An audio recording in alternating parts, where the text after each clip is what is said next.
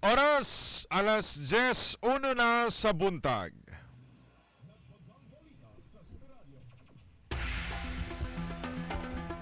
Kapuso, maayong buntag dinhita sa ato ang mga nagbagang balita karong orasa ikan sa News and Information Center sa GMA Super Radio Davao. Suspendido ang klase sa tanang level sa lungsod sa Santa Maria, Davao Occidental karong adlaw tungod sa posibleng epekto sa bagyong Basang. Sa executive order ni Santa Maria Mayor Dinco Bautista, tumong sa suspensyon sa klase ang makapangandam ang mga residente ug masigurong ana sa luwas ang katauhan sa mga posibleng epekto sa daot nga panahon. Lakip sa maong kamanduan ang tanang pampubliko ug pribadong tulunghan sa tanang level. Samtang sa pikas bahin, tungod sab sa nasinating daot nga panahon, gipahimangnuan ang katauhan sa Davao Occidental nga likayan una ang mga aktibidad sa tubig sama sa magpanagat tungod sa kakusog nga hangin o kusog nga hangin ug dagkong balod. Nagbagang balita sa Super Radio. Lauman ang 7 hangtod 8 ka oras nga walay tubig sa pipila ka bahin sa Davao City karong Biyernes, Pebrero 6. Sa abiso sa Davao City Water District, ipatuman ang water service interruption sugod alas 9 sa buntag hangtod alas 5 sa hapon sa Skyline Subdivision, Catalunan Grande. Samtang sa susamang adlaw gikan alas 9 sa buntag hangtod alas 4 sa hapon sa Dumanlas Road, Saint Michael Alley, Lomboy Alley ug ubang pang porsyon sa buhangin. Kini alang sa ipahigayong tapping sa bagong instalar nga mga tubo sa kasamtangang linya aron maakomodar ug dugang service connection ug mapalambo ang water pressure sa mga apektadong lugar. Nagbagang balita sa Super Radio. Magpadayon ang deliberasyon sa House Committee on Justice sa duha ka impeachment complaints nga gipasangat batok ka Ferdinand o Pangulong Ferdinand Marcos Jr. karong adlaw. Nakataktang botohan na sa mga miyembro sa komitiba ang naunang impeachment complaint nga giduso ni Attorney Andre De Jesus o giendorso ni Pusong Pinoy Party List Representative Jet Nisay. Kini human ang usa ka usa-usa nga pagtuki sa mga kongresista sa kahapon sa mga grounds sa impeachment. Diin sagad kanila ang nag-ingong wala kini igong unod o dili sufficient in substance. Karong adlaw sabi pahigayon ang paghimay sa unod sa ikaduhang impeachment complaint nga giduso sa Makabayan Block. Kaya numduman ang ikaduhang impeachment complaint batok ang Marcos, dunay grounds nga betrayal of public trust, may kalabutan sa gingong korupsyon sa flood control projects ug uban pa. Nagbagang balita sa Super Radio. Nagtuo ang usa ka political expert nga dili mo lahutay ang impeachment complaint batok kang Pangulong Ferdinand Marcos Jr. Sumala ni Ramon Beleno III, usa ka political expert sa ihang panglantaw, ang 1-year ban rule ang tumong sa mga nagduso sa impeachment complaint aron madilatar ang proseso. Kay numduhan nga ilham sa konstitusyon, wala impeachment proceedings ang mahimong ipahigayon sobra sa kausa sa usa ka tuig. Hinon sunod tuig posibleng ilaing impeachment complaint ang ipasangat batok kang Pangulong Marcos. Nagbagang balita sa Super Radio. Aminado ang Davao City Agriculturist Office nga nagpabiling kulang ang produksyon sa isda sa syudad. Sumala ni Amy Evora, Senior Agriculturist ug Acting Head sa Fishery Resources Management Services Division sa Cagro, Davao nga matag tuig nga nakining suliran. Di moabot sa kapin 50 metric tons matag tuig ang konsumo sa isda sa syudad, apan limitado lamang sa kapin 5,400 metric tons ang produksyon sa mga mananagat sa dakbayan. Hinungdan nga padayong magkuha ang syudad og supply sa isda gikan sa laing lugar sama sa Zamboanga City, General Santos City o Governor Generoso sa Davao Oriental. Hinoon, ipakusga na sa City Agriculturist Office ang pagpaligon sa aquaculture program sa syudad. Nagbagang balita sa Super Radio. Mukabat na sa 250,000 kapasahero ang nakapahimulos sa Love Bus libreng sakay program sa Davao City. atol sa unang buwan sa tuig na 2026. Sa impormasyon gikan sa LTFRB 11, padayon ang pagbiyahe sa Love Bus gikan sa alas 6 hangtod alas 9 sa buntag o alas 5 sa hapon hangtod alas 8 sa gabi matag adlaw. Laki pa weekend o holiday nga dunay 16 ka bus units alang sa duha ka ruta. 8 ka bus ang mobiyahe sa rutang Lasang, Sasa, Lanang, Bahada, Rojas Avenue, vice versa. Samtang 8 sab ka bus unit ang mobiyahe sa rutang Mintal Elementary School via Mintal, Bypass via Bangkal via Quimpo Boulevard ug Sandawa Tumatina via UM Matina. Nagbagang balita sa Super Radio. Alas 10:06 na, dapat taog dugang balita kay OCD 11. Gidahig ang ipatumang suspensyon sa klase sa lungsod sa Santa Maria isip pagpangandam sa bagyong Basang.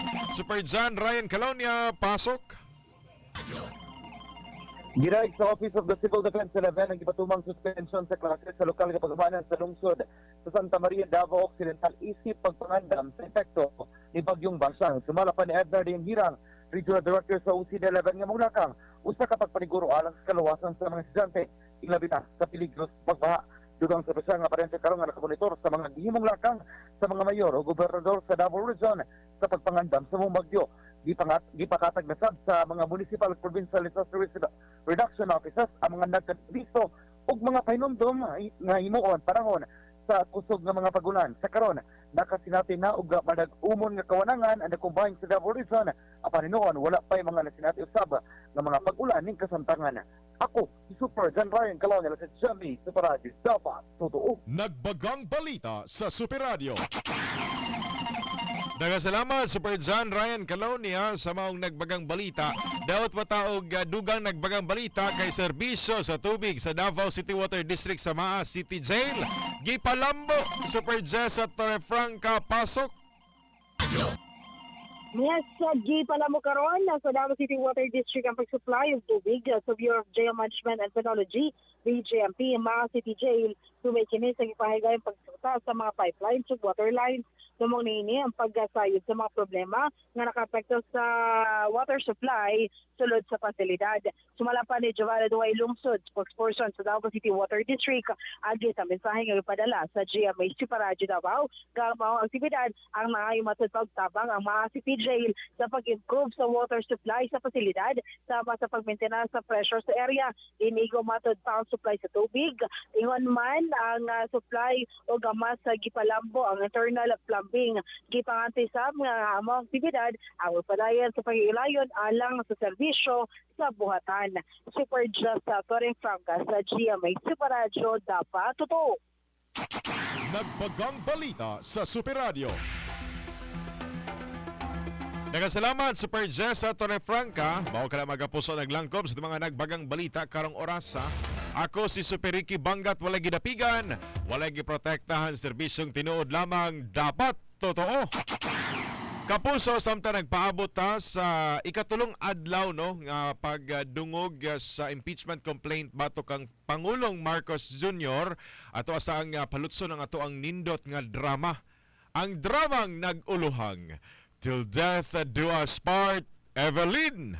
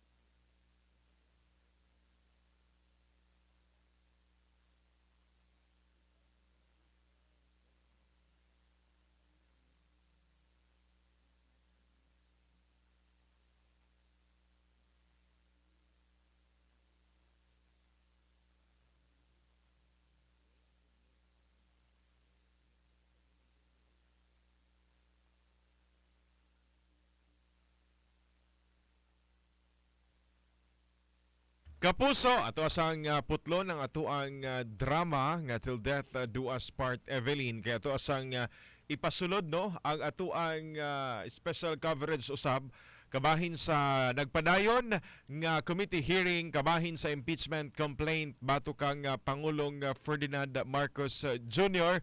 karon ang ikaduha nga sa nga habig no sa katong substance kung doon na by substance ang katong ikaduhang complaint nila Maza et al. Plus ang ilahang votation karong hapon kung unsa ilang hukom kabahin sa maong mga complaints. Ato aniya ang signal pinagisab sa House of Representatives. Common good. Uphold accountability. All these we ask and affirm our collective commitment to justice and the common good. All these we ask in humility and hope. Amen. You may all take your seat.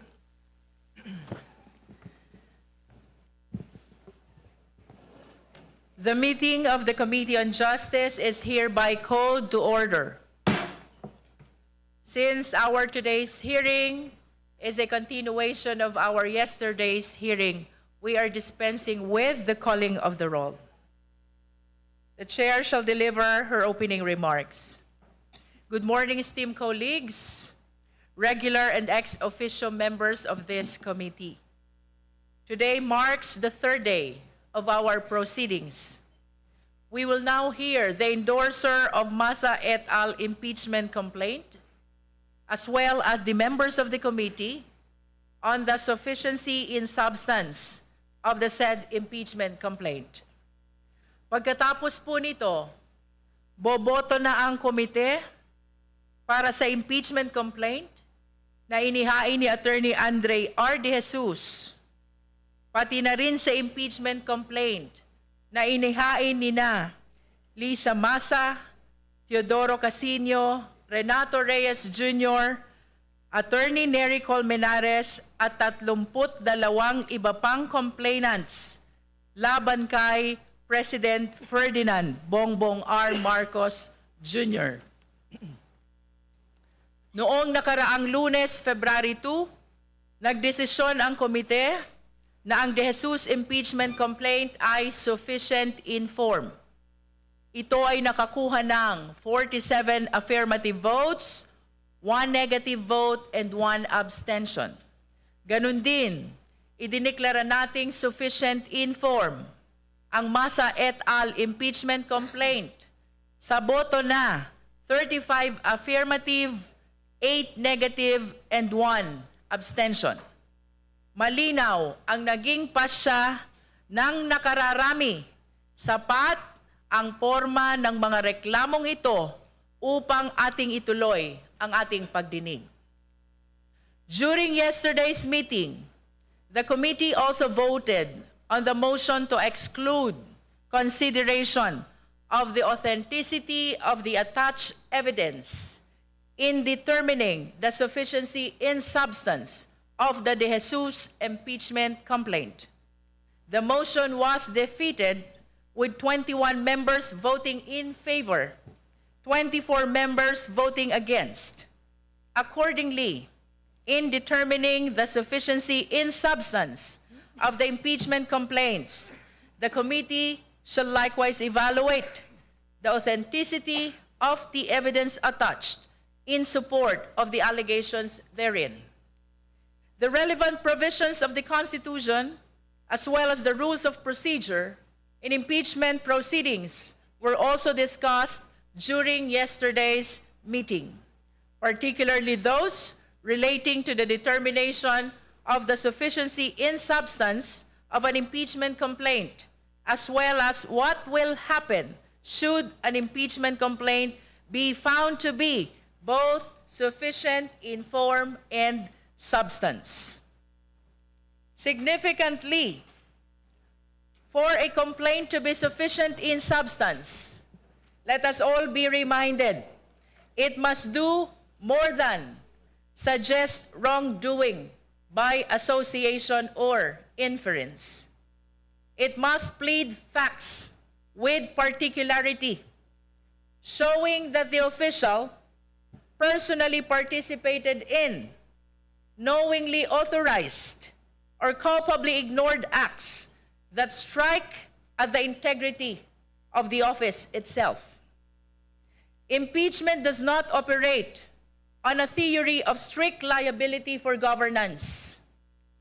The official is not constitutionally impeachable simply because wrongdoing is alleged somewhere in the bureaucracy or because a policy decision is later criticized or questioned.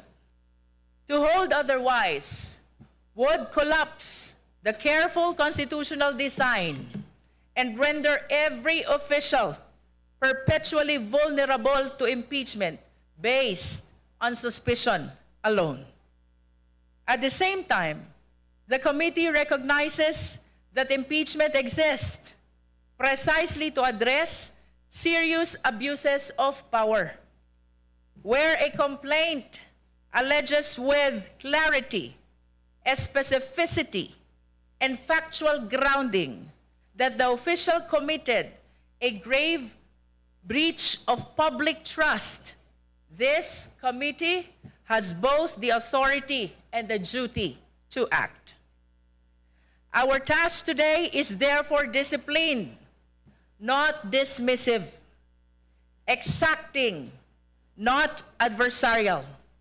We will examine whether the allegations as written stand on constitutional ground or whether they rest on speculation, conjecture, or political disagreement dressed merely in constitutional language. Our proceeding today is intended to test the legal sufficiency of the complaint, not their popularity, not their rhetoric, not their political appeal. In doing so, this committee affirms a simple but vital principle. Impeachment must protect the Constitution, not weaken it. With that understanding, we now proceed to the inquiry on sufficiency in substance of the Maza et al. Impeachment complaint. To guide our proceeding today, we will be maintaining the ground rules, and I wish to reiterate the 6, and that is, please wait to be recognized before you speak.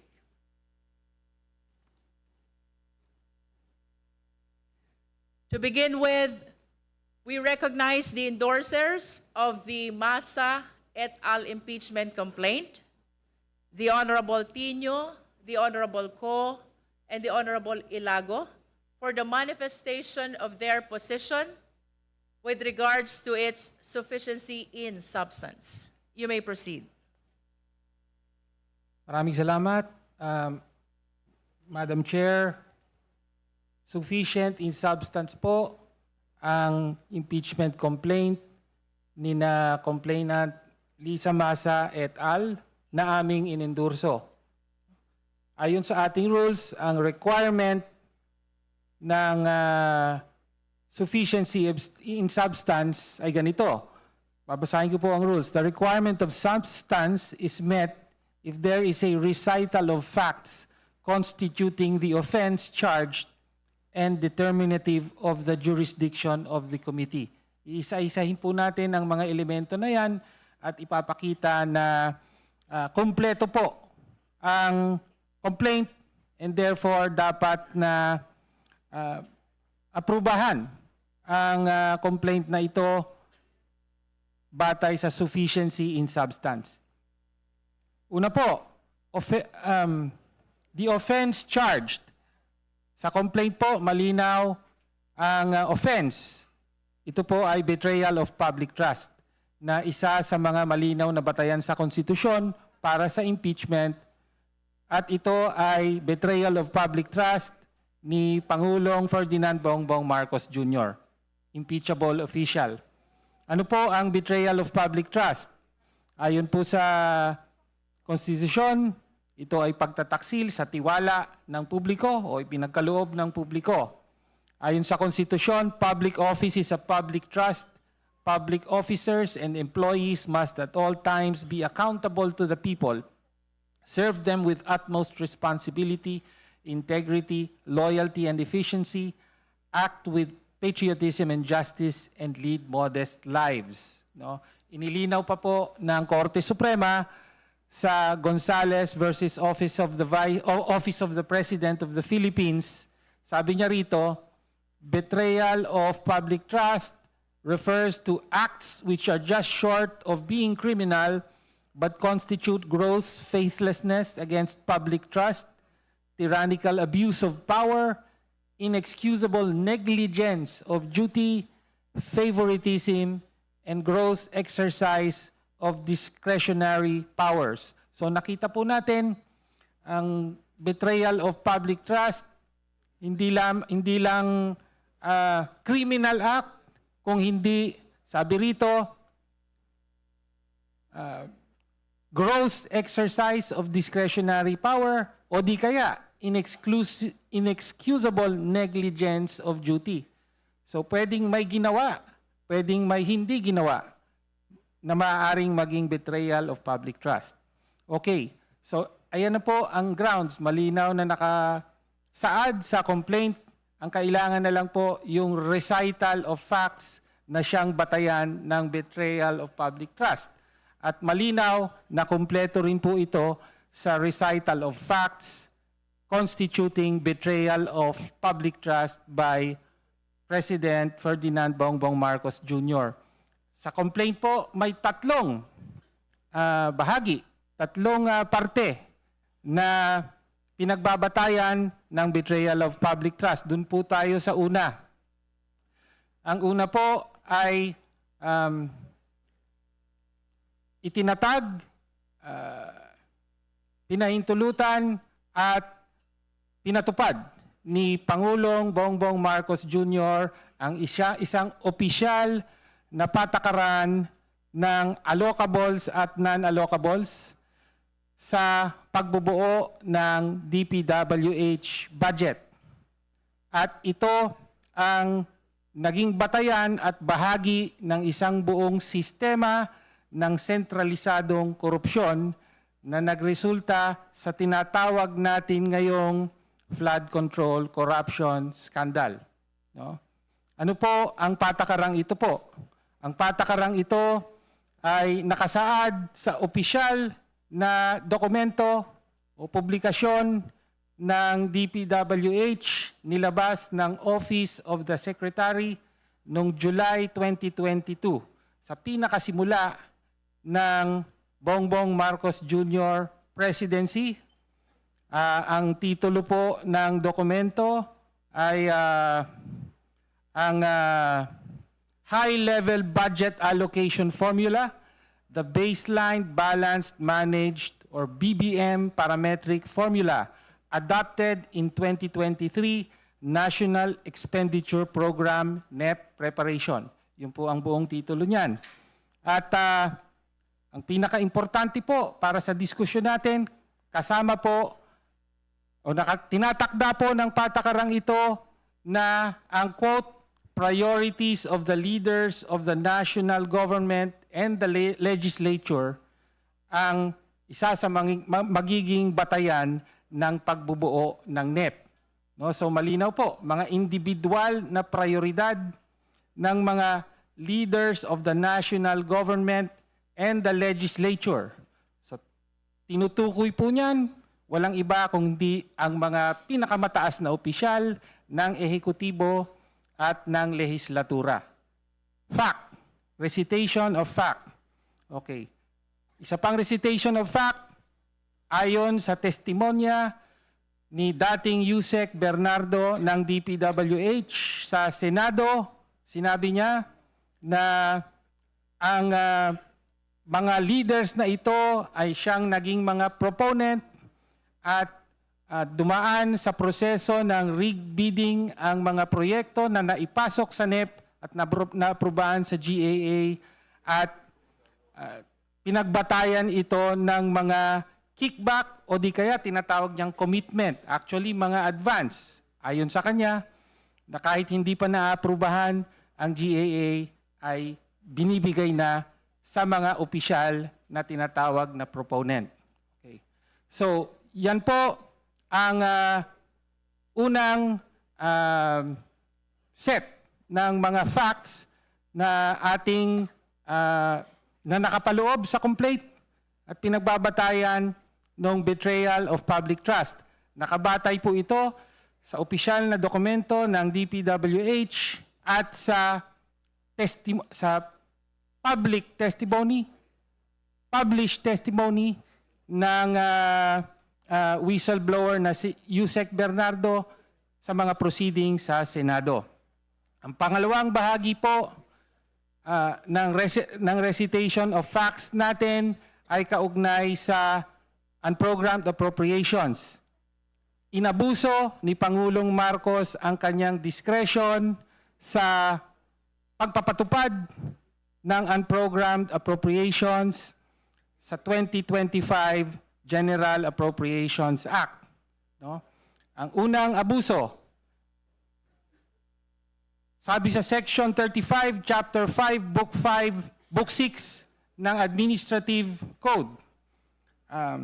Sabi rito, exemptions from lump sum appropriations authorized for any purpose or for any department, office, or agency, and so on, shall be made in accordance with a special budget to be approved by the President. So that is a fact.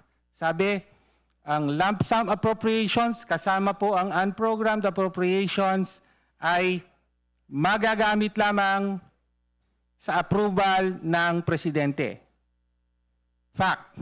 Another fact, sa 2023, 2024, 2025 General Appropriations Acts ay pambihira po ang naging paglobo ng unprogrammed appropriations, 807 billion, 731 billion at 363 billion in those years. No? Isa pang fact, ginamit po ng Pangulo ang kanyang discretion para aprubahan at i-release ang pondo para sa 213 billion pesos na halaga ng mga karagdagang proyekto ng DPWH.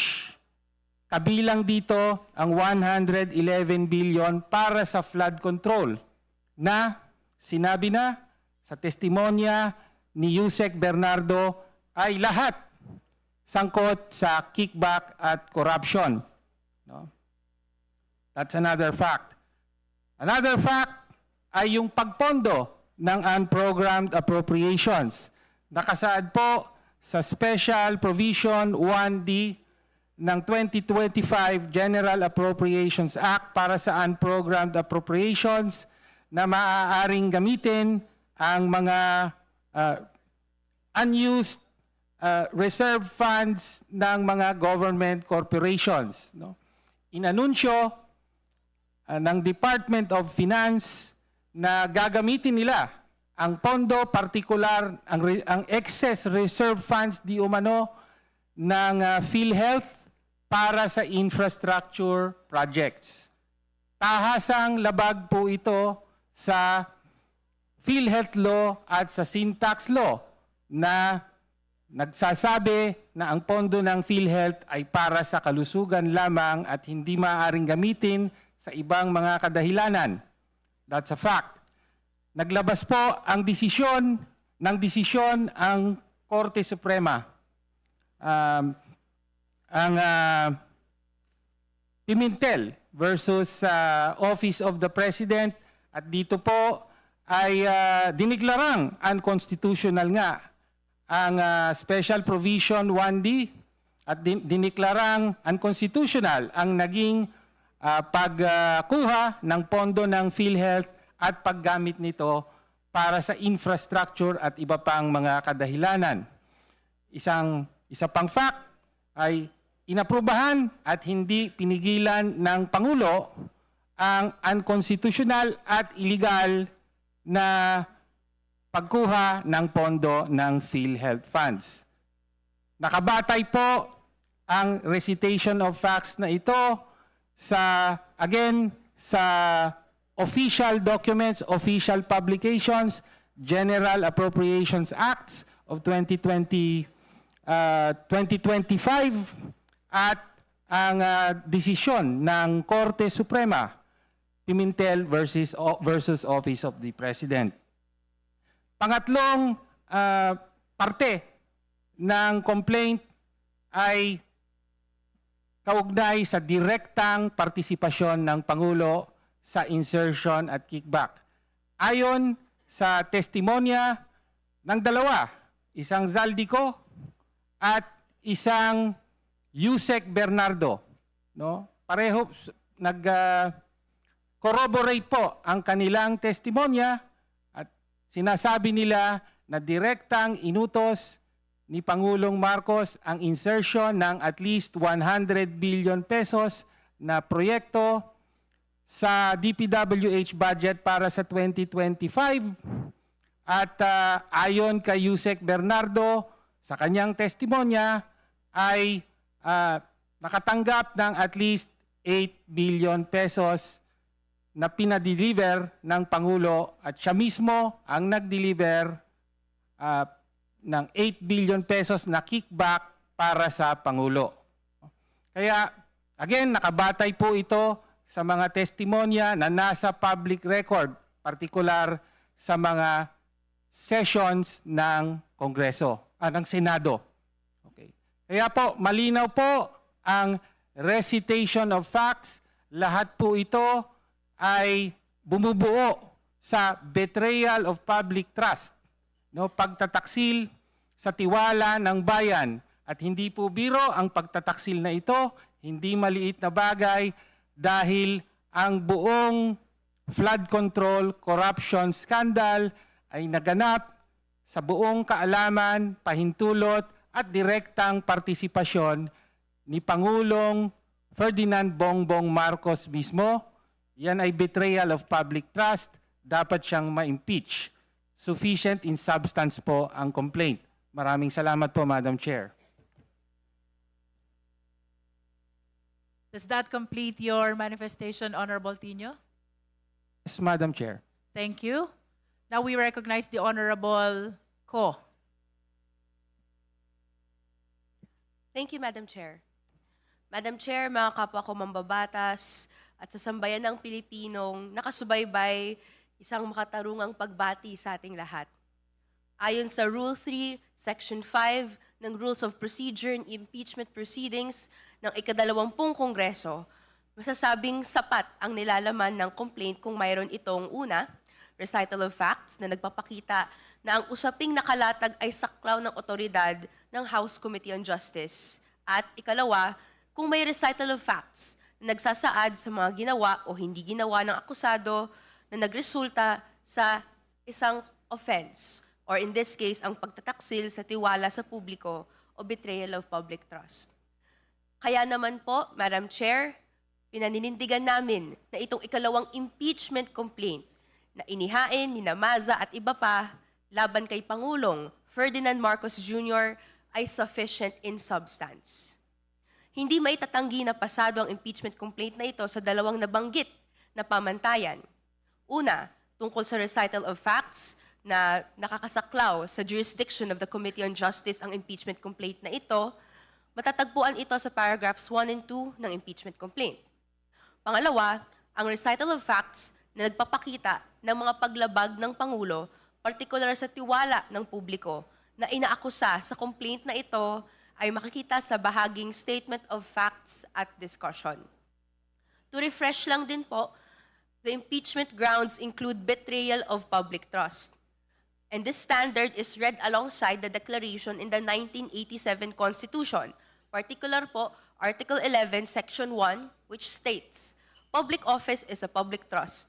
Public officers and employees must at all times be accountable to the people, serve them with utmost responsibility, integrity, loyalty, and efficiency, act with patriotism and justice, and lead modest lives. Nakasaad din po sa kasong Gonzales III versus Office of the President of the Philippines ang isang appreciation kung ano ang sinasaklaw ng betrayal of public trust. Ito ay mag-include ng acts which are just short of being criminal but constitute gross faithlessness against public trust, tyrannical abuse of power, inexcusable negligence of duty, favoritism, and gross exercise of discretionary powers. So maari po itong less than criminal but must be attended by bad faith and of such gravity and seriousness as the other grounds for impeachment. At inonote lang din po, hindi ibig sabihin na itong mga naka-enumerate, ito na po yung nilalaman ng betrayal of public trust. Pero ito ay ilustrasyon kung anong pwedeng nakapailalim ng betrayal of public trust. At dapat may standard nga na may bad faith and of gravity and seriousness. Kaya naman po muli, the complainants and we the endorsers find 3 acts that fall under this definition. Number 1, President Marcos Jr.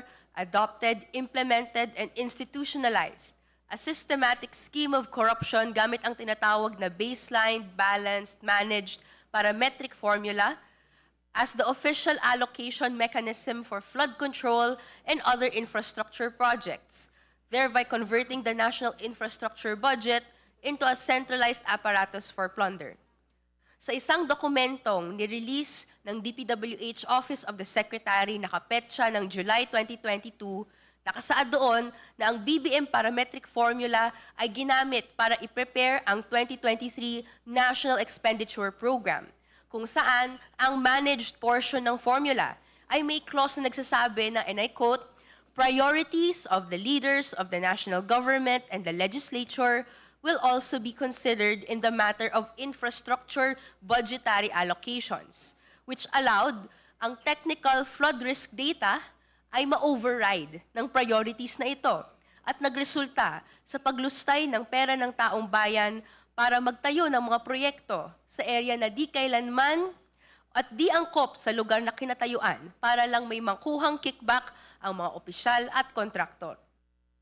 Ang formula na ito ay hindi lang nakapangalan or nakapalayaw sa acronym ng Pangulo na BBM, pero siguradong dumaan din sa mata ni Pangulong Marcos Jr. at pinangasiwaan taon-taon.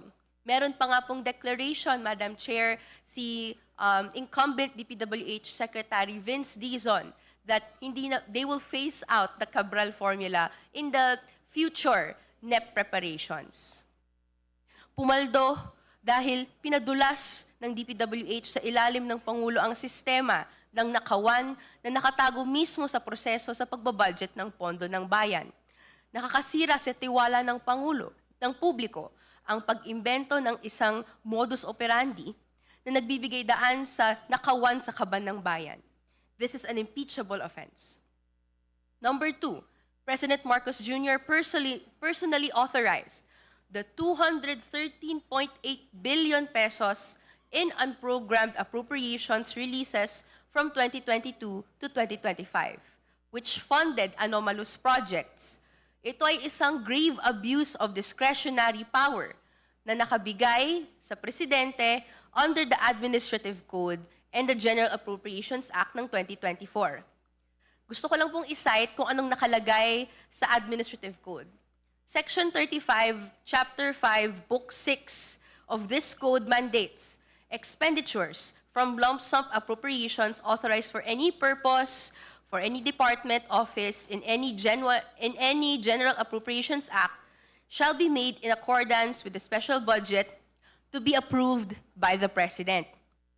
Ito rin po ay nakasaad sa Special Provision Number 1 ng 2024 GAA under UA, explicitly providing that ang release ng UA ay subject to the submission of a request to the President and a special budget to be approved by the President pursuant to Section 35 of the Administrative Code.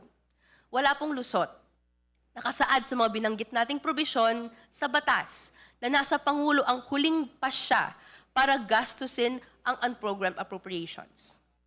Mas malala pa kaysa sa bastang-bastang paglipat ng Pangulo ng pondo para sa mga kaduda-dudang flood control projects, ginamit din ang parehong Special Provision Number 1 ng 2024 GAA para utusan ang PhilHealth na magsoli ng 89.9 billion pesos sa National Treasury, na inaming ginamit din para pondohan ang unprogrammed appropriations para raw sa infrastructure projects na di malinaw at di masilip ng lehislatura bilang sila ay nasa unprogrammed appropriations. Kaya naman po, ito ay actually dineclare ng Korte Suprema just this December 2025 na labag sa konstitusyon.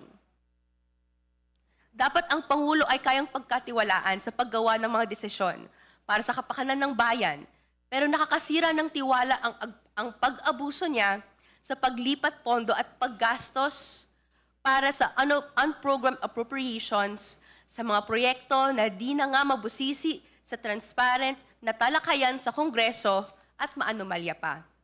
Imposibleng di dumaan sa Malacanang ang mga desisyon sa paggamit ng UA.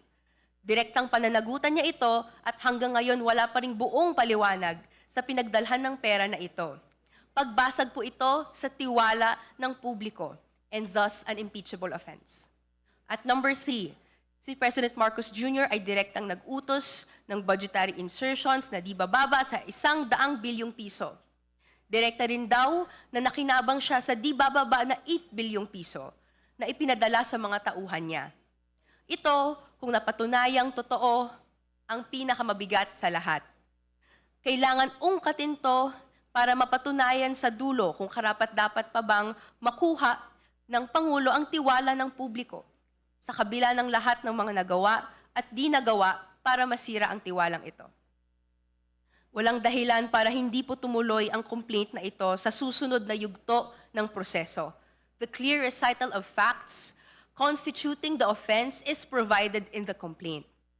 Kaya naman, Madam Chair, mga kapwa ko mambabatas, sa ngalan ng kabataan, nais kong ipaalala na ang pangalan ng ating komite ay Committee on Justice, na nanawagan ang taong bayan ng hustisya. Nanonood din at nakabantay ang kabataan, much like nung mas bata po ako, ay nakaabang tayo sa mga iba't ibang proseso na nakabinbin para itry ang mga publiko. Kaya naman kami handang ipaglaban ang katarungan at pananagutan, anuman ang maging pasya ng kapulungang ito. Thank you, Madam Chair. Thank you, Honorable Ko. Now we will hear the manifestation of position of the Honorable Ilago.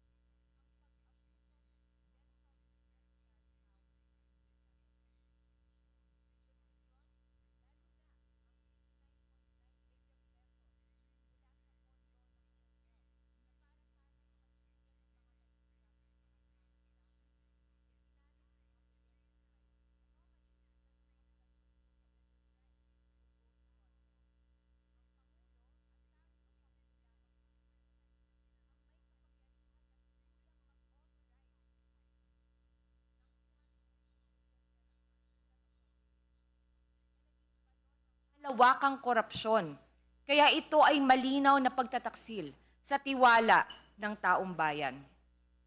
At pangatlo, Madam Chair, ang complaint ay nagsasabi na direktang kasangkot mismo ang Pangulo sa sistema ng mga insertions at kickback sa budget.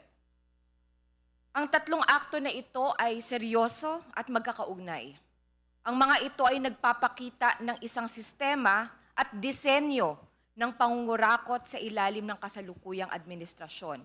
Ang mga gawaing ito ay sakop ng malawak na batayan ng betrayal of public trust. At ito ay usapin na pangunahing nakakapudpod ng integridad sa pinakamataas na posisyon at opisina dito sa ating bayan. Kaya't naninindigan kami, ang impeachment complaint na ito ay may sapat na substansya. Ang trabaho ngayon ng komite na ito ay kilalanin na nararapat itong imbestigahan at magkaroon tayo ng hearing kung saan malalantad pa ang katotohanan at magkaroon ng tunay na pananagutan.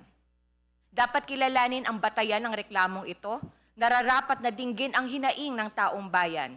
Sapat na ang batayan, dapat na itong aksyonan. Maraming salamat. Thank you, Honorable Elago. That completes the manifestation of position of the endorsers of Masa et al. Impeachment complaint. At this juncture, we are eliciting the comments, opinion, positions of the members of the committee with respect to the sufficiency in substance of Masa et al. Complaint. Madam Chair, Madam Chair. The Honorable Lagbas, then Honorable Erice. Thank you, Madam Chair. I would just like to manifest some of my observations on the first allegation in the MASA complaint. It's about the BBM parametric formula. While the allegation is grounded upon a paper proposing the adoption of BBM parametric formula, the statement shows that the same is created by DPWH. There is no allegation or statement showing any administrative order, memo, executive order, or any directive executed by the President himself. Secondly, even the statements on alleged kickbacks, Madam Chair, actually, the complaint pertains solely on alleged kickbacks involving DPWH officials and certain legislators and does not show any participation, knowledge, or consent on the part of the President. That's just my observation on the first allegation, Madam Chair. The Honorable Erice. Madam Chair, good morning. Matapos kong masusing suriin ang impeachment complaint na inihain ni Lisa Largosa Masa et al. Laban kay Respondent President Ferdinand Marcos Jr., malinaw sa akin na ang reklamo ay sufficient in substance. Batay sa pamantayan ng prima facie sufficiency. Linawin natin, hindi pa natin hahatulan ang Pangulo. Ang tanong lamang ngayon ay ito, kung mapapatunayang totoo ba ang aligasyon, may nagawang impeachable offense ba ang Pangulo? Ang sagot, oo. Ang reklamo ay hindi puro opinyon o konklusyon. May malinaw, tiyak at verifikableng mga katotohanan. Isang malinaw na halimbawa, ang malubhang kapabayaan ng Pangulo sa pagpayag na salaulain ang pambansang budget ng kanyang mga kaalyado. Daan-daang bilyong piso ayon mismo sa reklamo. Pinayagan ang insertions, diversions at manipulasyon. At sa kabila nito, nilagdaan at ipinatupad ang paglalabas ng mga pondong ito. Ayon sa reklamo, pinahintulutan at nilaglaan ng Pangulo ang paglalabas ng bilyong pisong unprogrammed appropriations, mga pondong walang tiyak na pinanggagalingan na ginamit umano sa ghost projects, substandard infrastructure projects, at maanumalyang flood control. Hindi ito simpleng pagkukulang. Ito ay systematic acts na tuwirang pumapasok sa betrayal of public trust. Ang reklamo rin ay malinaw na nagsasaad na pinayagan ng Pangulo ang paggamit at pagdivert ng pondo mula sa PhilHealth, PDIC, at Foreign Assisted Projects Appropriations na nagdulot ng malalaking pagkaantala sa mga flagship projects ng ating bansa. Metro Manila Subway, PNR Elevated Rail at iba pa. Ang epekto nito, bilyong-bilyong pisong nawala dahil sa commitment fees, penalties at price escalation. Ito ay tunay na perang nawala, tunay na oportunidad na nasayang at tunay na pasaning ipinapataw sa mamamayang Pilipino. Ang reklamo ay malinaw na sumasagot sa mga batayang tanong. Sino ang gumawa? Ang Pangulo. Ano ang ginawa? Pinayagan at nilagdaan ng budget, manipulation at anomalous releases. Kailan? 2023, 2024 at 2025 GAA. Paano? Sa pag-aproba ng releases at kabiguang pigilan ang diversion ng pondo. Higit sa lahat, may direktang ugnayan ang mga gawain ito sa impeachable offense na betrayal of public trust. Ang mga aligasyon ay grabe. Tinatamaan ang public interest, sinisira ang constitutional order at winawasak ang tiwala ng mamamayan sa pamahalaan. Kung mapapatunayang totoo ang mga ito, may nagawang impeachable offense ang Pangulo. Iyan lang ang dapat nating pagpasyahan sa yugtong ito. Dapat bigyan ng pagkakataon ang mga nagrereklamo na magharap ng mga ebidensya, magsumite ng mga sworn statements at mapatunayan ang kanilang mga aligasyon. Kasabay nito, dapat ding bigyan ng pagkakataon ng Pangulo na ipagtanggol niya ang kanyang sarili. Ito ay hindi pag-uusig, ito ay due process, ito ay hustisya para sa nagrereklamo, para sa Pangulo at higit sa lahat, para sa mamamayang Pilipino na may karapatang malaman, pinabayaan ba? May ginawa bang kasalanan? Pinagnakawan ba tayo? Kapag pinatay ang investigasyon, kung pipigilan ng komiting ito ang pag-usad ng investigasyon, ang magiging imahe ng Kamara ay may pinagtatakpan. Lalo na't maraming mambabatas ang di umano'y nakinabang. Maraming distrito ang biglang nagkaroon ng mga bilyong-bilyong alokasyon. At marami sa mga ito ay napunta sa mga flood control projects. Kung pipigilan natin ito, baka tayo mismo ay husgahan ng bayan bilang kasabwat sa pagtatakip sa katotohanan. Lalo pang magpapabagsak sa tiwala sa gobyerno, magpapahina ng ekonomiya, magpapalayas ng investors, magpapawala ng trabaho at magpapalalim ng kahirapan. At sa susunod na tagulan, sa bawat baha, sa bawat dilubyo, sa bawat buhay na malalagas, tayo ang sisingilin ng mamamayan. Madam Chair, hindi natin dapat katakutan ang katotohanan. Ang dapat nating katakutan ay ang pagtatakip dito. Payagan nating umusad ang investigasyon, hindi para sa Pangulo, hindi para sa atin, kundi para ipagtanggol ang konstitusyon ng Republika. Maraming salamat po. Madam Chair. Thank you, Honorable Eriza. Before we proceed, please let the Chair read the 3 specific grounds for impeachment. First, under the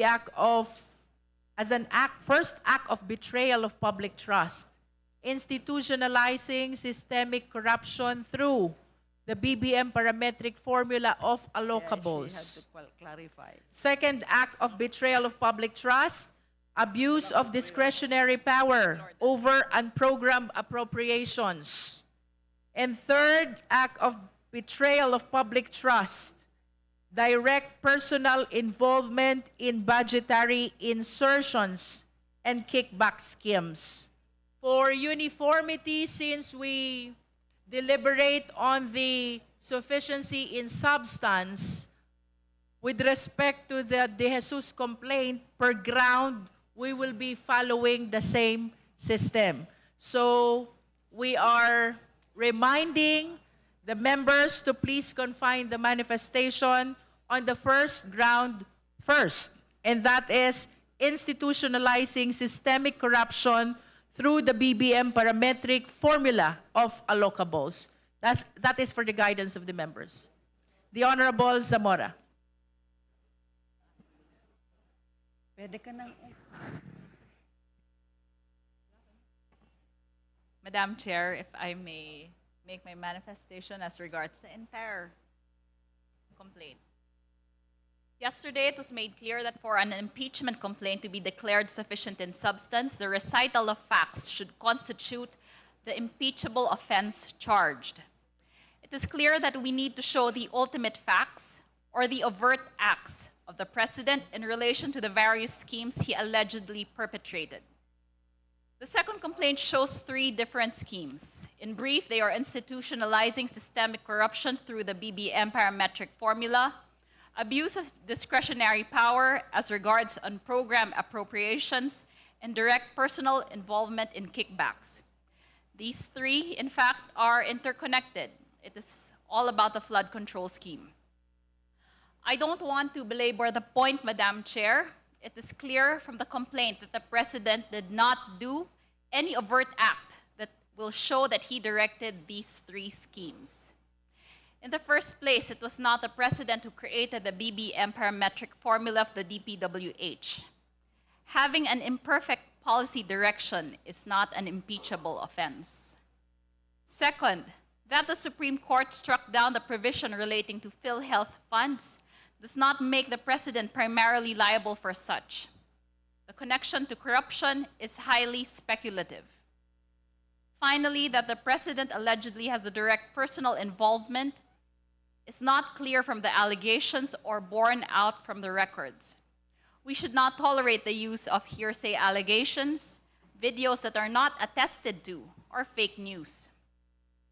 The Honorable De Lima yesterday repeatedly said that there should be a nexus between the specific acts and the impeachable offense charged, and I fully agree. Accusations are not factual allegations. A lot of what is written are mere speculations or conjectures arising from hearsay and worse, even double hearsay testimonies, just to connect the President to the charges. To say that the office of the President has become the command center of a criminal enterprise is not only unfounded, but is also a mere dramatic rhetoric. Thank you, Madam Chair. Thank you. Next, we recognize the Honorable Garbin. Thank you, Madam Chair. Madam Chair, may I also be recognized later on? Honorable Garbin, then Honorable Gonzalez, then Honorable Abante, one after the other. Thank you. Madam Chair, also, this representation, I've been raising my hands early on. Okay, let me repeat. Honorable Garbin, and then Honorable De Lima, Vice Chair Dumogan, Honorable Gonzalez, and then Honorable Abante. And then Honorable Rodriguez. Thank you, Madam Chair. Thank you.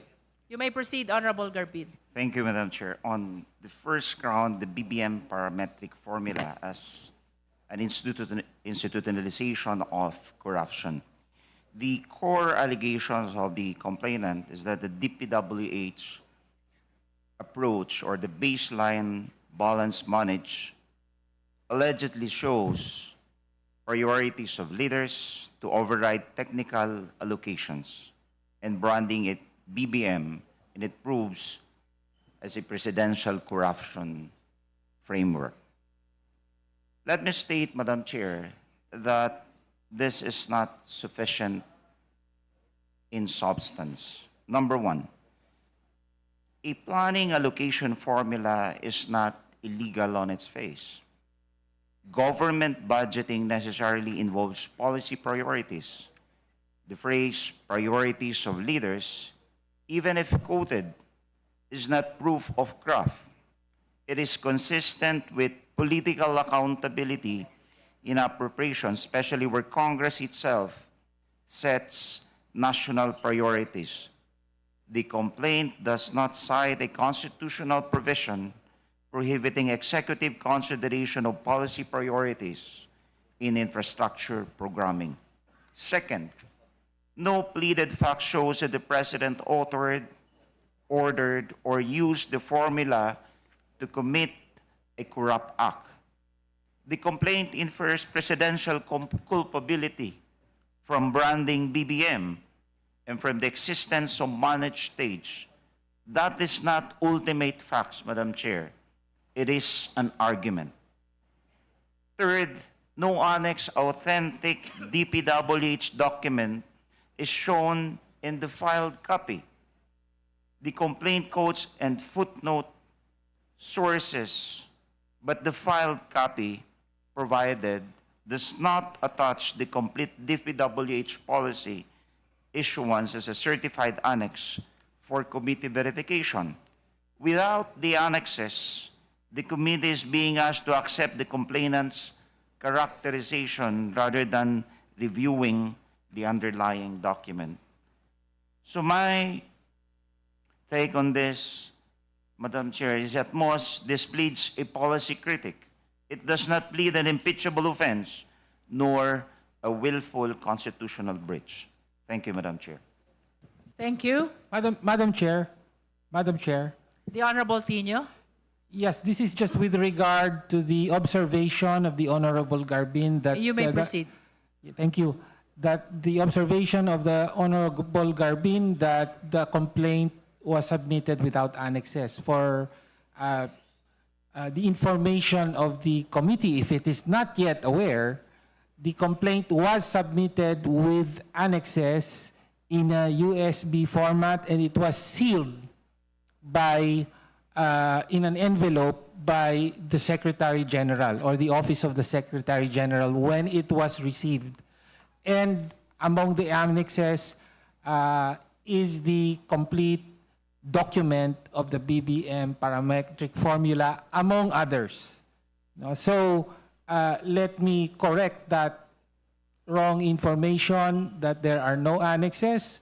There were annexes officially submitted, and we hope that the committee will provide the annexes to the members themselves for their appreciation. Thank you, Madam Chair.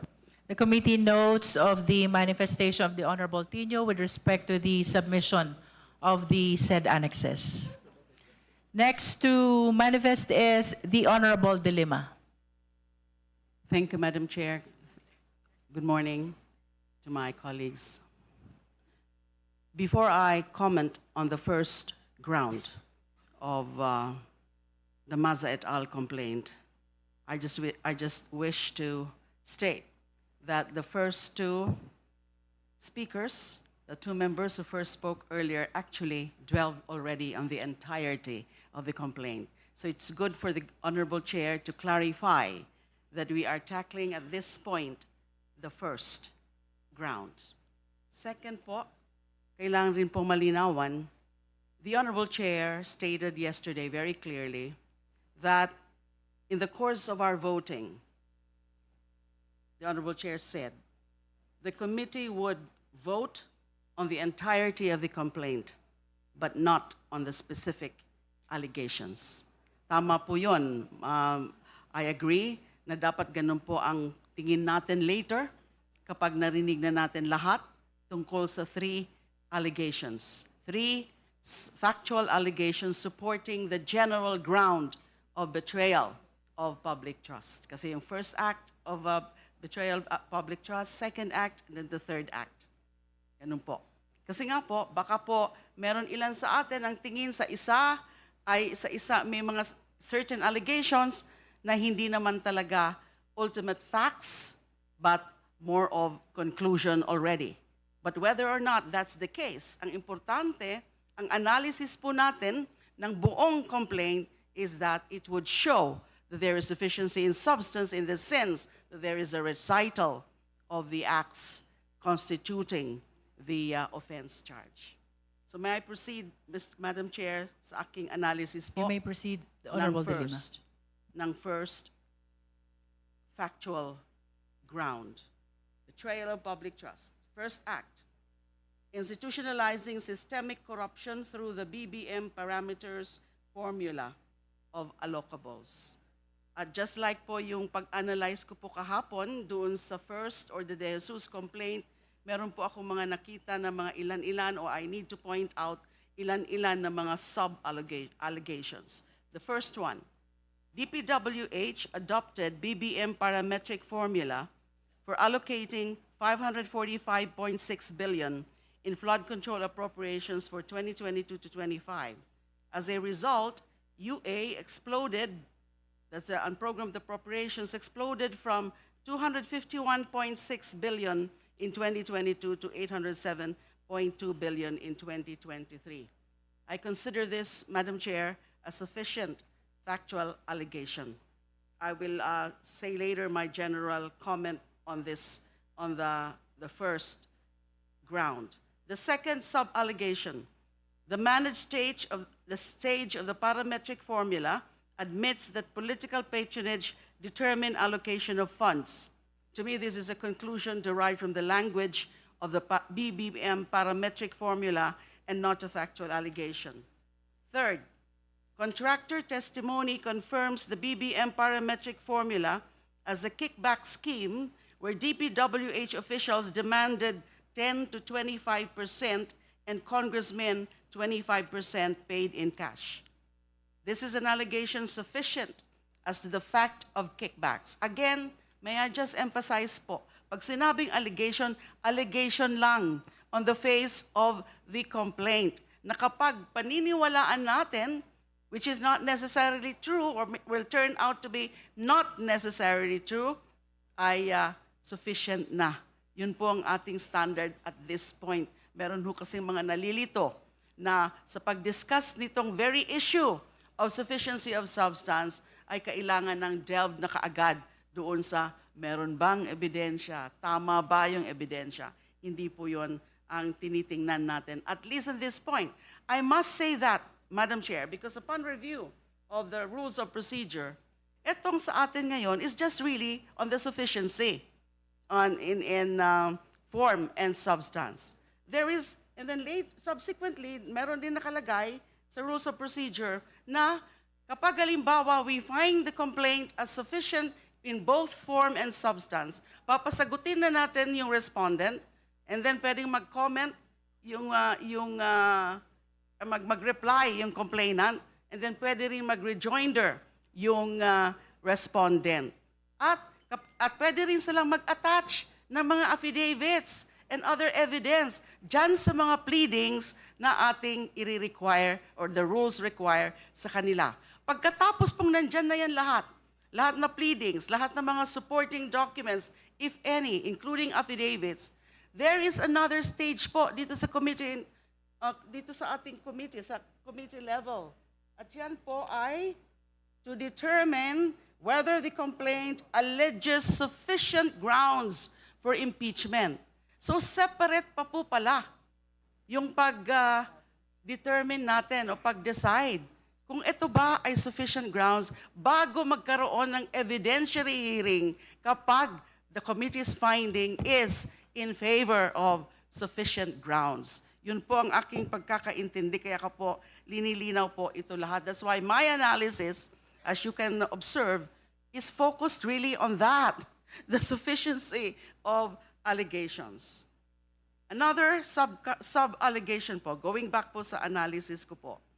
Contractor testimony confirms the BBM parametric formula as a kickback scheme where DPWH officials demanded, nasabi ko na po pala ito, demanded 10 to 25% and congressmen 25% paid in cash. Allegations sufficient as to fact of kickbacks, but remains a conclusion as to parametric formula as the cause. Conclusion po yan. Pero meron factual allegation. Another, managed stage of parametric formula, cost award of 1/5 of 545.6 billion to 15 contractors / favored entities.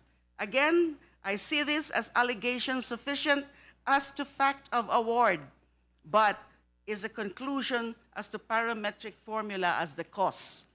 Yung factual allegation, meron ng conclusion. But does it defeat the existence of the factual allegation?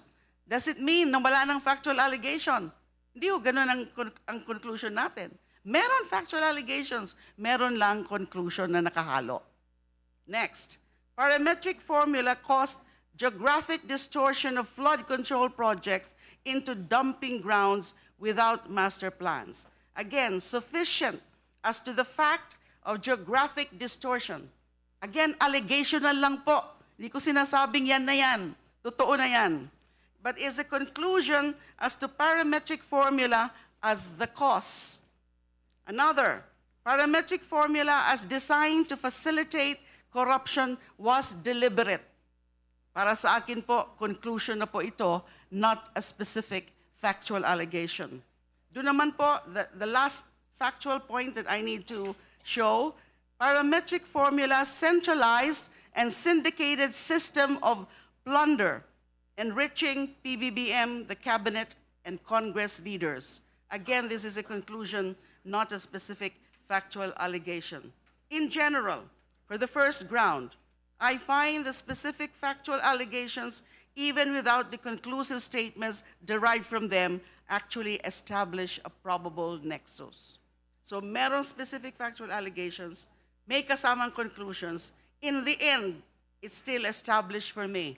The nexus is there. Establish a probable nexus.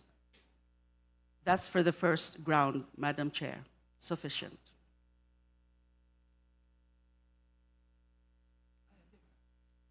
Honorable De Lima, does that complete your manifestation for the first ground? For the first ground, Madam Chair. Can we finish first all the manifestations for the first ground before we call you for the succeeding grounds? Yes po. Thank First you. ground. Now we recognize the Honorable Vice Chair Dumogan. Again, this is for the first act of betrayal of public trust on the BBM parametric formula of allocables. Thank you, Madam Chair.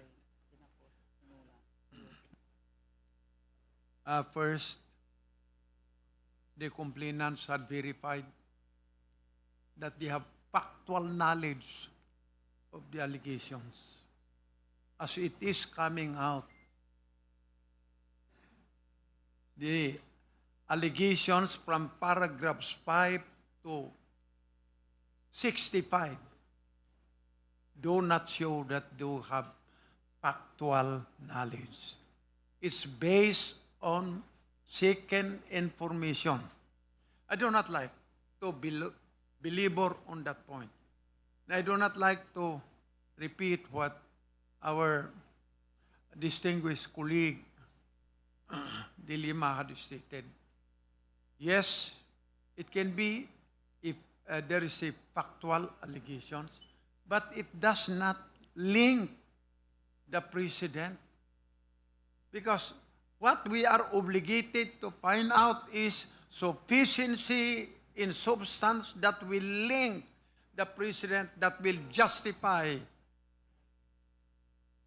the prosecution of the president on an impeachable offense. It will be prolonging the agony if we will just keep on admitting this and go to the steps if we know from the documents and from the allegations submitted that there is no direct allegations and evidence that can link the president for the commission of legal infraction which is interpreted as impeachable offense under our Constitution. I had reviewed the allegations paragraphs per paragraph, and it is my humble submission that on ground number 1, institutionalizing system corruption through the BBM parametric formula, I cannot find evidence that will directly link the president for having committed an impeachable offense. Yes, we condemn corruption that has been committed. I'm sure that all of us are to that point. But our function is to determine whether there is an impeachable offense in the determination of sufficiency in substance that should justify the continuation of the proceedings that will reach the impeachment trial, which at this point in time, on this first ground, as I said, I respectfully submit that I cannot find one. I do not like to say it one by one. My justifications on this point because of limited time. But if it is necessary, then by all means, we will do it. I respectfully submit. We commend Vice Chair Dumogan for reading paragraph 5 to 65. Moving on, we recognize the Honorable Mika Gonzalez. Thank you, Madam Chair. Madam Chair, I would like to respectfully manifest to this honorable committee that the impeachment complaint filed by Lisa Masa et al. And endorsed by the Makabayan Bloc is insufficient in substance due to lack of personal knowledge and authentic records. There is zero evidence, documentation, or allegation in the complaint to show that President Marcos authored, participated, or even issued any marching orders for the implementation of the baseline balance managed parametric formula. The complaint is flawed due to the absence of any affidavit of witnesses with personal knowledge and authentic records of the alleged acts. Furthermore, the mere existence of a parametric formula alone fails to meet the threshold of an impeachable offense under the Constitution. In addition, Madam Chair, the complaint fails to provide a recital of facts explaining how President Bongbong Marcos institutionalized or participated in a systematic scheme of corruption through the baseline balance managed parametric formula. The President's specific role was never disclosed or included in the allegations. That's all, Madam Chair. Thank you, Honorable Gonzales. Now we move to the Honorable Benny Abante.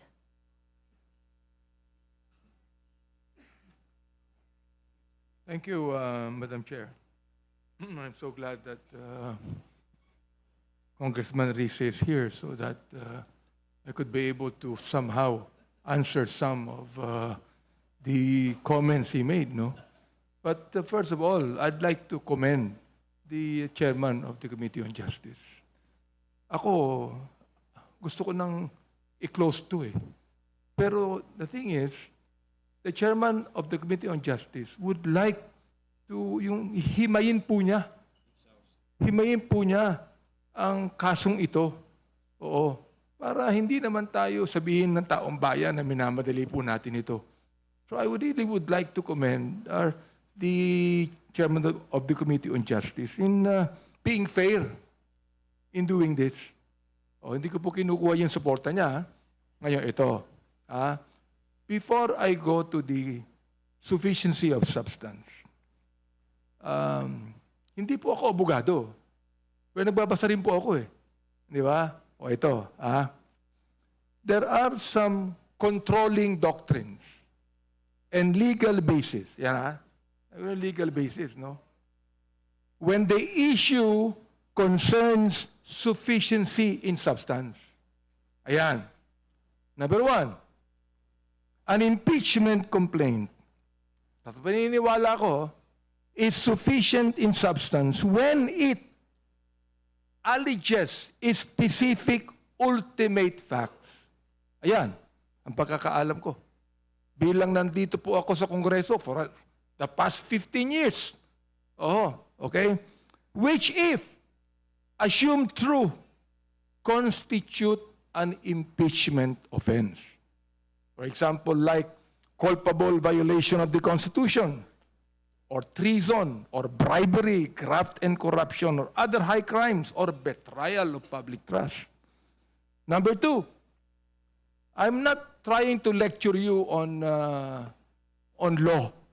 Ito lang po yung narinig ko, nabasa ko, naintindihan ko. Alright? The following must be present. For example, like identification of the respondent as an impeachable officer. In-identify niya ang Pangulo ng Pilipinas, for example, or VP, or Supreme Court Justice, whatever it is, or specific acts or omissions alleged. Not conclusions, like betrayal of public trust is standing alone. Ayan. Number three, a clear link between the acts and a constitutional impeachable ground. Facts that show how the acts amount to, for example, bribery, graft, culpable violation of the Constitution. Nangyari. Number four, the time, the place, the context, and the participation. Who did what? When? Where? How? Enough for the respondent to understand the charge and for the committee to assess whether the ground is facially present. Ayan.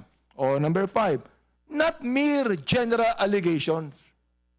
Kaya po ako nung isang araw, medyo nag-walk out na kasi puro mere allegations na narinig ko eh. Hindi naman pinapaliwanag sa atin kung ano yung sufficient inform. Alright. Ito ngayon, not mere general allegations. Now, we can accept allegations here. Pero it must be based on evidence. Hindi lang po allegation po ito. Oh, the court has stressed. Ito nalaman ko lang, naintindihan ko. The court has stressed that, I quote, ang sabi, mere allegation is not evidence. End of quote. Now, the House substance requirement is met only if there is, as I understand, and I quote, a recital of facts constituting the offense charge and determinative of the jurisdiction of the committee. Ayan. Yan po ang sabi sa Gutierrez versus House of Representatives Committee on Justice. Oh. At LGR number 193459, February 15, 2011. Parang na akong abogado rito. Nagsasite na ako ng jurisprudence. Ha? O ito. O. Number 4, when corruption, for example, is invoked as an impeachment ground, it, as I would quote someone else who is a legal luminary, saying, must be supported by more than bare allegations. End of quote. And impeachment, ito must be exercised with, yun po yung sinabi ng kaibigan ko, si Congressman Rizzi, due process. Oh, ito pong ating ginagawa ngayon, in fairness with the chairman of the Committee on Justice, na sa akin po dapat nang tapusin ito. Due process po ang kanyang sinasabi dito. And what? And fairness. Sa akin po, hindi na fair sa amin . Fair na po doon sa mga endorsers ng impeachment process na ito . Fair na po yan sa inyo . O ito, gusto ko na pong banggitin yung issue number 1, no? Issue number 1. Yung tinatawag nating BBM parametric formula na binanggit ng dating Secretary Bonoan. Di ba? Yun ang sabi niya . Oh, sa akin po, hindi sufficient in substance po ito and should be dismissed as the initiatory stage for failure to what? To plead facts constituting an impeachable offense as an act or omission of the respondent. Hindi naman po na ipaliwanag yung tinatawag nating BBM parametric formula. Whether it be explained by the former secretary or even explained by the complainants themselves. Oo, na nakalagay po dito. Ito po sabi nila, an indictment of a policy framework. Na gusto ko pong sabihin dito, sufficiency in substance turns out whether the complaint recites facts constituting the charge offense. Not rhetoric, not labels, or even policy disagreement. Dapat ito po ay talagang facts. O yun lang po muna. Yun po yung una kong gusto sabihin at meron pang kasunod yan. At gusto ko ipangako sa ating Madam Chair, hindi po ako magwo-walk out this time. Thank you for your passionate Madam Chair. manifestation. In response to the manifestation of the Honorable Abante, Yes, Madam Chair. the Honorable Co is recognized. Okay. Thank you, Madam Chair. Just quickly responding to the previous manifestation, any jurisprudence that cites that yung complaint has to be supported by more than mere allegations or bare allegations. Dahil yan ay galing sa decision ng the Supreme Court, ibig sabihin dumaan na po yan sa trial stage at nahanap sa trial na walang evidence. Pero to reiterate, wala pa po tayo doon. Nasa stage pa lang po tayo ng determination of sufficiency of substance. Kung ang allegations sa complaint, if you take it one by one or the whole, would constitute an impeachable offense. So, meron pa rin talagang pag-deem na hypothetical admissions ang ginagawa natin, granting na totoo yung lahat ng mga sinabi ng complaint, meron bang betrayal of public trust na nagaganap? Once again, to remind lang po the committee and the body na nandun pa lang po tayo, hindi pa po tayo pumapasok dun sa pagsiyasat, no, the truth of the allegations. And anyway, kaya naman po hinahain dito dahil may confidence yung complainants na kapag we delve into that and we're able to present evidence and we're able to call on witnesses, they're able to submit affidavits, meron pong truth na malalabas. Madam Chair. Thank you. The manifestation or response of the Honorable Co is noted. Madam Chair, since na banggit po yung pangalan ko, The Honorable Erize. yes, gusto ko lang po, very, very short. Gusto pong liwanagin na wala pa tayo sa stage ng pagpipresenta ng ebidensya na tulad ng sinabi ni Congressman Abante. At yung pong mga sinabi niya na parameters para sa determination ng prima facie ay lahat po binanggit ko. Who? Presidente. What? Yung pong pag-aproba niya ng release ng mga unprogrammed appropriations at pagpayag niya na tanggalin yung mga flagship projects na nagresulta sa pagkalugi ng gobyerno. Pangatlo, when? 2023, 2024, at 2025 national budget. How? Ayun po, yung pagpirma niya. Yun yung importante. At 3 taon. Kaya po, ma-relink natin ito sa isang paglabag, kung tatawagin ko po ito, inexcusable gross negligence. Matinding pagpapabaya. At ito po na particular na offense na ito ay pumapatak sa betrayal of public trust. Yun lang po. Salamat po. The manifestation is noted. At this juncture, we recognize the Honorable Rufus Rodriguez. Thank you, Madam Chair. Specifically, the first act or the first ground to impeach the President is under page 18. Charge, paragraph 66. Respondent President Marcos betrayed public trust by institutionalizing a scheme of corruption through the baseline balance parametric formula. That is the charge. That's not the recital of fact. That's the charge.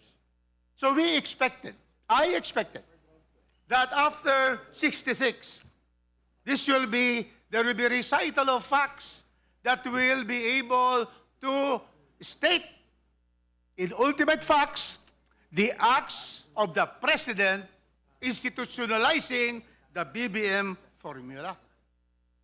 This is from page 18 to page 23. A clear reading of all the paragraphs here does not even an iota of recital of fact that there is a connection. There is an act of the President to institute this particular formula. How will the President institute something in this country? Administrative Code of 1986. It says the President issues presidential proclamations, executive orders, memorandum circular. There is no recital of fact here that the President has issued such orders are provided for in the Administrative Code of 1986 that institutionalizes the BBM formula. Second, it can be done through indirectly. There is no recital of fact here that the President called officials of the public courts of Malacanang to tell them to institute this formula. Nothing. Recital of fact that the President did the act of institutionalizing under the Administrative Code or even indirectly. No recital of fact on that. Now let us go to the particulars. These are now their alleged recital of facts. Page 18, 67 paragraphs. Paragraph 67. About July 2022, with the first month of assuming the presidency, the DPWH adopted, that is their statement, adopted the BBM parametric formula.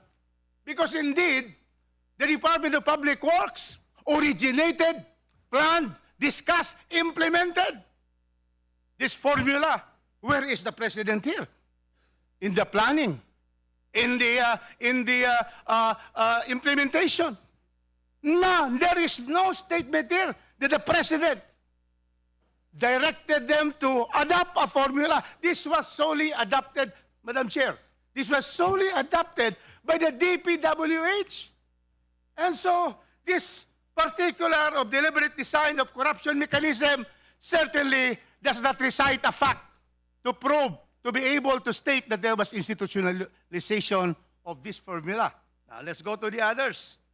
Because clearly, it is a formula done solely by the Department of Public Works and Highway. Next, B. Let's go to B, page 20.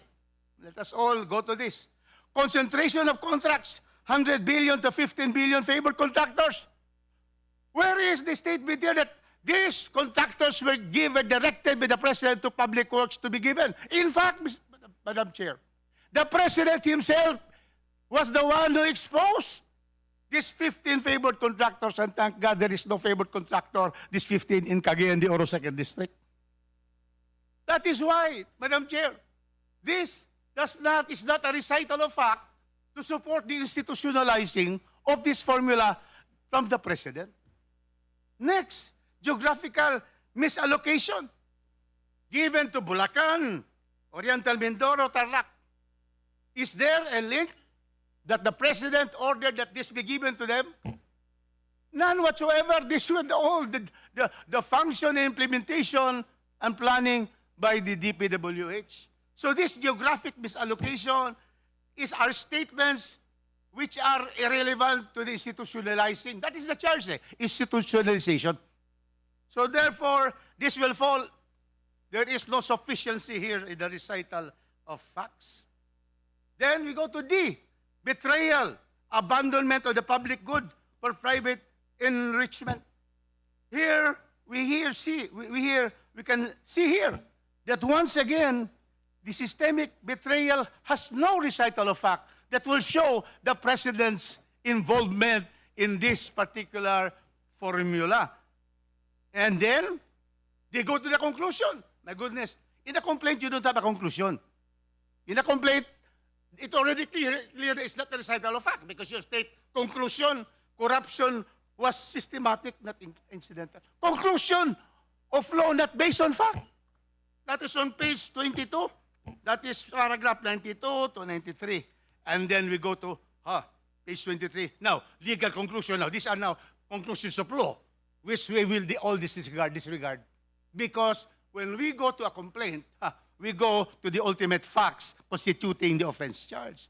So therefore here, it concludes, conclusion of law without any basis. It says, respondents Marcos institutionalization of the BBM parametric formula constitute betrayal. There is no link. Their conclusion jumps from the charge, paragraph 66, to paragraph 94 without any link of the President. And that is why, Madam Chair, clearly, the first ground of betrayal of public trust is not sufficient in substance. And this particular allegation should fall. Thank you, Madam Chair. Thank you, Honorable Rodriguez. At this point, we recognize the Honorable Janice Digamo. We are still on the first offense, institutionalizing systemic corruption through the BBM parametric formula of allocables. You may proceed. Yes po. Good morning to everybody. I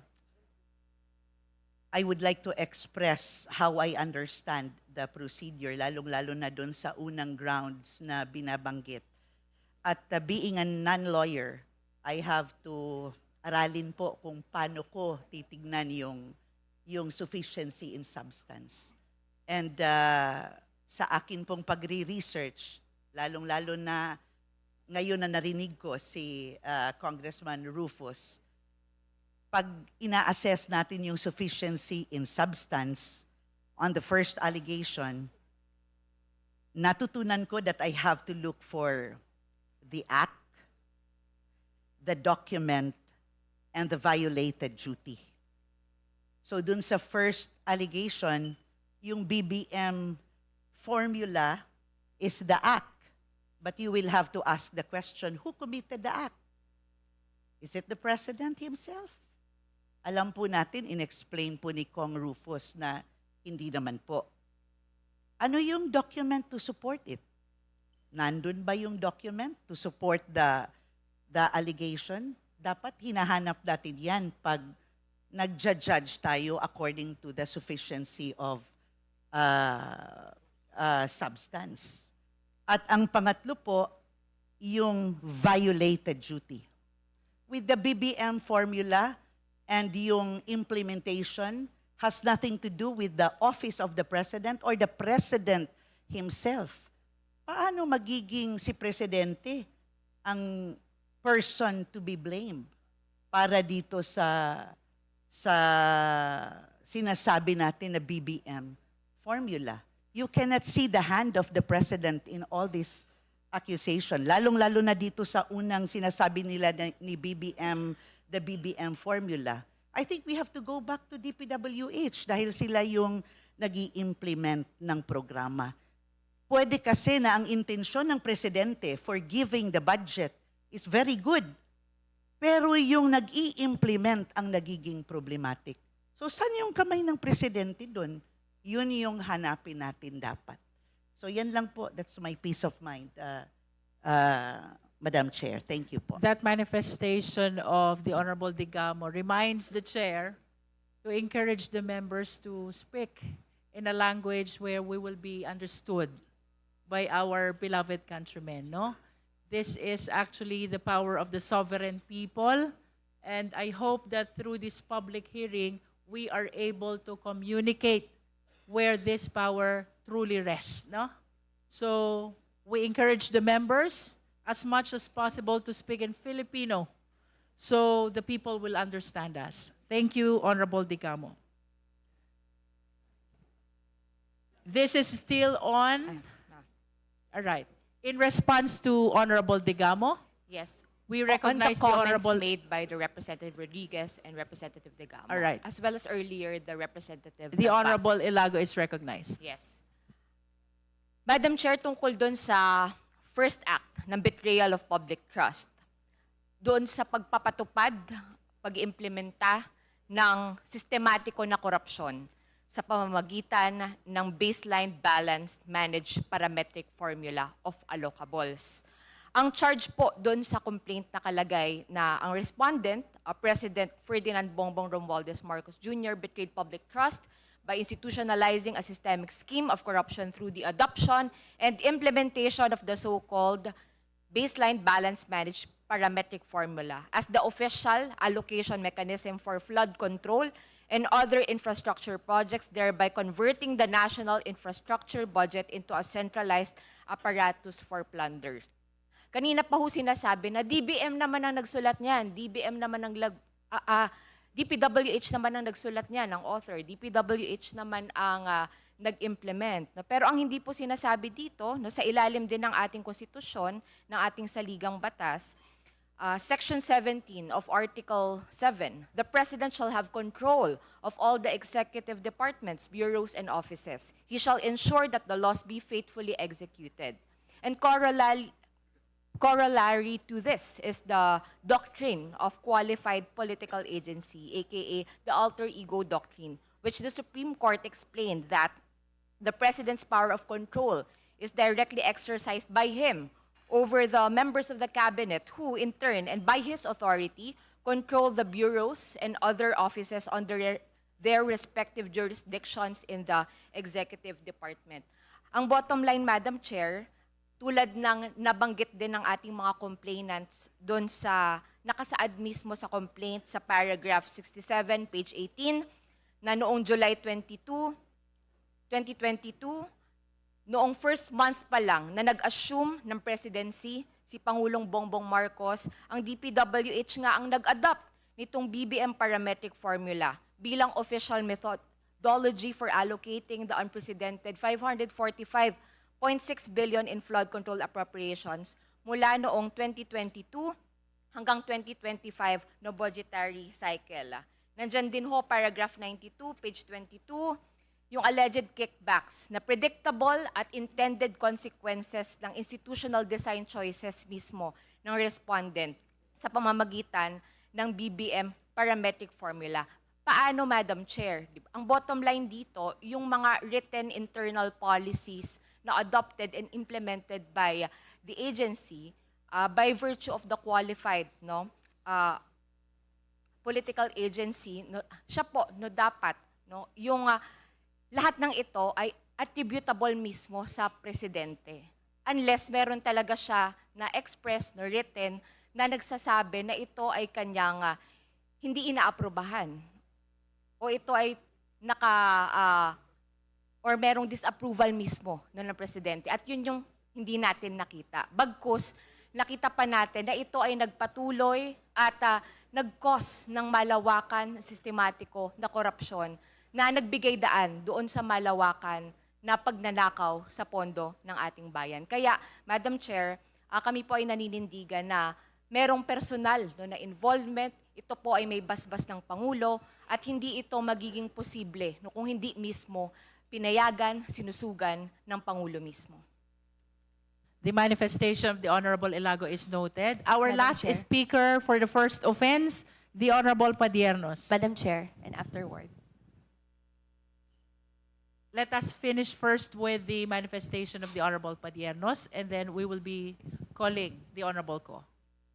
Thank you, Madam Chair. So, just a quick manifestation. Madam Chair, after carefully reviewing the complaint and with respect to the first allegation on the so-called BBM parametric formula, this representation is in the position that the allegation is insufficient in substance.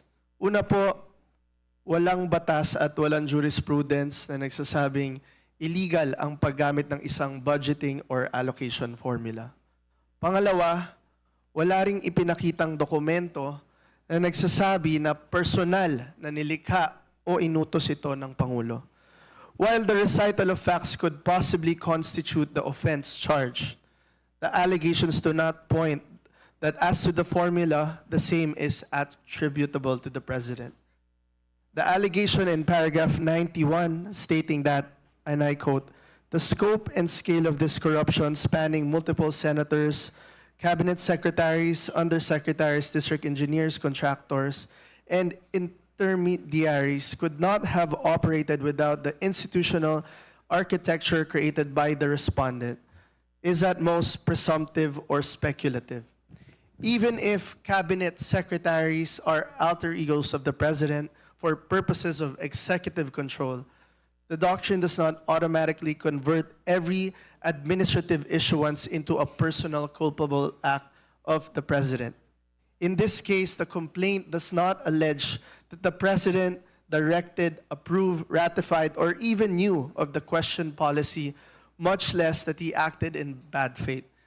Malinaw po to sa ating jurisprudence under Estrada versus Desierto and Gutierrez versus House Committee on Justice. Impeachment requires a personal overt act and culpability. The alter ego doctrine cannot supply what the complaint fails to plead. Dahil walang illegal act na na-plead personally against the President, this does not constitute an impeachable offense. Again, Madam Chair, I just want to reiterate, the recital of facts as mentioned for the first allegation could possibly constitute the offense charge or betrayal of public trust in this case. But we have to also consider, does that offense, is it personally attributable to the President himself? And this representation is in the position na in the negative po. So yun lang po, Madam Chair. Thank you, Honorable Padiernos. Now let's hear the comment from Honorable Ko. Thank you, Madam Chair. Madam Chair, just to reiterate the discussion of Representative Sara Elago, we talked about kanina yung doctrine of qualified political agency. Ito ay well-established in jurisprudence. Ang sinasabi lang naman po nito, yung acts of department secretaries, presumed yan na acts of the chief executive or the president, no, unless disapproved. At ang may burden ng showing kung may disapproval man or hindi, nasa challenger, no. So, una po, nasa attachments po natin yung tinatawag na BBM parametric formula. This is a 16-page document which says, no, that this formula was used para i-prepare ang 2023 National Expenditure Program. At ano po yung act of the executive that validates yung use of this formula? No? It is the signing of the NEP. In fact, kung i-extend pa natin, no, meron pong, we could take judicial notice of the claim by now DPWH Secretary Vince Dizon that in the preparation for the 2027 NEP, they will not be using the BBM parametric formula anymore. That is an implied admission na even up to the 2026 NEP ay ginagamit pa rin po yung parametric formula na ito, which says that the priorities of leaders of the national government will be considered in approving infrastructure budgetary allocations, no, yung matatawag nating allocables.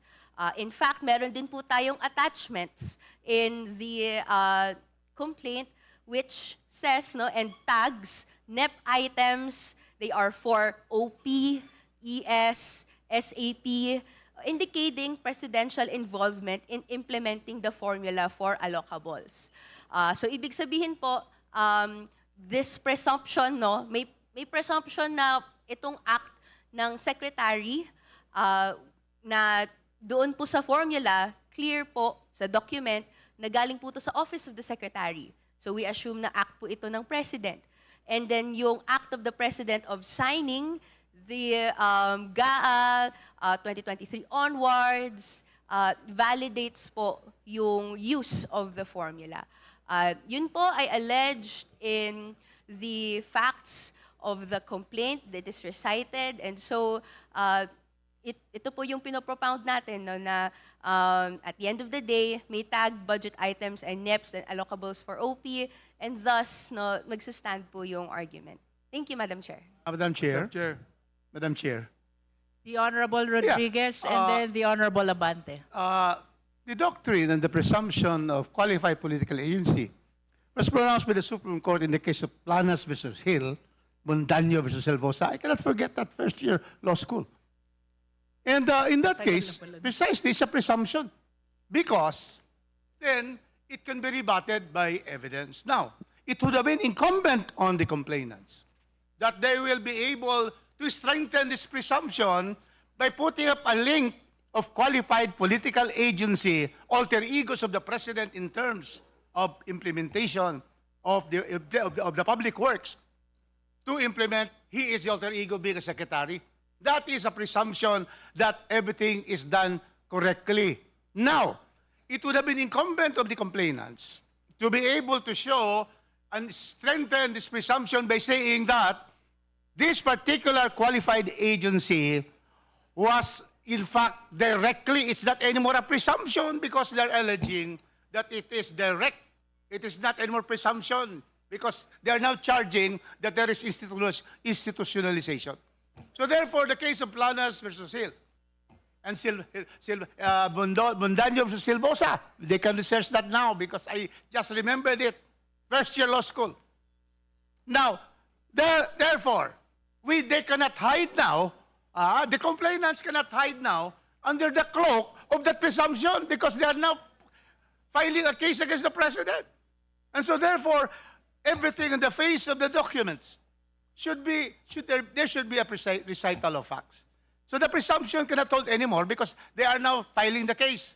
And they are now saying that this is not only a presumption, it is done and it is what is that the president is linked to the institution, which there is no recital of fact of that. Thank you, Madam Chair. Thank you. Next is the Honorable Abante. Madam Chair, the explanation of Congressman Rufus is actually more than enough. No? Pero I'd like to add to this. No? Ito naman tinatawag nating the doctrine of command responsibility, where we say that the act of the secretary is the act of the president, and the act of the department heads is the act of the secretary. Ano ha? Yan po'y general rule eh. General rule po yan. But there is always exception to a general rule. For example, sa akin po ha, sa akin, alter ego is not immunity. Aha. But also not strict vicarious criminality. Unlawful acts are not acts of the state. And liability analysis remains individualized for wrongdoing. Kaya nga po iniimbisigahan pati ang Secretary Bonoan eh. Kaya nga po tinanggal ah. Kaya nga po may kaso. Bakit pinabayaan ng ating Pangulo na kasuhan niya mga yan? Kung siya po ay talagang author ng lahat ng mga nangyayaring yan. Therefore, ito po itong number 1 na ito, the argument na binigay sa atin, with due respect to Congresswoman Sara, at po na mga talagang mga close din sa akin to mga to. No? Pero the thing is this po, kinakailangan malaman po ng taong bayan na hindi po ito yung absolute rule. Oo. General rule po ito. At naniniwala po tayo na ang unlawful acts ng sinumang alter ego ng Pangulo, hindi po ito act ng Estado. Kaya nga po ito'y iniimbisigahan. Kaya nga po naniniwala ako na hindi po ito nauukol sa tinatawag nating sufficiency of substance. Thank you, Madam Chair. Madam Chair. Madam Chair. The Honorable Tino. Thank you, Madam Chair. Maikling mga manifestation lang po. No? Una po, malinaw at direkta po ang recital at pakahulugan dun sa unang bahagi ng betrayal of public trust, institutionalization ng allocables at sistema ng corruption sa pamamagitan ng BBM parametric formula. Ano po ang akto? Malinaw na po kahit dun sa title mismo, high level ng dokumento na kasama po sa mga attachments at official na dokumento ng DPWH. High level budget allocation formula, the baseline balanced managed parametric formula adopted in 2023 National Expenditure Program preparation. No, yung National Expenditure Program, yun po ang tawag nga po dyan, the President's Budget. No? So ito yung budget na nilalagdaan ng Pangulo at sinasubmit sa Kongreso at itong nagiging batayan ng General Appropriations Bill. So yun po yung malinaw na sinasaad dito na ibig sabihin ng institutionalization ng sistema ng korupsyon. At nais ko lang pong ipaalala na hindi lang naman po yung policy na yon ang batayan ng unang bahagi, kasi sasabihin niya, policy lang naman yan, anong masama dyan? No? Kaya nga po, kasama rin po dito yung mga testimonya, sinight yung mga testimonya ng mga whistleblower, kasama si Yusek Bernardo at ilang mga kontraktor, at nandun din po sa complaint, sa attachments, yung mga records nun na nagsasabi na ito ang naging basis ng kickback no ng mga ghost projects, substandard projects, kickbacks and commitments. So yun po ang buong recital, kaya sinasabing may betrayal of public trust ang Pangulo. Yun lang po ang gusto nating ilinaw dito. Of course, we value the long-standing principle of law, no? As a matter of fact, that qualified political agency is considered as one of the landmark cases, and you will agree with me. However, the Honorable Padiernos made mention about one jurisprudence which provides there has to be personal, overt, culpable act to constitute an impeachable offense. I would just like to give this chance to the Honorable Ko if she wishes to comment to that as well.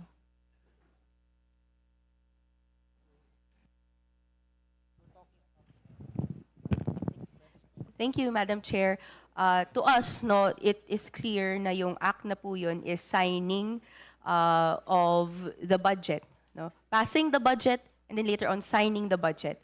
Na ginamit po doon yung BBM parametric formula to be able to distribute yung system of allocations.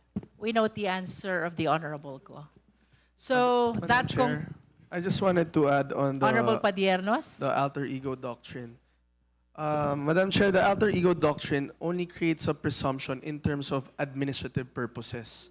It does not establish personal culpability for impeachment.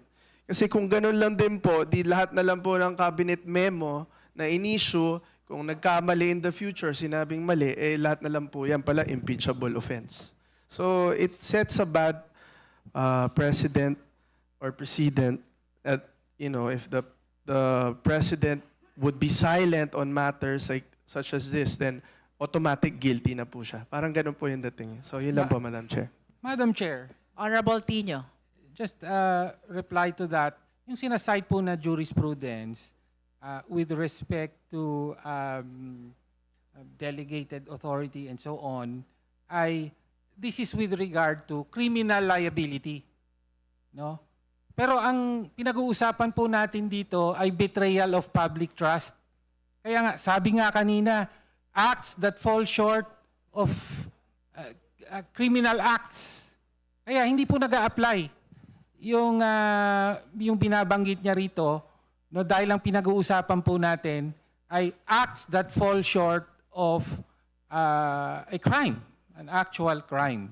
No? Yun lang po ang gusto nating ilinaw. Thank you, Honorable Tino. And as our last speaker, last to comment on the first offense is the Honorable Digamo. Thank you po, Madam Chair. Madam Chair, when the President affixed his signature, malamang po bilang Presidente, ang iniisip niya yun talagang this will do good. These projects, this fund will be translated into projects that will protect lives and properties. Inaasahan po ng Presidente na magiging maganda ang gagawin ng agency kung saan pinaglalaanan niya ng pondo.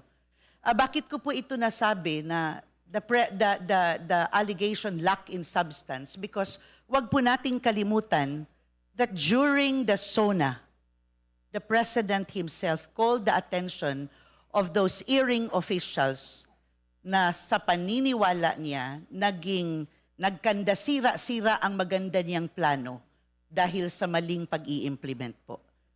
I hope everybody in Congress will remember that ni-remind ng Presidente.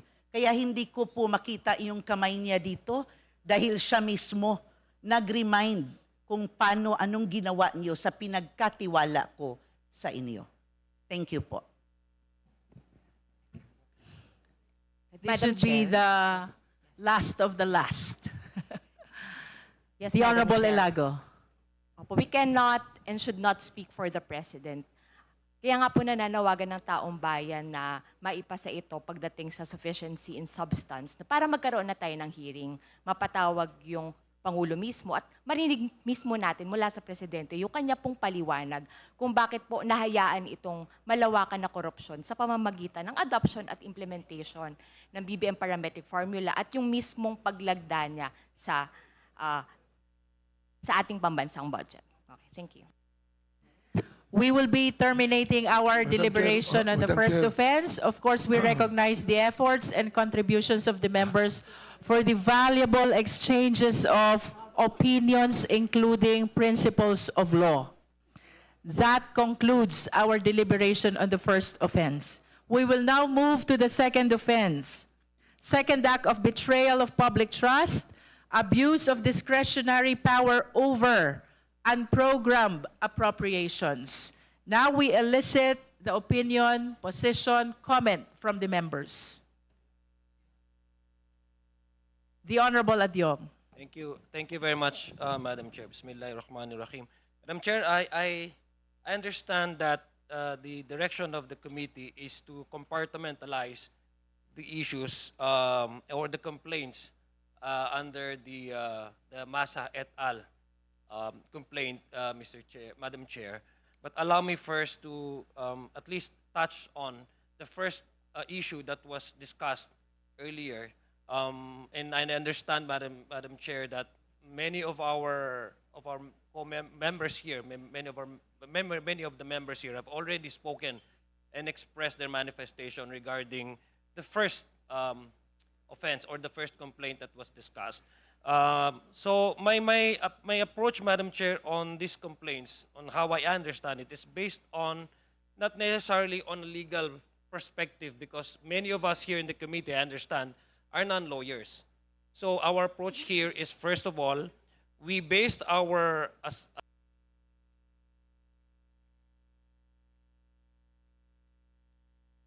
observation on what is guaranteed in what are laid down in the Constitution that would constitute impeachable offenses. Number two, based on how the public would perceive these proceedings. Kasi ordinary pong tao nakikinig po sa atin.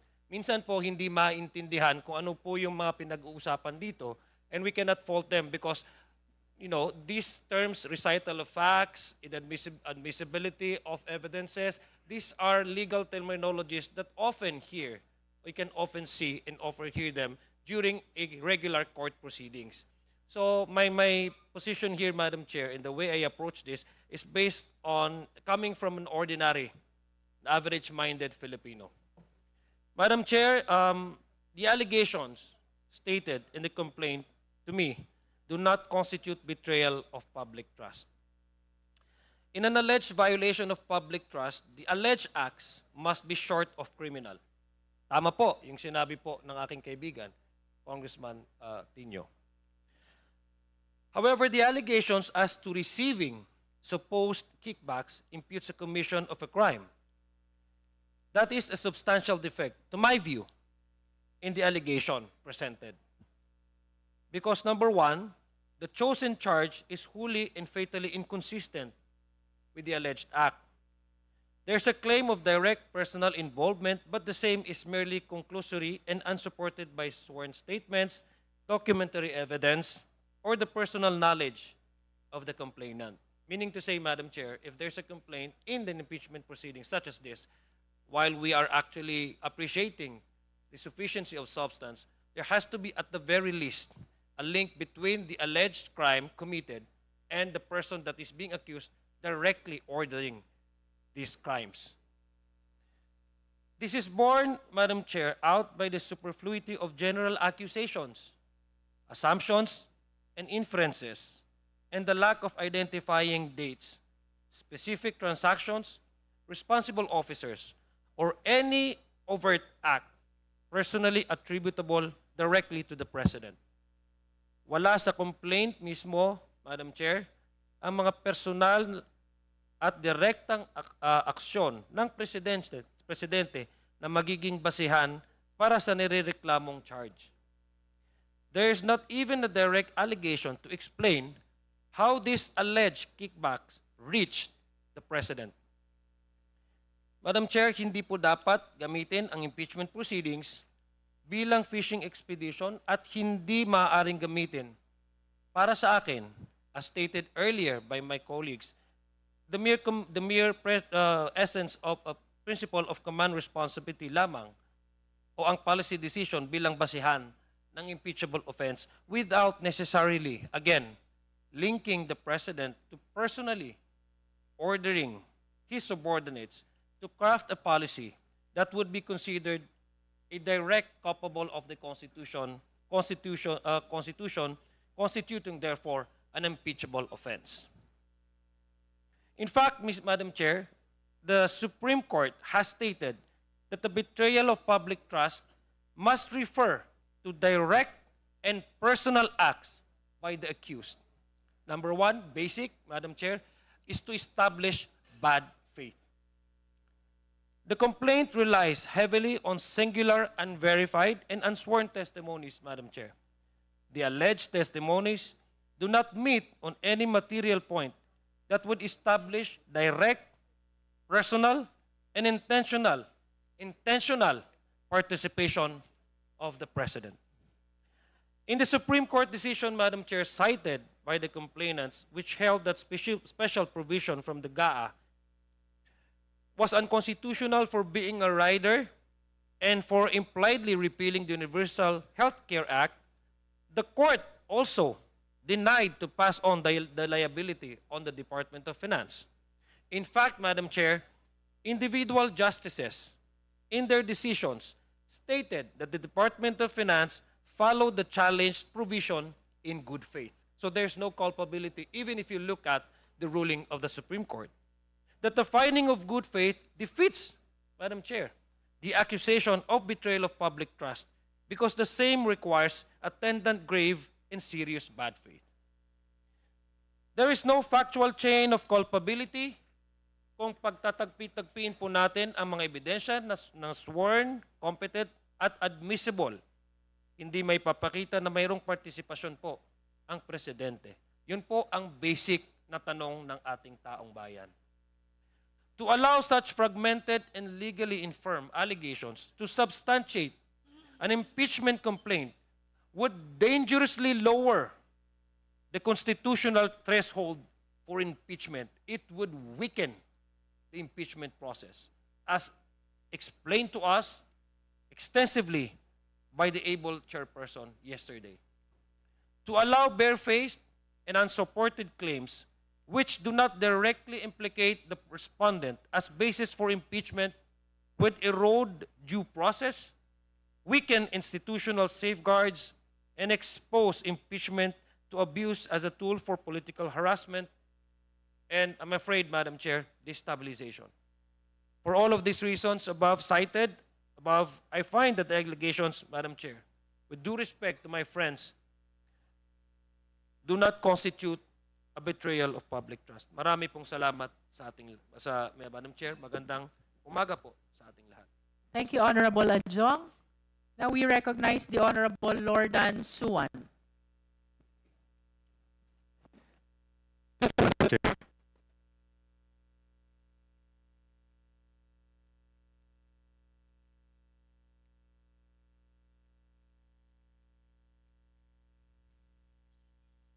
Prohibited by law. In fact, they are referenced in Section 35, Book 6 of the Administrative Code. And so, presidential approval of the release of these funds does not equate to discretionary indulgence. It is actually a requirement of law. And on another point, the complaint mentions extensively about the case of Pimentel versus House of Representatives. This is regarding the PhilHealth funds. Now, their reliance, the complaint's reliance on that case, I think, is misplaced. We must differentiate, because that case addressed the constitutionality of a specific funding mechanism in the General Appropriations Act. It did not find any instance of presidential bad faith, corrupt intent, or personal enrichment, nor did it characterize the release of unprogrammed appropriations as betrayal of public trust. Let's remember that judicial invalidation of a budgetary provision cannot be retroactively transformed into an impeachable offense. A ruling against a budgetary provision is not a ruling against the President. Now, the complaint also mentions extensively about the increases in unprogrammed appropriations amounts. And it seems that the complaint would make it appear that there is a grand criminal design, and it was the President who is behind all of this. But in my opinion, there is a much simpler explanation in the increase of unprogrammed appropriations. It might very well be a response to post-pandemic recovery. This is a simpler explanation of this increase. And also revenue contingencies or even disaster-related responses. And regarding alleged irregularities in the execution of projects, this cannot be directly attributed to the President, but can be attributed to guilty or erring implementing agencies and even contractors. So, for me, as to the alleged second act of betrayal of public trust, the complaint falls short, or it appears that there is an insufficiency in substance. Thank you, Honorable Suwan. Next in line is the Honorable Amben Amante. Thank you, Madam Chair. The complaint raises unprogrammed appropriation and alleged kickbacks, yet it fails to establish any direct link to the President. Walang claim that he received money or property. Walang claim that he personally benefited. Walang illegal transaction showing personal participation. Walang allegation that he ordered, joined, or colluded in any kickback scheme. References to unprogrammed appropriation do not lead ultimate facts, tying the President to corruption. At law, unprogrammed appropriation are valid under the Administrative Code and were affirmed by the Supreme Court in Bellica versus Executive Secretary. In short, mere pagkakadismaya with how funds were allocated cannot substitute for evidence of personal wrongdoing by the President. Madam Chair, mere policy disagreements, pagkakadismaya with budget outcomes, or speculative allegation cannot substitute for direct presidential wrongdoing. Without ultimate facts supported by clear and convincing evidence, the complaints fall short of the constitutional threshold for impeachment. The question we must ask are simple. Ano ba talaga ang ginawa ng Presidente? Where is the evidence? Where is the law? Until these questions are answered with proof, the charge cannot stand. Thank you, Madam Chair. Thank you, Congressman Amben. For the guidance of everyone, all the members, we are still on the second offense. That is the unprogrammed appropriations. We have a list here, and next in line is, if he is ready, Honorable Emeng Pascual. You want to be called later. Here, who are in the list? So that I can include, if I propose to include my name. Yes. Next to Honorable Emeng is Honorable Alan T. And then Honorable Garbin likewise raises hand. Honorable Laila de Lima, and then Honorable Rodriguez. Madam Chair, can you include my name too?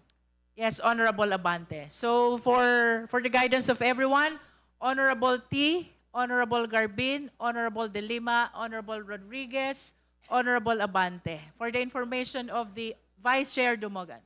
For the information of the committee, Honorable Alan T is using a slide, 2 slides to aid him in his expressing his manifestation. Honorable T, you may proceed. Thank you, Madam Chairperson. The rules of procedure in impeachment proceedings requires that an impeachment complaint be sufficient in substance before it may proceed. Sufficiency in substance demands a recital of ultimate facts and a determination of these facts, if admitted, constitute a valid ground for impeachment under the Constitution. Despite its length and extensive recitation of budgetary figures, testimonial excerpts, and policy outcomes, the second impeachment complaint fails to meet this constitutional threshold. Volume, however, is not a substitute for ultimate facts. The complaint relies on inference rather than personal knowledge, characterizes discretionary policy mechanisms as criminal conduct, and imputes the alleged acts of third parties to the President without pleading specific overt acts personally attributable to him. The allegations are based on hearsay and lack personal knowledge. Section 3, Rule 2 of the House Rules of Procedure in Impeachment Proceedings requires that a verified complaint be based either on complainant's personal knowledge or based on authentic records.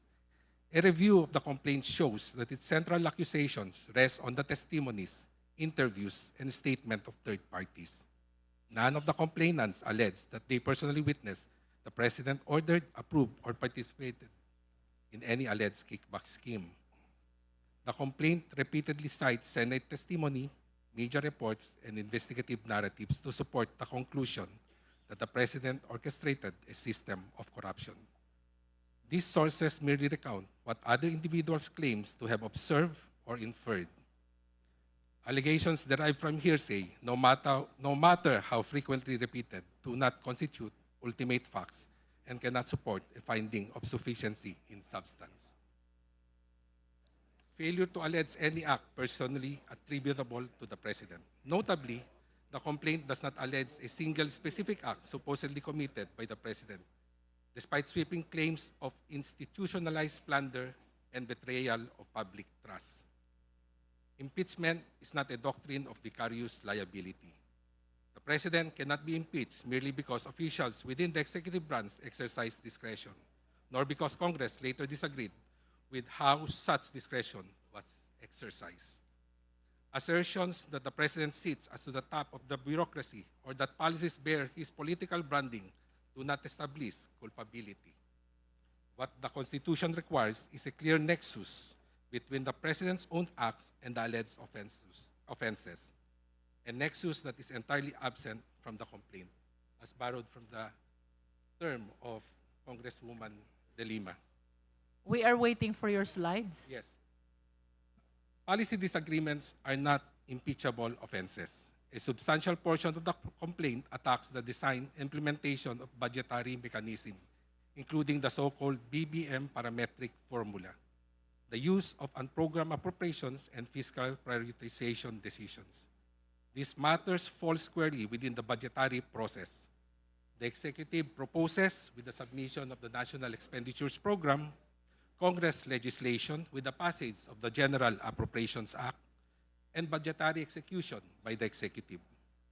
As stated in the General Appropriations Act itself, unprogrammed appropriations are expressly authorized by Congress and may be availed of only upon the occurrence of statutory conditions and the required certification, underscoring that their use is conditional and not an exercise of unfettered executive discretion.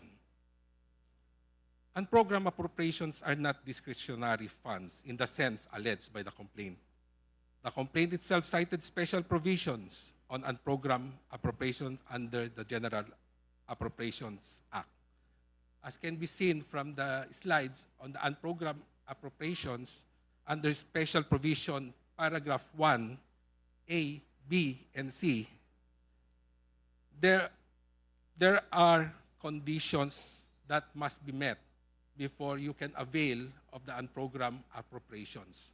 1, paragraph A, there must be an excess revenue, new revenue collection, or those arising from new tax or non-tax sources, or approved loans for foreign assisted projects, and only after certification of fund availability by the Bureau of Treasury.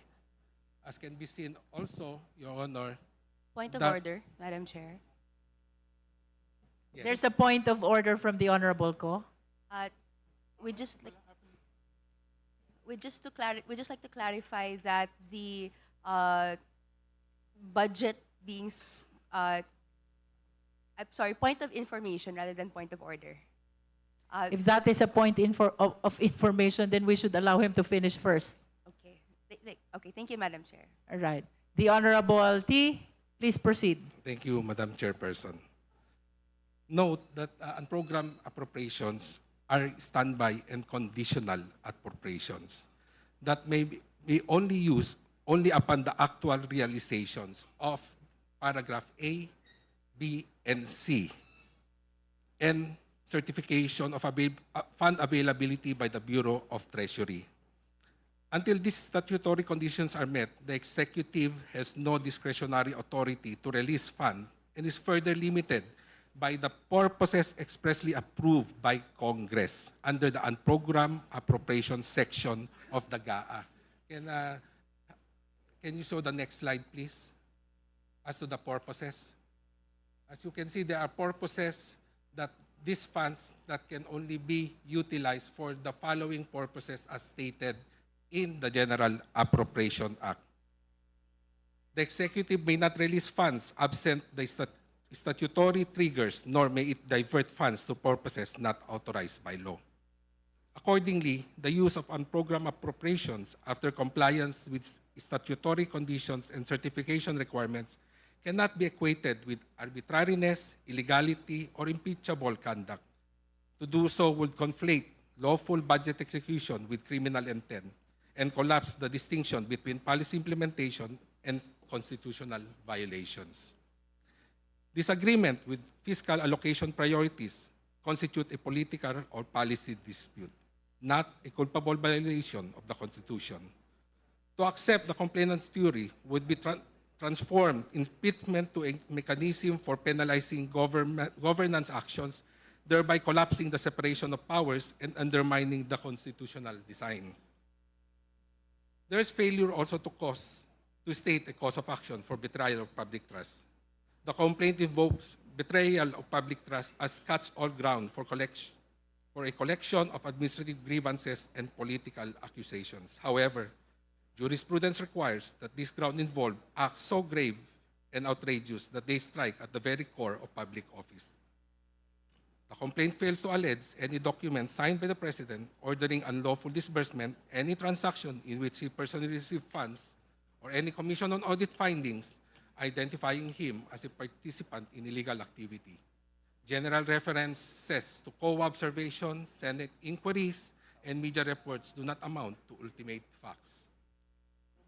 The complaint relies on ongoing investigation and Senate inquiries to supply evidentiary support for several allegations, demonstrating that it's not evidentiary complete at the time of filing. Impeachment is not a discovery mechanism. A complaint must be sufficient in substance at the time of filing, not after hearings, subpoenas, or political inquiry. In sum, the second impeachment complaint is long on rhetoric but short on ultimate facts.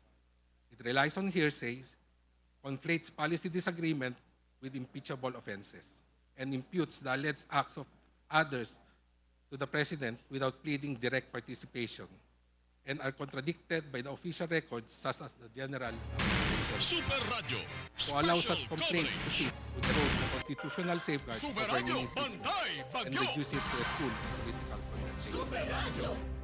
For failing to meet Mayong the udto rigorous mga standards of kapuso, oras sufficiency na to of alas the complaint, 12:28 na.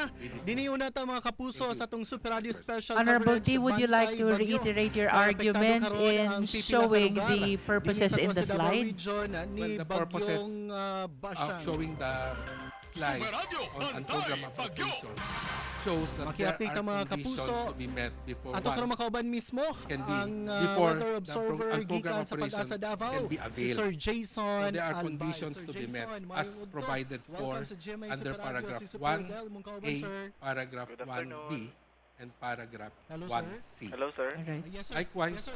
Madam Sir Chair, if I Jason, may adun- proceed. Yes, please continue. Also, Kumusta? Nabay mga lugar in the sa very, to sa Davao as to Region, the apektado increase po? on Yes, so unprogrammed kaninang 10 appropriation, a.m. po is the na complaint mataan itself natin yung sentro in ng page 9, ating tropical paragraph depression 28, na si and if I Basyang sa may laying quote, 735 on December kilometers 8, east on ng December Hinatuan, 11, Surigao del Sur. 2023, So, this is in nagumagalaw reference ito sa to the bilis GAA na 15 kilometers General per Appropriation hour sa Act direksyon 2024, southwest. the And bicameral nagtatagla ito ng conference hangin na committee umaabot sa 55 referring to kilometers Congress per hour malapit sa gitna. submitted a report And yung that gustiness niya or drastically pagbugso ng hangin ay altered umabot the ng 70 President's kilometers original per hour. So, proposal, based sa forecast meaning the models increase natin ngayon, sir, in the unprogrammed appropriation i-intensify from the ito proposed into tropical storm by 281.9 today billion to a afternoon staggering 4 mamayang gabi po. 731.4 Okay, sir, specifically billion, dinhi sa to sa Davao an Region, increase of asa nga mga area sa posibleng maapektuhan sa 449.5 bagyo? billion was today, through sir, act and of until Congress. tomorrow po, ang Davao Region Likewise, makaka-apekto in the sa very atin is same yung trough po complaint, sa buong Davao Region to po. fund Itong this trough nitong explosion, tropical as I quote, depression the Basyang committee, po.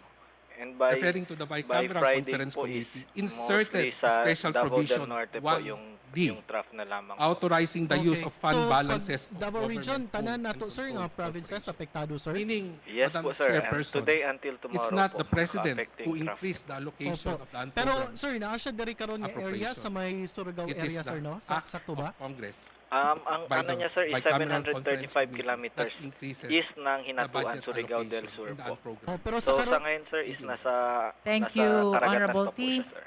Your quite lengthy manifestation is pero duly direkte, noted. Now we direkta pod ba nga recognize maapektuhan the ang Honorable kining Garbin. banda, sir, sa There's a norte, list, ang Honorable Davao del Chua. Norte, You will be Oro, after the Oriental, sir. Honorable Abante. Yes po. So based sa forecast natin by Thank you, Madam tomorrow Chair. Let me ng proceed with hapon my po ng gabi is manifestation expected on natin ground ang number landfall 2. niya sa Surigao The del Sur po. expansion and use mostly of the maapektuhan yung unprogrammed Zamboanga, yung Davao del Norte appropriations po.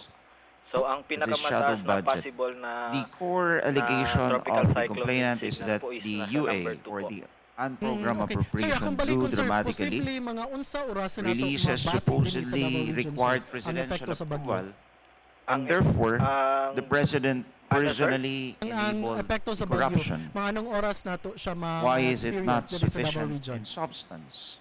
Ang First, paulan niya, Madam sir, is Chair, naatay moderate to heavy as rains correct- at times heavy correctly rains po. By put up today and tomorrow. by So, Congressman expected natin, T, sir, may mga paulan the tayo. UA is a So, dapat karon pa lang statutory ready na budget dito, sir. mechanism Yes, sir. enacted Opo, by sige, Congress. sige. Sir, posible na The yung mga UA pagbahaw, exists landslide because man ni sir. Congress Yes, possible na, raises sir, it lalo na in sa the mga General landslide Appropriation prone Act. areas and mga ano The natin. growth in the UA Flash by flood itself prone is areas not po natin. unconstitutional. Alright. Sir, The daghang complainant salamat. Mayroon or the po. complaint Welcome does po, not keep safe. plead which constitutional limit was violated merely because UA amounts increase.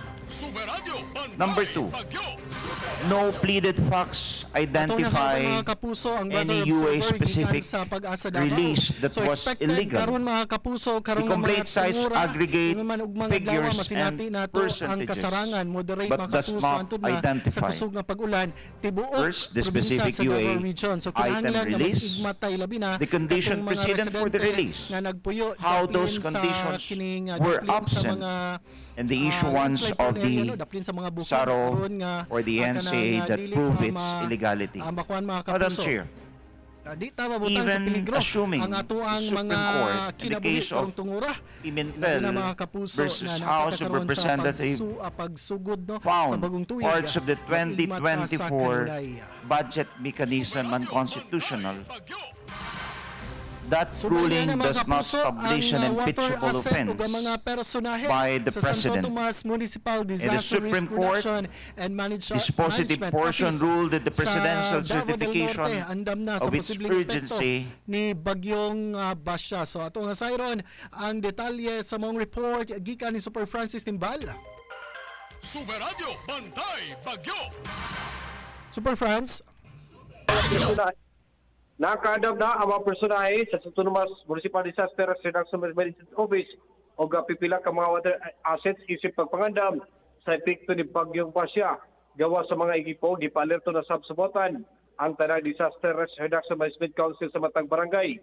Gipahimangnan usab ang mga lumulupyo nga magpabiling, magbinantayon ug makisayod sa kanunay sa update sa panahon. Una nagyangkot sa pag-asa nga makaapekto sa lakat sa panahon ang tropical depression Basyang.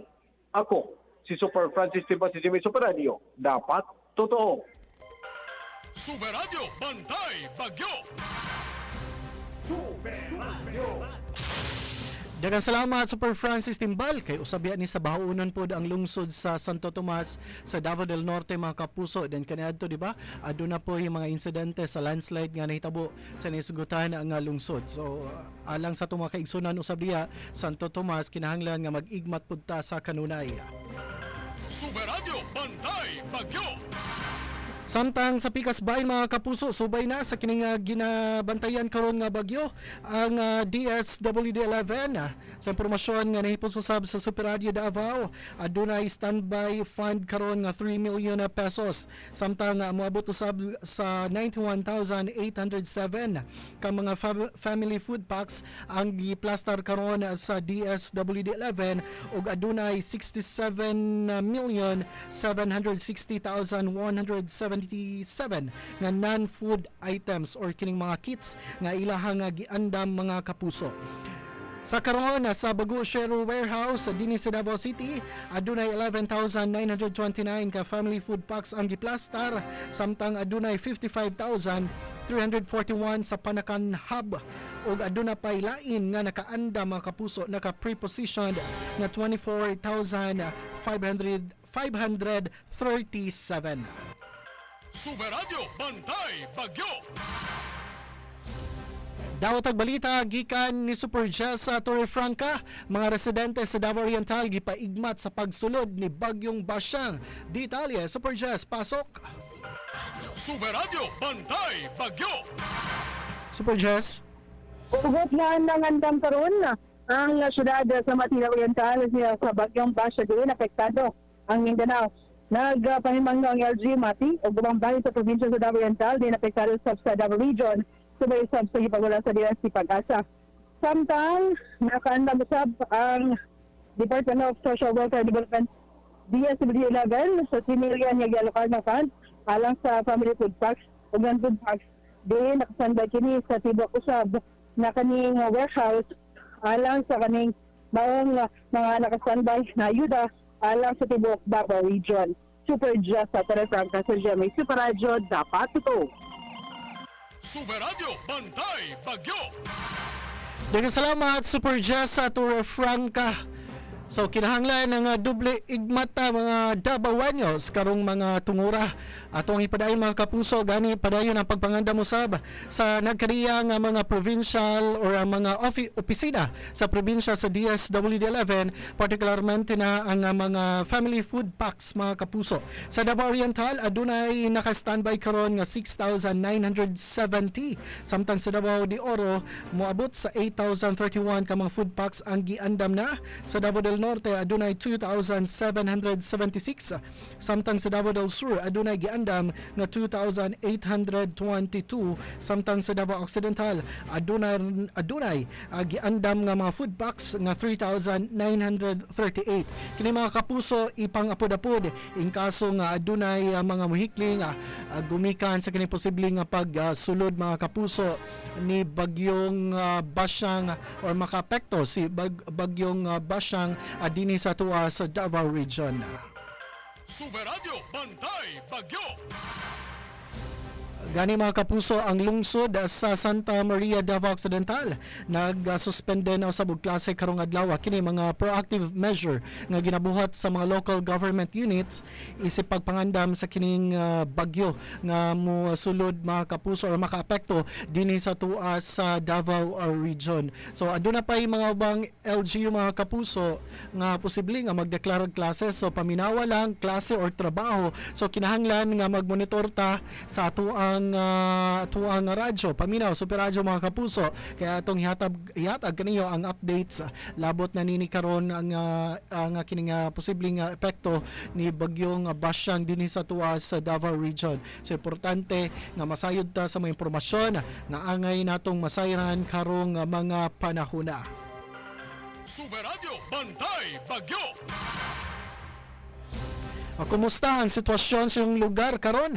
Dinhi sa tuwa, dinhi sa amoa sa Shrine Hills mga kapuso. Medyo badagumon ang amoa kawanangan and adunaw say nabati nga kining hangin. Gani di ba? Sa nakalabay nga mga simana mga kapuso sa pagsulod sa bulan sa Enero, ang tud karon mga Pebrero, ang atuang nabati nga kining lahira no, ang huyuhoy sa hangin and labaw na karong panahona na aduna tay bagyo diri sa Philippine Area of Responsibility busa kinahanglan nga mag-igmat pudta sa kanunay ato ang mga kaigsuunan. Ilabi na katong mga anaa nagpuyo daplin sa mga kadagatan o sa baybayon, ang mga residente, mga kapuso, daplin sa kining mga kasapaan, mga residente nagpuyo daplin sa bukid. So kinahanglan pudta ang mag-igmat karong panahon.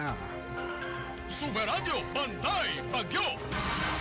Samtang gipahibalo sa mga kapuso sa kining lokal na panggamhanan sa Monte Vista, pinaagi na ni Mayor Cyrix Basalo nga sugod karong adlaw, Pebrero 4, suspendido usab ang klase o kining klase sa tanang level sa ilang eskwelahan gumikan usab sa posibleng epekto sa ni bagyong basyang mga kapuso.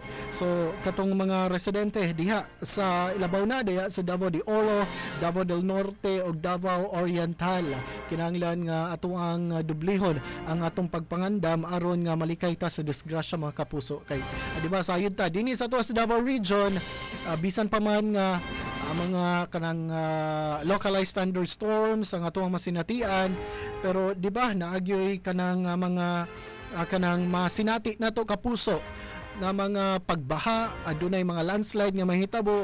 So kinahanglan ang andam ta kanunay labi na karong mga panahon na mga kapuso.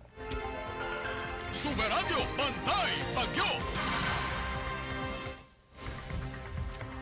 Alas 12:40 atong oras. Dawat og balita gikan ni Super John Ryan Calonia kay ang klase sa tanang level sa Monte Vista sa Davao de Oro suspendido tungod sa posibleng epekto sa bagyo o ni bagyong Basyang. Detalye, Super John, pasok.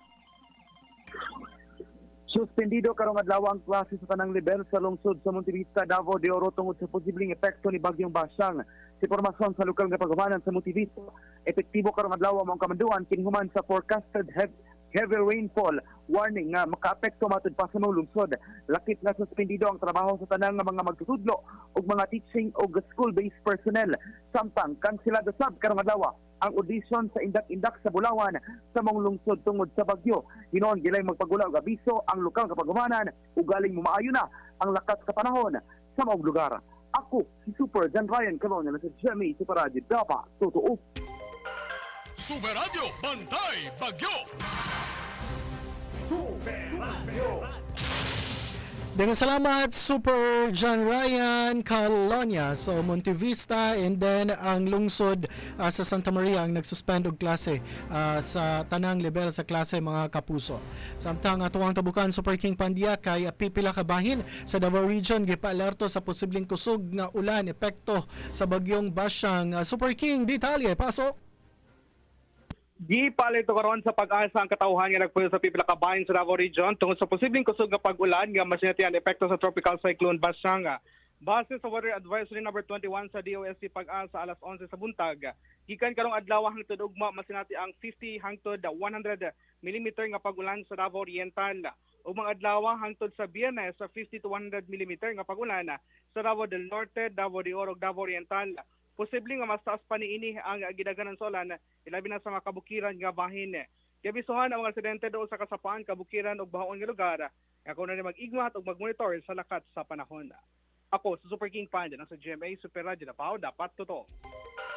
Suberadyo Bantay Bagyo. Dengan salamat Super King, ug karon makisayod ang mga kapuso ang pagpangandam, disaster preparedness, ingon man uban pang impormasyon gikan sa Office of the Civil Defense 11 at makauban si Regional Director Ednar Dayang Hirang. RD, mayong udto si Super Del makauban sa GMA Super Radio. Mayong udto sa tanan o gani ipahibaw nako nga yes po. Gahapon sa buntag ang OCD Central Office nagkandak dayon og nationwide o national coordination sa tanang regions parte ni Basyang. So naay report sa pag-asa kung asa gyud dapat mo igo. Then we were directed by the Administrator Cabreros na tanang regions magkandak og PIDRA ng pre-disaster risk assessment. Opo. Oh, yesterday afternoon, together with the LGU, tanang Art Dreams members, the LGU, nagka-conduct ng online assessment. So, mga directives, abot sila na mismo sila at the local level, isundan na nila ang pagpangandam just in case ang impact sa maong basyan may gulo sa ilang lungsod. So sa karon Director, kumusta ang atuang pagpangandam po? Well, sa karon ang naanay ng report ay municipality of Santa Maria nag-suspend na siya sa fila niya. Today, no? Pizza 4. So, ang uban po, sila o mga meeting sa ilang disaster council members para sa pagpangandam. Organize pa rin ang sistema by organization sa regional level, provincial level, municipal, o barangay level. So, ang natuang communication cluster po, is communication cluster, conduct po meet down para sa mga media outlets na kauban sa mga cluster na mausang istorya ito sa katawan. Redundancy, pabalik-balik ang istorya na mutuhok sa katawan ang urgent na kinanglan ng matag pamilya para mag-inaw sa mga mag-monitor sa mga report para dili sila maangol sa mga katalagman. Opo, salamat niya RD. Sa karon RD, unsa ang alert status sa regional disaster din sa tuwa sa Davao Region? Kita doon dari sa Davao, red flag po na tungkol sa litawong aksidente sa Marihara. Okay. So, ang national blue alert, meaning deactivate ang online emergency operation online EOC, Emergency Operation Center, nationwide. So, 24/7 nakakonect ang tanang regions sa central office online. Blue alert status na. Ito sa Davao, red alert code sa Amihara. Opo. And magpadayon ni siya RD bisan pa man nga adunay bagyo nga posible makaapekto sa tuwa. Unsa to? Magpadayon ang blue alert status nato bisan pa man sa kining bagyo nga atong masinatian. Yes, sa pas red alert naman tandaan, ini naka-online ang response clusters nato naka-connect sa ato tanan in preparation for any response nga panginahanglan sa matag barangay munisipyo sa region. Opo, so doble alerto karon ang tanang munisipyo, mga probinsya nga ang mga disaster team nato. Barangay po, gani ang DILG, halos daw balik-balik, sige, padala ang notisya nga to sa mga mayors, governors, sa mga barangay official, about sa preparedness karon taliabot sa basyan. Opo. Director, ang imong mensahe sa mga Dabuan nyo, natawagan po na mo ang pag-asa, baguhay lang, ingon sila nga Tibok Davao Region jud ang posible mapektuhan sa bagyong Basyang. Go ahead, Director. Yes, kitang taga Davao Region, 5 million tao, no?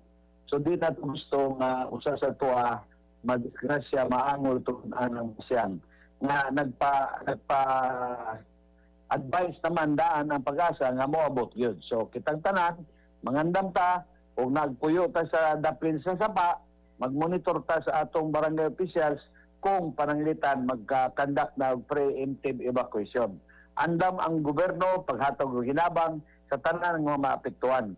Pero dili ta pwede magulat ta nga maapektuhan ta. Mas maayo makalikay na ta. So mao nang ingon preparedness is the key, no? Para masalbar ang kinabuhi. So maglikay ta kung kinahanglan maglikay. Of course, di na to kalimtan ang padayon pag-ampo. Salamat ug mayong adto. Daghang salamat, Director.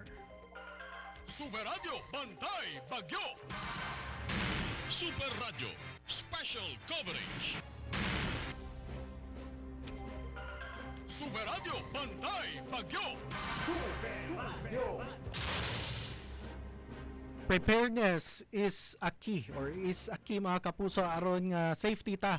Ingon pa si Office of the Civil Defense Regional Director Ednar Dayanghirang. So kita tanan, why exempted or why exemption mga kapuso no kitang tanan nga taga Davao kay di ba kaganiha sa atong pagsugod sa atong bantay bagyo special coverage ang pag-asa nagbutyag nga tibuok Davao region ang maksinati og mga kasarangan hantod na kusog nga pag-ulan mga kapuso epekto sa bagyong Basyang. So karon ang Davao region mga kapuso gibutyag ni Director Dayang Hirang nga anaa nagpabilin sa red alert status mga kapuso kini kay gumikan lagi pod sa nagpadayon nga search and retrieval operations sa kadtong aduna pay siyam nga na missing nga human nga naunlod ang kining motorbangka nga amihara sa Davao Gulf mga kapuso. Then plus aduna pa gyud tay masinatian ang kining epekto sa bagyong Basyang dinhi sa tuwa sa Davao region kay di ba Surigao area mo agi tapad labi kayo mga kapuso ang Davao Oriental, Davao de Oro del Norte diya sa Caraga region sa Surigao mga kapuso no area.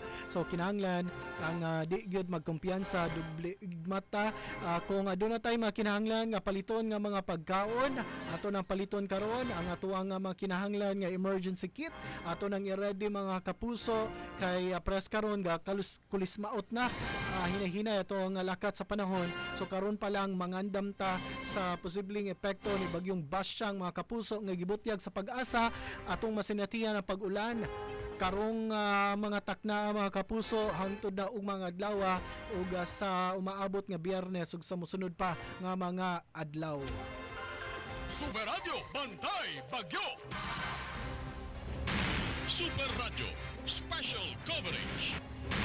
Alas 12:50 atong oras mga kapuso at ang dugang updates sa Bantay Bagyo Special Coverage nato ato ang pagmonitor ni bagyong Basyang mga kapuso dinilang sa GMA Super Radio Davao samtang ato ang balikan ang laing special coverage nato labot na sa posibleng pagpataktak o impeachment batok kang President Bongbong Marcos atong balikan ng House of Representatives hearing mga kapuso.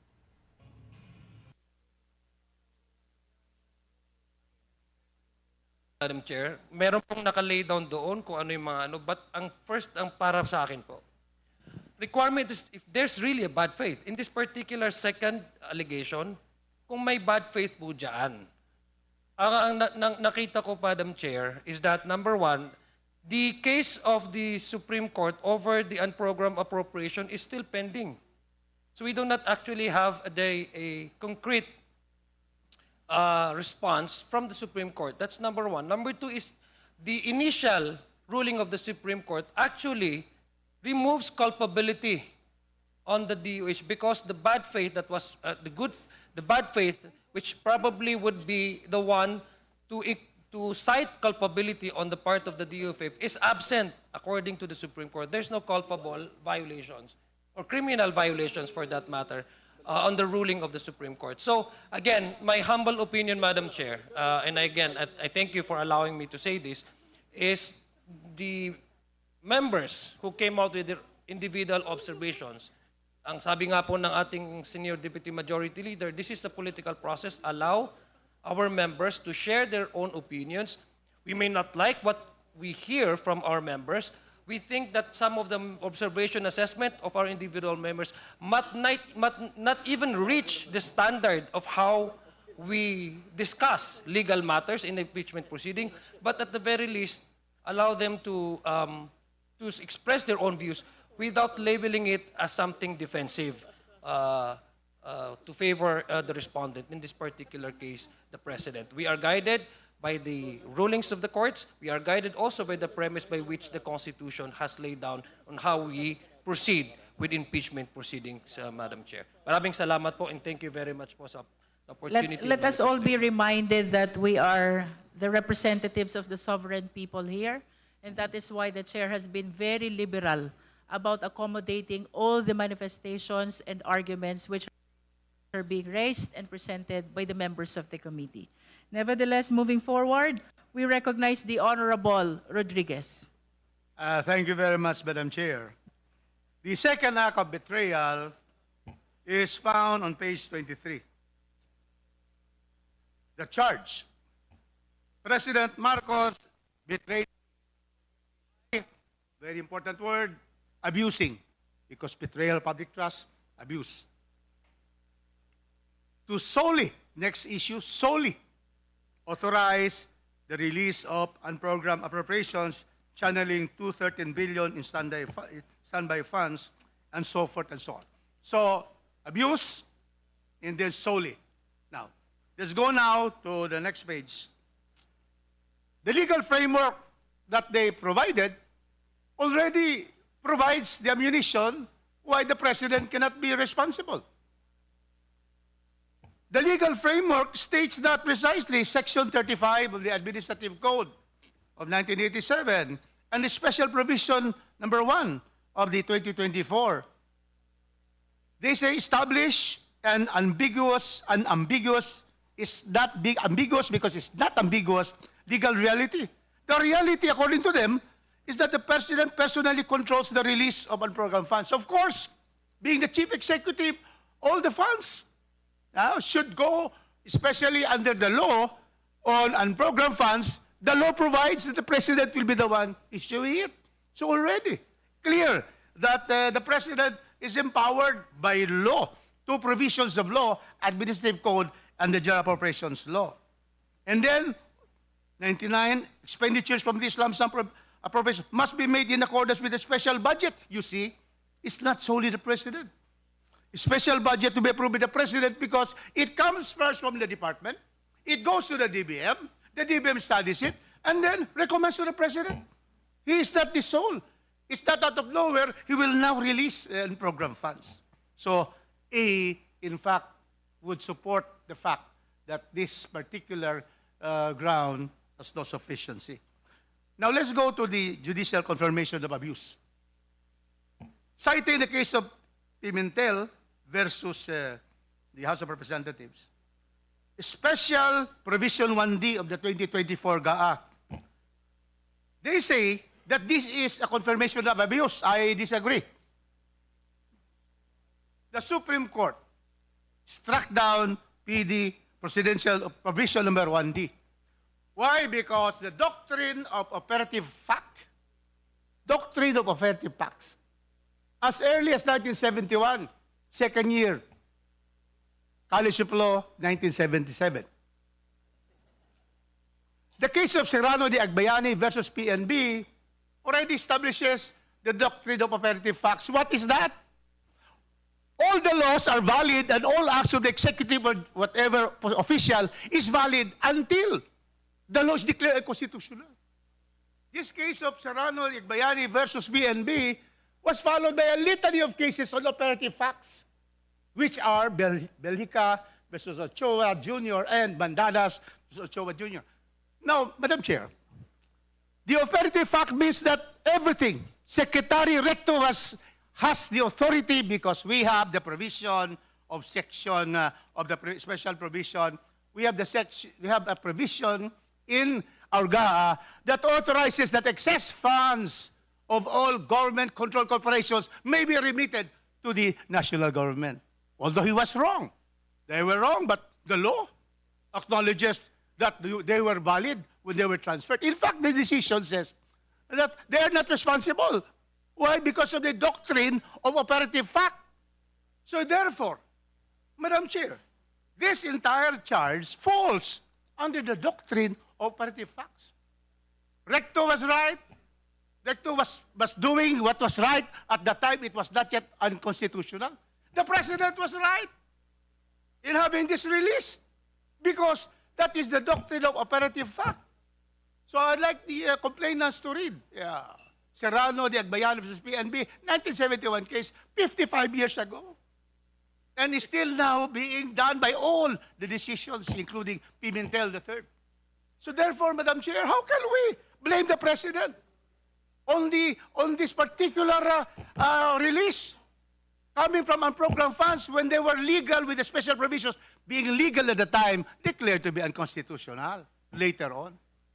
So, Madam Chair, then let's go back to the others so that we can have the causal connection.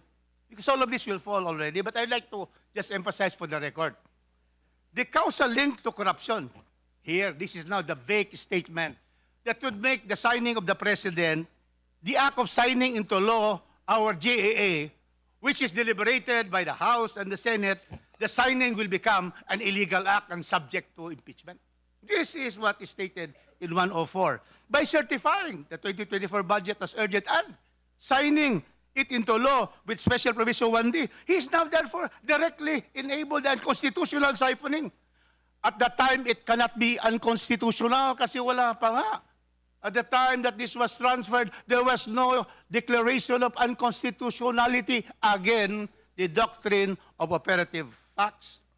So, then, after this, we go now to paragraph B, circumvention of congressional oversight.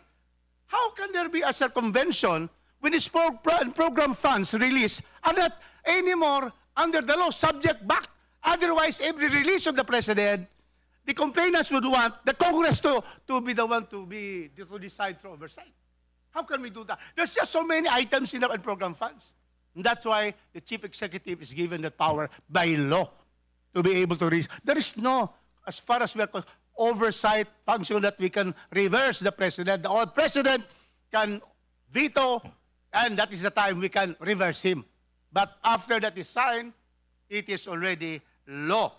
So there is also nothing in paragraph B, circumvention of congressional oversight. Then we have again legal conclusions. You do not put in a complaint your legal conclusions. The judge will decide on that. Civil cases, there can be no legal conclusion because that is subject. That is why you are recital of facts, so that the judge, in this case, the Committee on Justice, will decide whether there is a basis to consider to continue with the trial or not.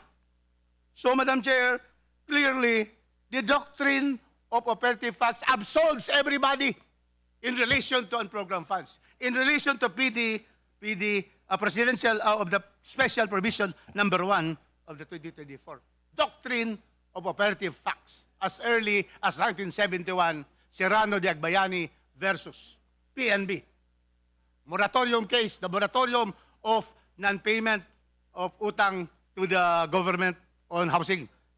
So all the collection were valid until it was declared unconstitutional. So therefore, Madam Chair, it is clear that there is no basis in fact to be able to proceed even hearing this case because everybody is absolved already. That is the law. And the law is read into all complaints. Thank you, Madam Chair. What distinguishes a dean of College of Law from a lawyer? A lawyer knows the law, but the dean knows the evolution of the law. No, the difference, Madam Chair, from a lawyer is that how to become a dean. A lawyer who does not know how to practice law, he becomes a law professor.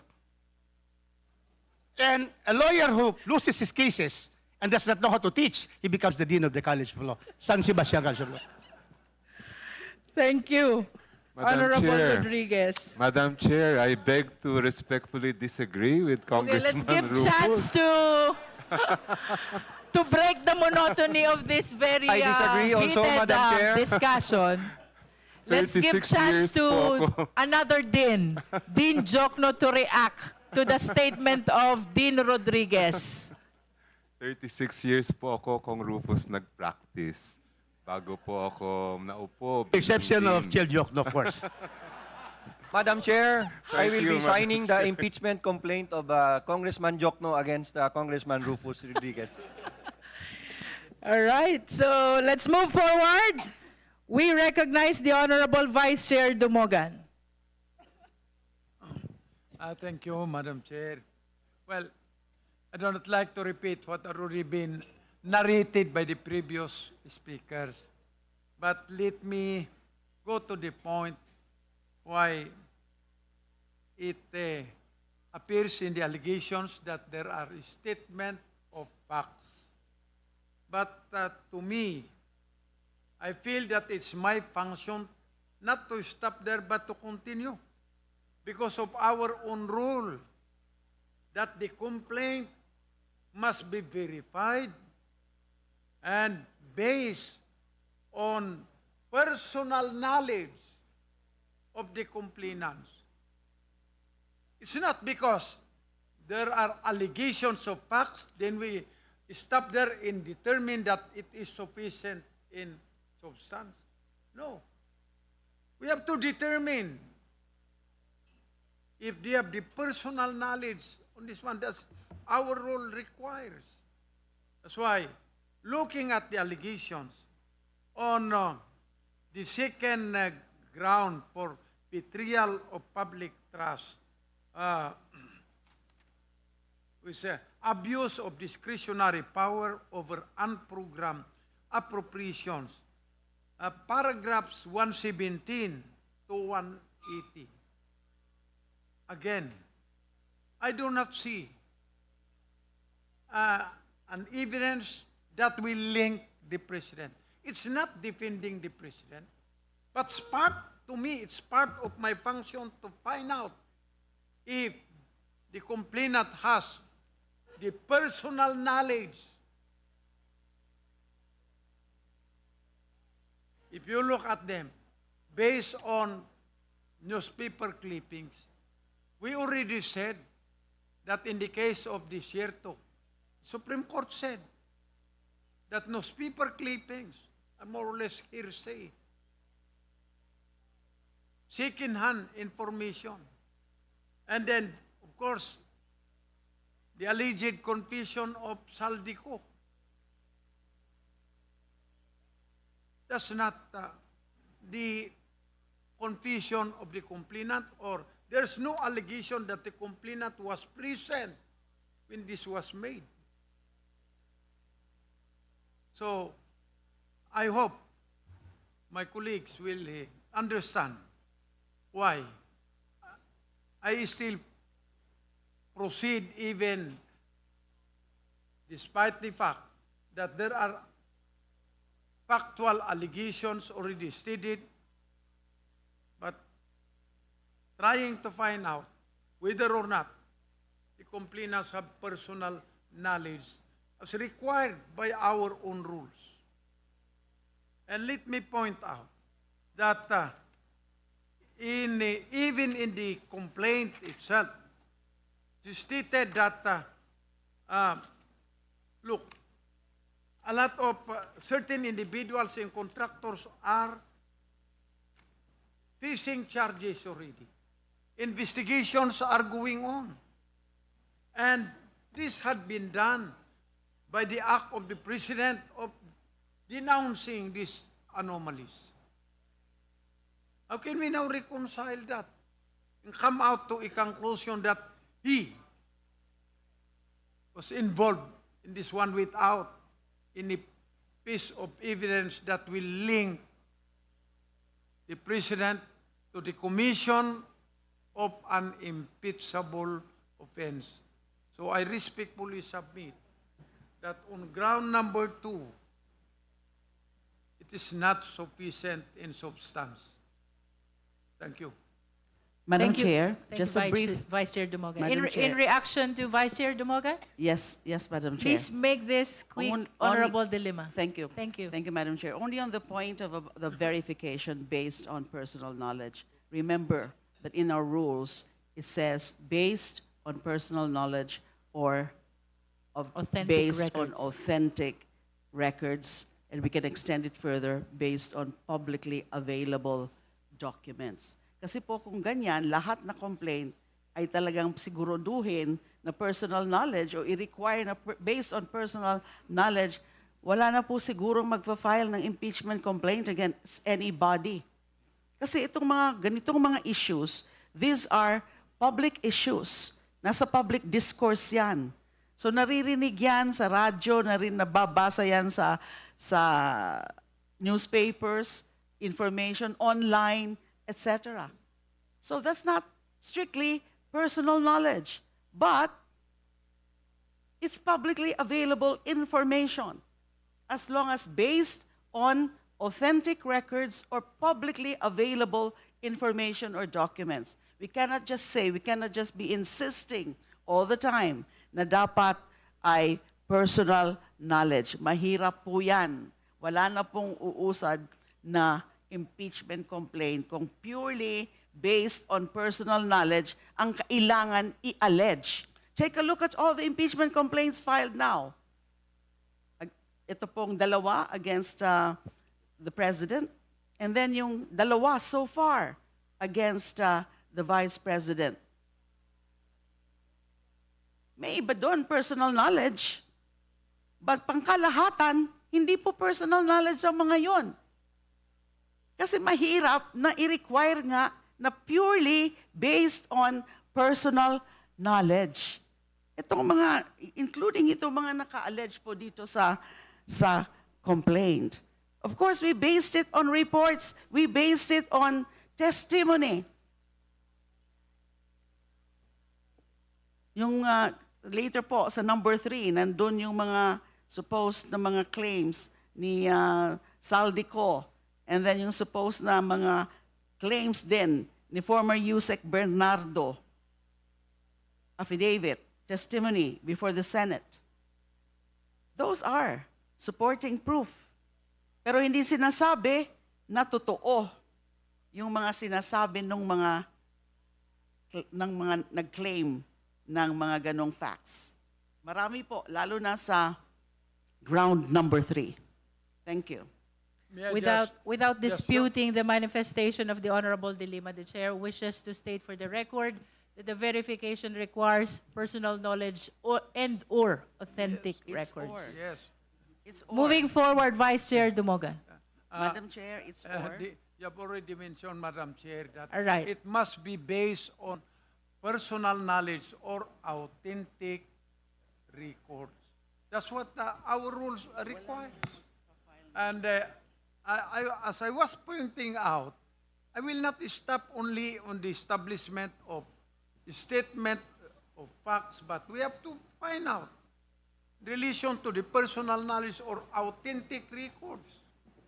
Which unfortunately, there is none here. That's my point. With the indulgence of the Honorable De Lima and the Vice Chair Dumogan, we have a list. So we will be moving to the next speaker, the Honorable Benny Abante. Thank you, Mr. Chair, Madam Chair. I truly appreciate the statement of Congresswoman De Lima on what she said. I listened very intently on that. No, pero I'm just wondering what abuse of discretionary power when it is not the president that actually approved the unprogrammed funds. He signed it because he has the discretionary power to do it. But I would not even think that he forced the congressman to approve such unprogrammed funds. Anyway, the title alleges abuses or abuse. But the complaint must plead facts, not only personal knowledge, but plead facts showing abuse, not merely invoke discretion. For example, the charge accuses the respondent of abuse of discretionary power over unprogrammed appropriations. But a charge is not made sufficient by a label. It must plead a recital of facts constituting the impeachable offense. I am not talking as a lawyer, but I am talking also as a logical man. You see? According to Section 25, Article 6 of the 1987 Constitution, and I quote, budget execution and disbursement operate within constitutional constraints, including limits on transfers, augmentation, and requirements that discretionary funds be disbursed only for public purposes, supported by vouchers, and subject to guidelines prescribed by law. I would think that the President knows all about this, including his economic managers. And because the Constitution regulates how appropriations may be used, therefore, a charge of abuse must identify, at minimum, what legal constraint was breached and what act violated it. Here, binasa ko po yung lahat ng binanggit dito on the abuse of discretionary power, wala po ako nakita. No pleaded factual anchors. For example, the complaint does not allege the acts or omissions constituting the charge. On the face of the charge of abuse, Madam Chair, it fails to allege the key factual particulars that would constitute abuse, such as what unprogrammed appropriations was released or obligated, the amount and date, the project, the purpose and implementing entity, the recipient or beneficiary, and the specific constitutional statutory limitation violated. Without these particulars, sa pagkaintindi ko, the accusations remains a conclusion, not a recital of facts constituting the offense charge, as required by the Gutierrez case. That's the reason why I still maintain insufficiency in substance as far as the second act of betrayal of public trust is concerned. Thank you, Madam Chair. Salamat. Thank you, Honorable Madam Abante. Chair. Next in line Madam is... Chair. What is the pleasure of the Honorable Ko? Madam Chair, just to quickly respond on the manifestation of Representative Abante. All right, you're recognized. Thank you, Madam Chair. Madam Chair, in regards to a specific recital of fact on the alleged gross abuse of discretion, I would like to point to paragraph 116. It is to summarize it. And to clarify po, yung pinopoint po natin na abuse of discretionary powers is not yung approval of UA, but yung release of unprogrammed appropriations. After po ng pag-sign ng budget, kailangan pa po ng mga special budgetary requests para po mailabas yung UA. And so, in the complaint, meron din pong paglista ng UA released versus approved. So, mas malaki po yung in-approve versus na nirelease, but nonetheless, tinotal po natin yan, ang na-release. So, and to recall, according to the Administrative Code and to the special provisions of 2023 GAA and 2024 GAA, kailangan po yan ng approval ng Presidente. 213.8 billion ang nirelease. And among that 213.8 billion, that's 111 billion for flood control projects. No, so yun po yung pinupunto natin na abuse of discretionary power. Hindi po yung approval that went through the Congress, pero even after ng approval, may kailangan pang special budgetary requests to be approved by the President. Yun po yung gross abuse of discretionary power. And siguro, just briefly po, on the mention of the doctrine of operative fact, we are aware na may discussion nun, but to note, under Pimentel versus House of Representatives, the court found that hindi po i-apply yung doctrine of operative fact. And dinidirect ang PhilHealth na ibalik sa PhilHealth yung pondo. And hindi rin po wala rin pong basis to say na maa-absolve of liability yung mga officials because of such application, which hindi naman po ginawa in the first place. Thank you, Madam Chair. Madam Chair, let me clarify. I anticipated this. Yeah. Honorable Rodriguez. The doctrine says that everything that is done during the time when the law or executive order is valid is under the operative fact doctrine is valid. And so, valid si Recto. Valid ang executive department because there is a law that provides that excess funds of government and PhilHealth is clearly a government-owned and controlled corporation. So they are valid. And so therefore, you cannot question their act. It is now declared unconstitutional. Now, it is also the right of the Supreme Court to have it returned. But there is no responsibility of Recto. In that case, if you extend that, the President in releasing all of those that has been approved by law. There's no accountability. If you are citing Pimentel as a judicial justification of your complaint, it cannot be. Because the doctrine of petty fact follows. And that is why we have what we have. That's why the case against, the personal case against Recto will not prosper because of the doctrine of petty fact. Thank you. Madam Chair. Okay, so we will move to the next speaker, the Honorable Chua. Maraming salamat po, Madam Chair. Madam Chair, nandito pa lamang po tayo sa second act of betrayal of public trust, abuse of discretionary power over unprogrammed appropriation. At kanina nga po, nabanggit na ito pong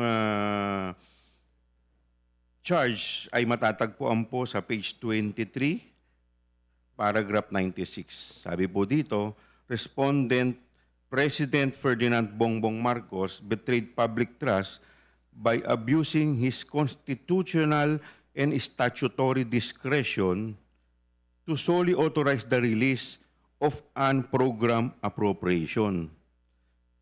Pero nakaligay po dito at maliwanag na ito po ay kanyang constitutional at statutory discretion. The word discretion itself ay maliwanag, hindi po ito mandatory. Ibig sabihin, hindi po niya ito kailangan gawin. Ito po ay nasa kanya pong discretion. At maliwanag po dito, paano po ang sinasabi po dito sa ating rules. Sabi dito, the requirement of substance is met if there is a recital of facts constituting the offense charge. Asan po ang offense dito kung ito po ay kanyang constitutional duty? Pangalawa, Madam Chair, sinasabi po ng ating esteemed colleague ang kanila pong basis dahil po sa ang binanggit po nilang decision ng Korte Suprema ay yung pong decision patungkol po sa PhilHealth.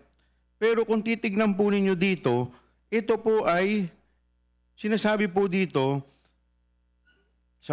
matatagpuan sa page 24, paragraph 102, the court ruled that the executive branch act of diverting 89.9 billion from PhilHealth to fund this unprogrammed item constituted grave abuse of discretion. Pero ito po ay patungkol sa PhilHealth Fund, hindi po doon sa kabuang unappropriated unprogrammed appropriations. In fact, ito pong issue sa unprogrammed appropriation ay hindi pa po ito nadidesisyonan ng Korte Suprema. Wala pa pong sinasabi ang Korte Suprema na ito'y illegal. So paano po natin sasabihin na ito ay isang offense against the President? Na ang Presidente, basahin lamang po natin to, wala na po tayo makikitang offense. Pangalawa po, sinasabi po nila dito, to finance the systematic corruption scheme detailed in the first act of betrayal of public trust, so forth and so on, ito po ay purely speculative. Wala pong basis dito po na nakalagay sa second act of betrayal. Paano po ito nagamit to finance the systematic corruption? Kaya, Madam Chair, sa akin pong paniniwala, by mere determination of substance, dito pa lamang po, makikita po natin wala. Otherwise, kung sasabihin po natin na ito pong unprogrammed appropriation ay naabuso po ng Presidente at sasabihin natin na hindi po applicable dito yung sinasabi pong doctrine of operative fact, edi sana po nakasuhan na rin po yung dating Presidente nung dineklara ng Korte na yung DAP ay illegal and unconstitutional. At kagaya po na nabanggit kahapon, ito pong unprogrammed appropriation, lahat po ng administrasyon as far back as 1989, pagkatapos po ng EDSA Revolution, lahat ng administrasyon, lahat ang gobyerno taon-taon, since 1989 up to the present, lahat po ang administrasyon ay may unprogrammed appropriation. So short of saying, lahat ang naging presidente ay dapat nakasuhan din po natin. At hindi lang po ang presidente, lahat ang local chief executive, lahat ang governor, lahat ang mayor, meron din po silang lump sum appropriation. Kaya po, Madam Chair, ako po naniniwala, by mere perusal of the second act or the second ground for impeachment complaint, wala po, insufficient po ang substance. Yun lang po. Thank you, Honorable Chua. Next in line is the Honorable Deputy Speaker Janet Garin.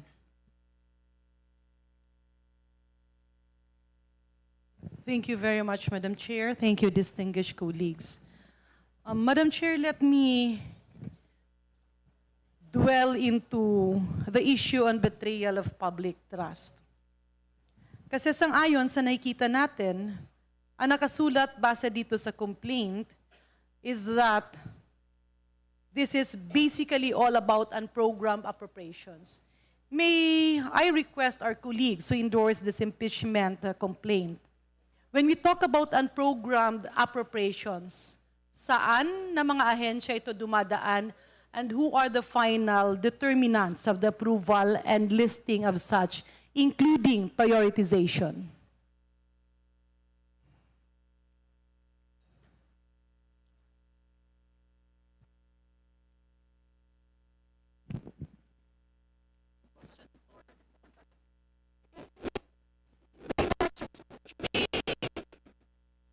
Deputy Speaker Garin wishes to raise a question.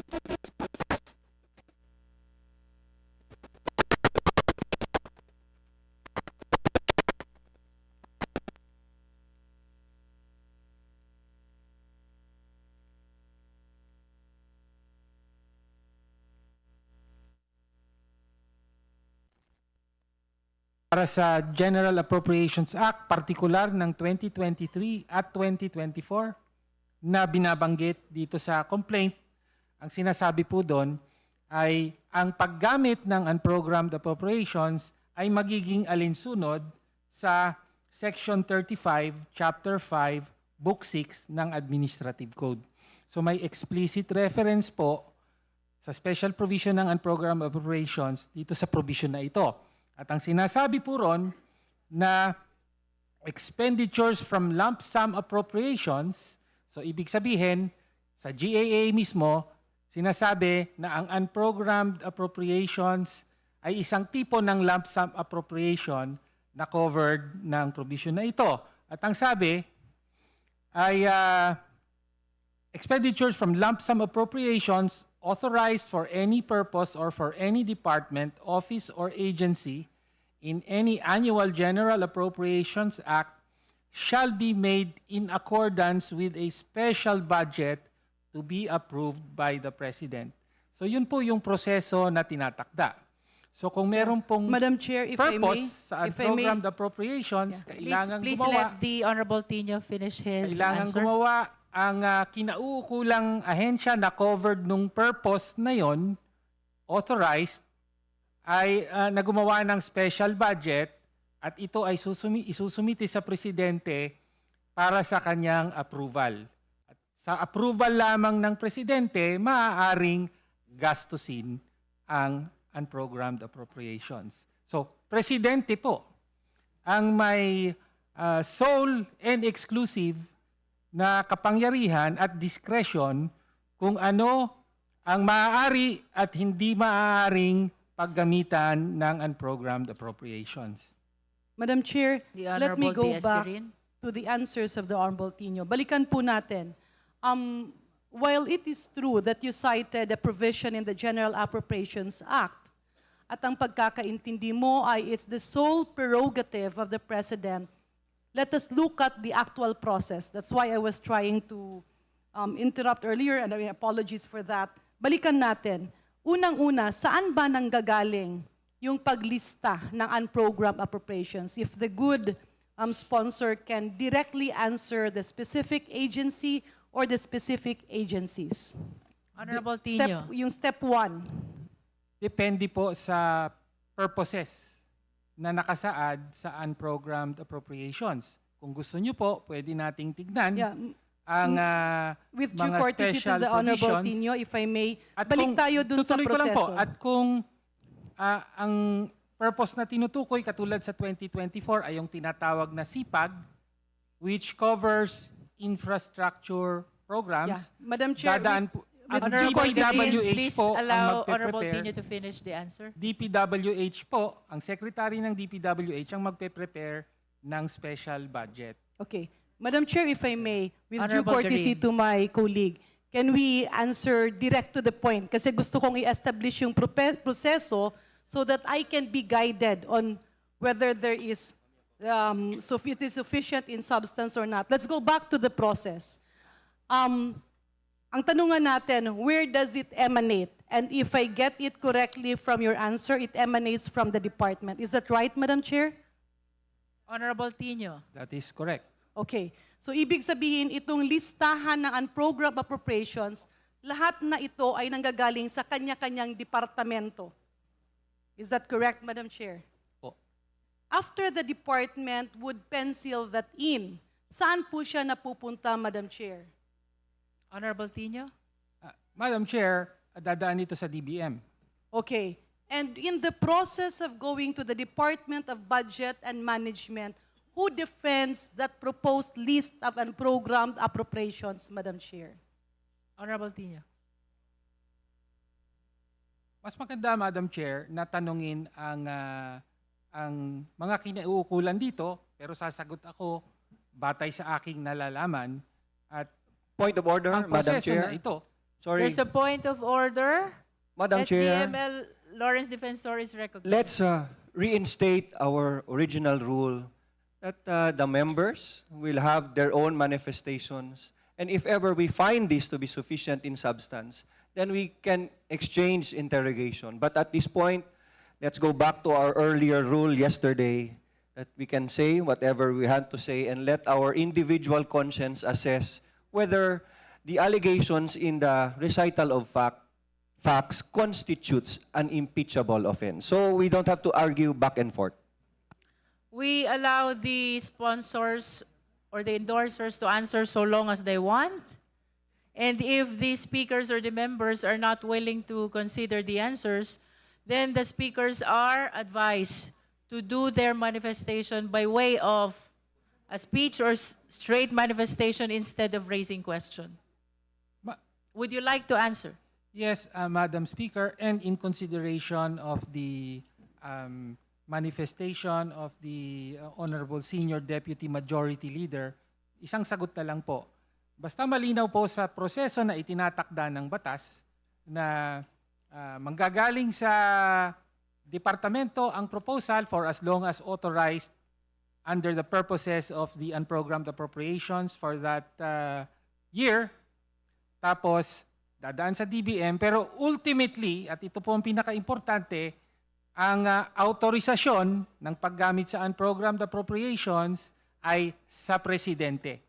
No? Ang ibig din sabihin nito, meron din siyang kapangyarihan, kung mayroon siyang kapangyarihang mag-authorize, meron din siyang kapangyarihang hindi mag-authorize. At yun po ang isang batayan na sinasabi natin kung bakit inabuso niya ang kapangyarihang ito. Kaya po, betrayal of public trust. Madam Chair. Honorable Garin. Yeah.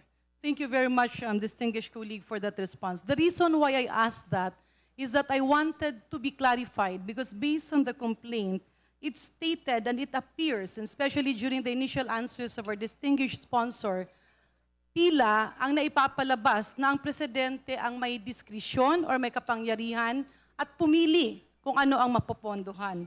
But contrary to what I am hearing now, based on the direct answers of our distinguished colleague, the unprogrammed appropriation starts with a proposal from each department, duly vetted by the DBM, defended by the proponent, and these are the cabinet secretaries or their alter egos who are the undersecretaries, and once approved, these are included in the NEP, the National Expenditure Program. After that, it is forwarded to Congress and Senate.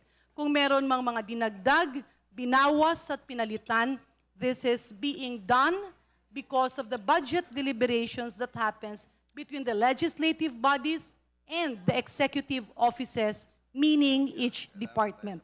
Moving forward, Madam Chair, and just to manifest, sa pagkakaintindi ko in the budget process, once the General Appropriations Act is approved, there is a list of unprogrammed appropriations, meaning it will be funded once may pondo, may savings, or may loan.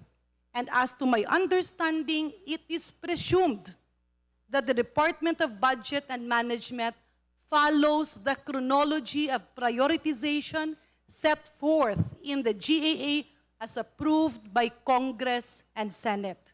After which, again, when there are funds that are available, this is being carved out from the approved GAA based on the prioritizations again.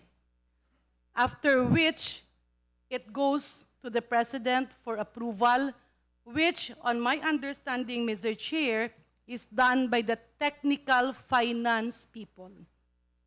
While I agree that meddling in the unprogrammed appropriations, if indeed it is true, is wrong, I do not see the connection between the liability of the President and this allegation, simply because, example, the mention of the statement, the unprogrammed appropriations mechanism was designed specifically to fund the discretionary priorities of leaders' allocations. This is a vague accusation that has been left unproven, and how will the President know, handling a very big country, know the individual request if indeed it is true? Next, Madam Chair, it can set a precedence for future actions because, again, the inaction of the President to approve or to sign the request of the DBM that was carved out from the prioritization as stated in the General Appropriations Act might be misconstrued as he is being remiss of his duty because that is expected to have passed through the proper channels, considering that, again, prioritization and listing emanated from the end user, the department, duly vetted by several technical people, culminating before Congress and Senate and going back to the DBM for implementation. In other words, Madam Chair, much as I wanted to ask questions because I really wanted to be clarified, but with due courtesy to the manifestation of our good Senior Deputy Majority Leader, let me just state it clearly. Unang-una, sino ang nag-request? Ito yung iba-ibang mga departamento. Sino ang nagtatanong kung ito ba ay kailangan o hindi? The technical people of the Department of Budget and Management who are career people. Hindi nga ito yung executive, hindi ito yung secretaries. After that, it goes to the cabinet. And the cabinet endorses that to the President. And then it becomes the National Expenditure Program. Dumadaan ng Kongreso, dumadaan ng Senado, nagkakaroon ng sagutan ang legislatura at eksekutiba. After the approval of that GAA, kung saan nakasaad doon yung 1, 2, 3, 4, 5, and my understanding, Madam Chair, is the chronology is followed. So kung ang Presidente ngayon ay isa-isa yang titingnan that will set for a precedence by us giving the signal that the President is supposed to be the technical financial determinant of all of these factors. In other words, Madam Chair, mali yung sumobra masyado yung unprogrammed appropriations, if indeed that is true.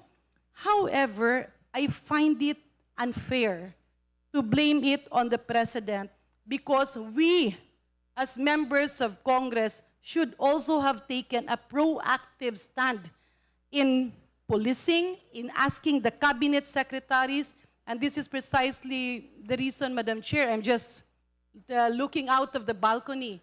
May I request my distinguished colleagues that we should activate the oversight committees in Congress so that whatever requests on unprogrammed appropriations that the cabinet secretaries are putting forward should also be vetted, especially the impact and the prioritization.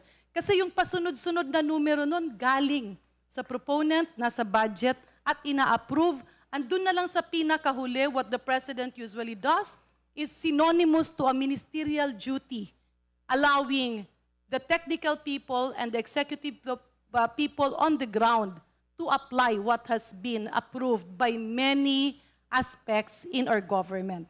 Thank you, Madam Chair. Madam Speaker, Madam Chair. Madam Chair. Thank you, Honorable Diaz-Garin. The Honorable Tino is recognized. Kailangan ko lang pong tumugon kasi mukhang meron pong basic na misunderstanding ang kagalang-galang na Deputy Speaker Garin sa aligasyon dito sa ikalawang bahagi. No? Kasi parang ang intindi niya na ang abuso ng diskresyon ng Pangulo ay naganap during budget preparation, yung paghahanda ng NEP. Pero hindi po. Ang tinutukoy po natin dito ay abuso ng diskresyon ng Pangulo during budget execution, sa paggastos na po ng budget, hindi na po sa preparasyon. No? Kaya hindi po natin kine-question dito to raise or to also engage with the point earlier raised by several other representatives. Hindi po natin kine-question dito yung Act of Congress na nag-approve ng unprogrammed appropriations. Ang kine-question po natin yung pagpapatupad ng Pangulo. At ang dinidiin po natin, ayon sa batas, sole and exclusive ang kapangyarihan ng Pangulo dito. Bakit po ganun ang batas? Bakit binibigay sa Pangulo ang sole discretion to authorize the use of unprogrammed appropriations dahil lump sum po siya.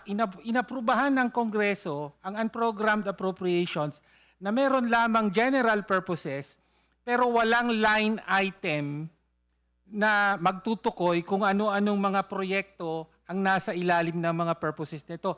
Lump sum po yun. No? Kaya nga po, tinakda talaga sa admin code na kailangan, kung gagastusin ng unprogrammed fund na lump sum, kailangan may direct authorization ng Pangulo. Dahil sa mata ng batas, siya na ang final check and balance dito. May responsibilidad siya na tiyakin na yung paggagamitan ng unprogrammed appropriations ay matino at totoong proyekto na magsisilbi talaga sa interes ng mamamayan at hindi lamang ghost, hindi lamang kung ano-anong proyekto na pagkikitaan lamang. At yun po ang sinasabi nating abuso ng discretion. Kaya nga, inugnay po natin ang pagpahintulot niya, ang failure niya to exercise proper discretion, kaya naipakita na rin na yung marami sa mga tumanggap ng proyekto na pinondohan ng unprogrammed appropriations ay ngayon may kaso sa ombudsman, mga contractors na katulad ng SunWest at Silverwolves, among others. Yun po.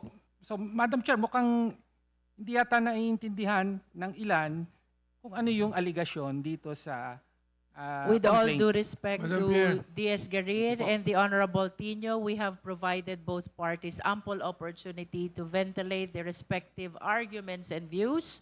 We will be terminating your discussions on this point, and we will be moving to the next speaker.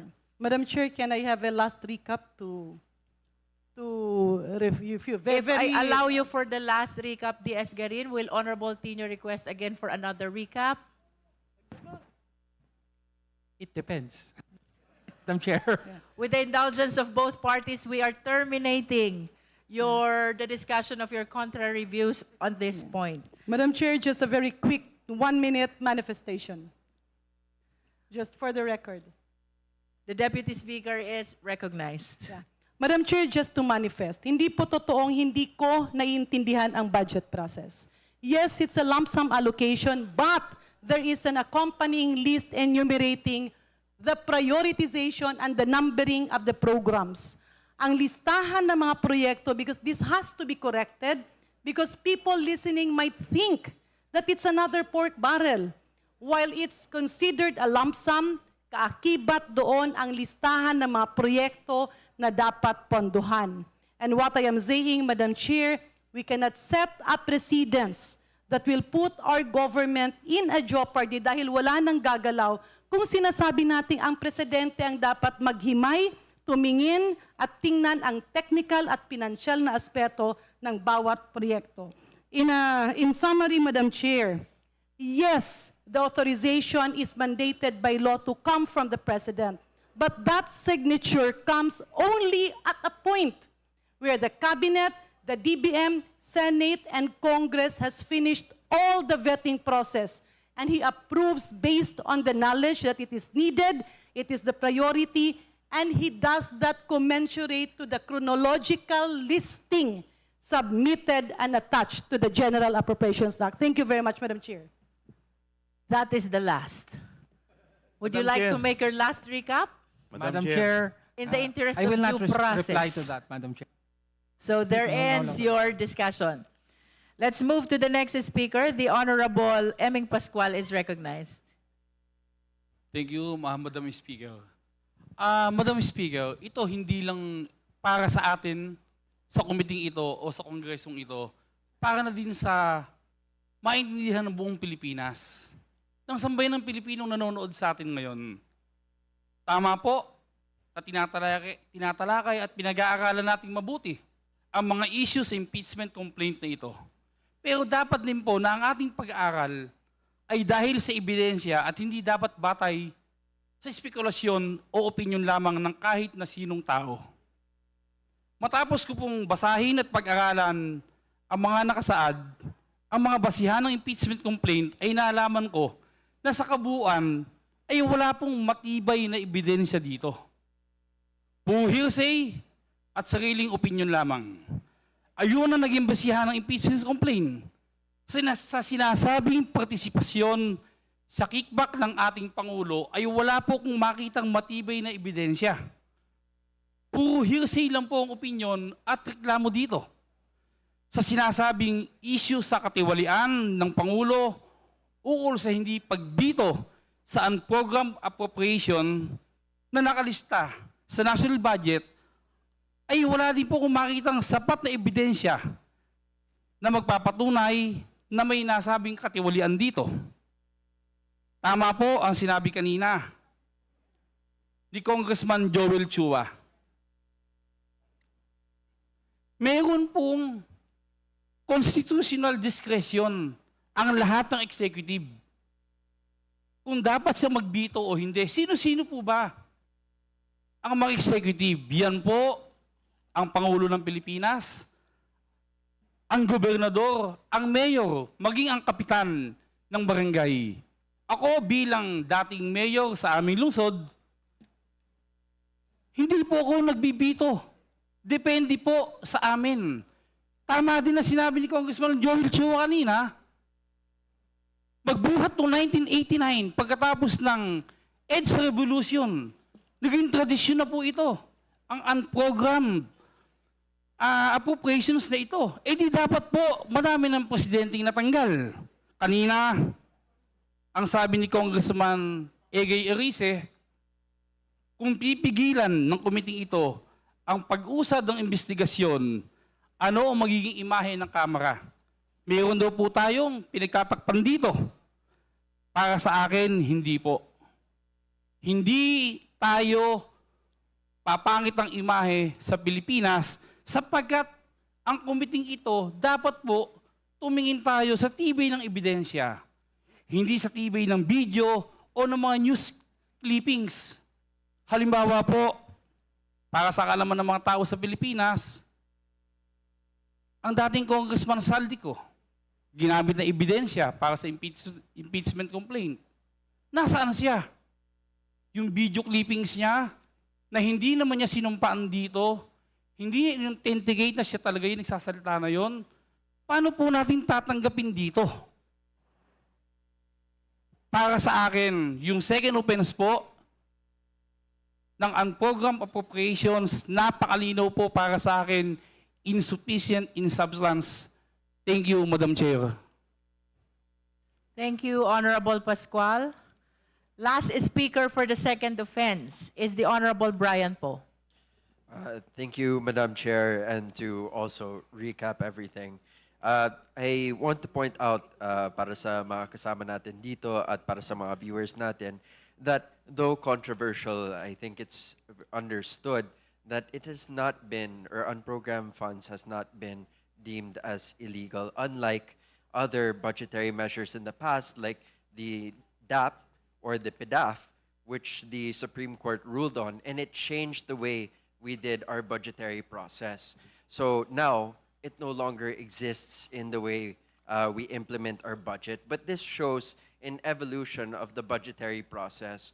As of the moment, ang unprogrammed funds po has not been deemed as illegal, which is why the wording of this complaint specifies the authorization of the release of funds. However, authorizing the release of funds in and of itself is not abuse, and it is not abusive. And it is very difficult to prove that there was a bad intention in the authorization of the release of the funds. The abuse or the alleged abuse that we are discovering in the hearings that we are conducting is in the implementation, Madam Chair. And the President himself is not directly involved in the bidding process for these projects. And therefore, it's hard to say that the President is involved in that abuse or the alleged abuse. Another point in this ground is the point on circumventing congressional oversight. Madam Chair, unprogrammed funds do not circumvent congressional oversight. Yes, it is our way of giving the executive branch leeway in case there are unforeseen expenses in the future. However, it is not without guidelines that come first from Congress, as which was said by our Deputy Speaker earlier. In the 2025 unprogrammed funds, there were certain items that were signaled as okay by Congress for unprogrammed funds to be used. Government infrastructure, GOCCs, foreign assisted projects, risk management, etc. In the 2026 unprogrammed funds, the priority shifted because of the complaints of our kababayans. It shifted because of the concerns raised by the minority and other groups. So this shift ended up focusing more on foreign-assisted projects, risk management, and AFP modernization with some provisions vetoed. The point here being, Madam Chair, and what I want to highlight is it went through a congressional process. It was approved by Congress, and it was reacted to in the succeeding budget process, meaning there is still a level of congressional oversight which takes place over unprogrammed funds, which is why for me, while it is more specific in its approach towards the unprogrammed funds, specifying the authorization, it is very hard for me to see a grave abuse of power and a betrayal of public trust based solely on the authorization of a release, based on the fact that the abuse that we have seen takes place in implementation, and there is a level of congressional oversight, Madam Chair. Thank you, Honorable Po. This is in Yes, Madam response Chair, to the manifestation of the Honorable Po. This is just a short manifestation Honorable to follow Ilago. through on the earlier point of information made by Representative Rene Co. All right. Before we proceed to our third and last offense, Honorable Ilago. Yes, Madam Chair. Earlier on, we'd like to clarify the version of the General Appropriations Act. The unprogrammed appropriations part presented by the Representative T. No? Kung anong taon po ito? Tama po ba ito ay 2025, JA? Correct. It's 2025. Yes. Okay.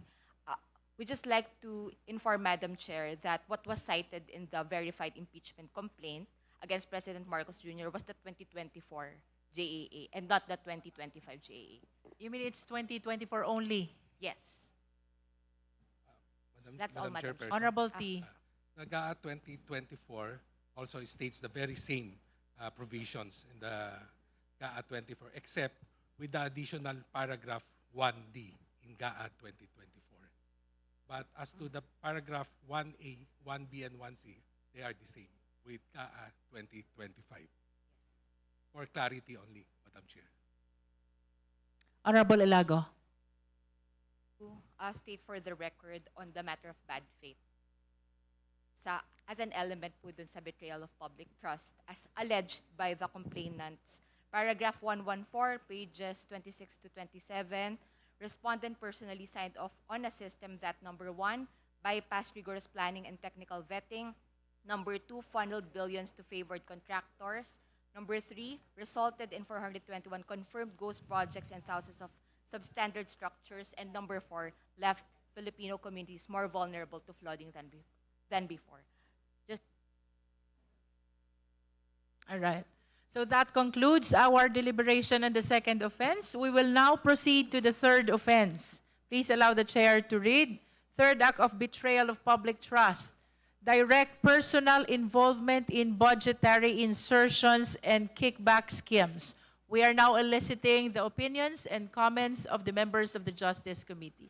Madam Chair, may I The be Honorable Dean recognized? Jokno. The third charge in the Massa et al. Complaint, Madam Chair, alleges that President Marcos betrayed the public trust by personally and directly ordering the insertion of at least 100 billion pesos worth of anomalous flood control projects and other infrastructure projects into the 2025 GAA, and also receiving kickbacks from these projects. Ibig po sabihin ng involved po dito ang mismong direktang pagkakasangkot kay Pangulong Marcos. To support this charge, the complaint alleges that the quote-unquote Saldico confession confirmed the President's personal and direct involvement. At this stage, Madam Chair, we are not yet looking into the truth of these allegations, but rather under the threshold requirement, we simply assume that these allegations are true for the purpose of determining whether the complaint is sufficient in substance. And I respectfully submit that given that standard, that these allegations are assumed to be true, the complaint, insofar as the third ground is concerned, does satisfy the threshold standard of sufficiency in substance. Ako po ay naniniwala na dapat humarap si Saldico dito po sa atin para malaman na ma-cross-examine ng mga members ng komite at mahusgahan siya, hindi lang ng mga mambabatas, kundi ng sambayan ng Pilipino. Kung talagang totoo ang sinasabi niya o may laman ang sinasabi niya. I respectfully submit, Madam Chair, that we should proceed to the next stage of the proceedings, at least insofar as this ground is concerned. Thank you. Thank you, Honorable Jokno. Any other member who wishes to make a manifestation on the third offense? Madam Chair, The Honorable De Lima. I support the view, I concur with the view of the Honorable Representative Chel Jokno about the third. Honorable De Lima, kindly speak closer to the microphone. Thank you.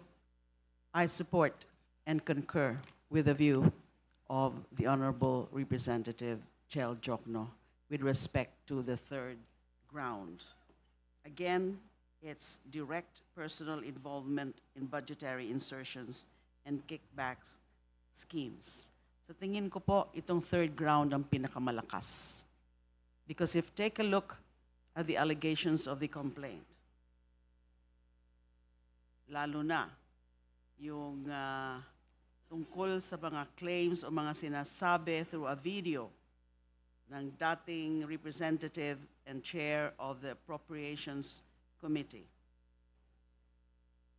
It would seem, if hypothetically admitted, meron talagang impeachable offense. Napakarami ng mga sinasabi niya. Ganon din yung pag-cite ng mga testimony ni Yusek Bernardo. And yung tungkol naman po sa Cabral files. Katulad po ng sinabi ni Representative Jokno,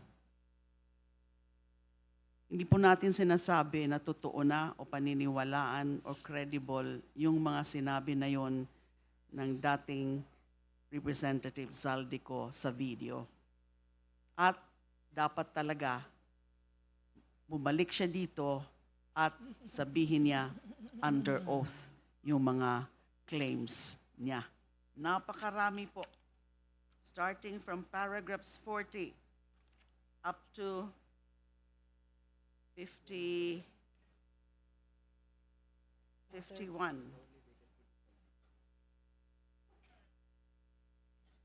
Imagine. Ko alleged that the instructions to accommodate the insertions came directly from President Marcos Jr. himself. Ko stated that DBM Secretary Amena Mina Pangandaman called him during bicameral conference committee deliberations in 2024 and relayed, quote, katatapos lang ng meeting nila ni Pangulo at may instructions na mag-insert o magpasok ng 100 billion worth of projects. In subsequent video statements released on November 15 and 16 and November 24, Madam Chair, can we ask 26, Congressman De Lima 2025. to please adjust her microphone? Kindly speak closer to the microphone, Honorable De Lima. Salamat po. First, sa paragraph 41, may na-skip ako kanina. Former Undersecretary Bersamin, Executive Secretary Lucas Bersamin's nephew, confirmed that the President directed, according to Ko. Then Speaker Romualdez told Ko, when he immediately called the former Speaker after Bersamin's confirmation, what the President wants, he gets. Days later, Pangandaman and then Undersecretary Bersamin met with Ko and Romualdez at Aguada Building in Malacanang, etc. Meron sinasabi dito about a brown leather bag. In subsequent video statements released on November 15 and 16 and November 24 and 26, Ko provided additional details. He displayed photographs of suitcases allegedly containing cash delivered to then Speaker Romualdez and President Marcos. He denied receiving money himself, although hindi ho ata nakapaniwala, stating all the insertions went to the President and to Romualdez and that he merely facilitated deliveries. He described the delivery system. DPWH District Engineer Henry Alcantara's people would transfer cash to cost men who coordinated with Speaker Romualdez's staff member Jocelyn Sereno for delivery to the Speaker's residences, etc., etc. Napakaraming factual allegations. Maniniwala ba tayo kay Ko?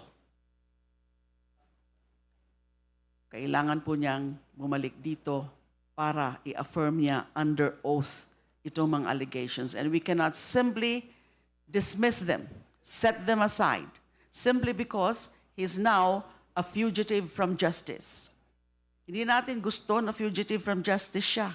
Kailangan harapin niya yung mga pananagutan din niya bilang Appropriations Committee Chair and i-affirm under oath yung mga sinasabi niya. In addition to the 100 billion in insertions, ang isa po sa mga allegations, PBBM directed the insertion of another 50 billion. On December 2, 2024, 200 million was allegedly delivered, allegation lang po ito, was delivered to the PBBM's Forbes house. On December 5, 2024, another 800 million was delivered to the same house. Yusek Jose Cadiz delivered these sums to PBBM's house. That's an allegation. Another 8 billion in cash was delivered by DPWH Yusek Roberto Bernardo to PBBM through Yusecs Olivar and Adrian Bersamin. These allegations by themselves are enough to establish the gravity of the charge so as to constitute the impeachable offense of betrayal of public trust and, of course, graft and corruption. When the impeachable official commits graft and corruption, necessarily he betrays public trust. This is the so-called nexus that is required for the Justice Committee to find an impeachment complaint sufficient in substance. Hindi pa po ito evidentiary. Hindi pa ho natin kailangan humarap dito si Zaldico ngayon sa hearing na ito But in subsequent hearings, kapag maging sufficient in substance itong complaint, the second complaint, pag yung ating desisyon by majority vote ito ay sufficient, then we will require him to appear. Kung hindi siya mag-appear, hindi natin papansinin yung mga allegation niya. But right now, there are allegations. Bernardo, and then yung sa Cabral files. That's my point, Madam Chair. Hindi pa ito ang proceeding para patunayan kung totoo lahat yung mga kagimbal-gimbal na sinabi ng former Finance Appropriations Committee Chair. May tamang panahon para dyan. But hindi natin pwedeng isarado ang mata natin dito sa mga factual allegations. Sufficient factual allegations. The third ground, to me, is the strongest ground among the three grounds. Dahil may mga allegasyon na hindi ko, again, kailangan ko po talagang ulitin, hindi ko pa po sinasabi na naniniwala ako sa mga allegasyon. Pero gusto kong malaman kung totoo. At yun siguro ang gusto ng taong bayan, malaman. Totoo ba yung mga sinasabi ni Zaldico, ni Yusek Bernardo na nag-appear na sa Senado? Yun lang po ang punto. If the Justice Committee is to abide by its mandate and follow its own rules, the sufficiency and gravity of those factual allegations, including the others, in the complaint, and the nexus that they establish with the impeachment ground charge, which is betrayal of public trust. Kasi kung totoo mga yon, that is definitely and unquestionably betrayal of public trust. It necessarily calls for a finding of sufficiency in substance. Thank you. Thank you, Honorable De Lima. The Honorable Keith Flores is recognized. Thank you, Madam Chair. Madam Chair, a perusal of the complaint would probably show that the third ground is probably the strongest.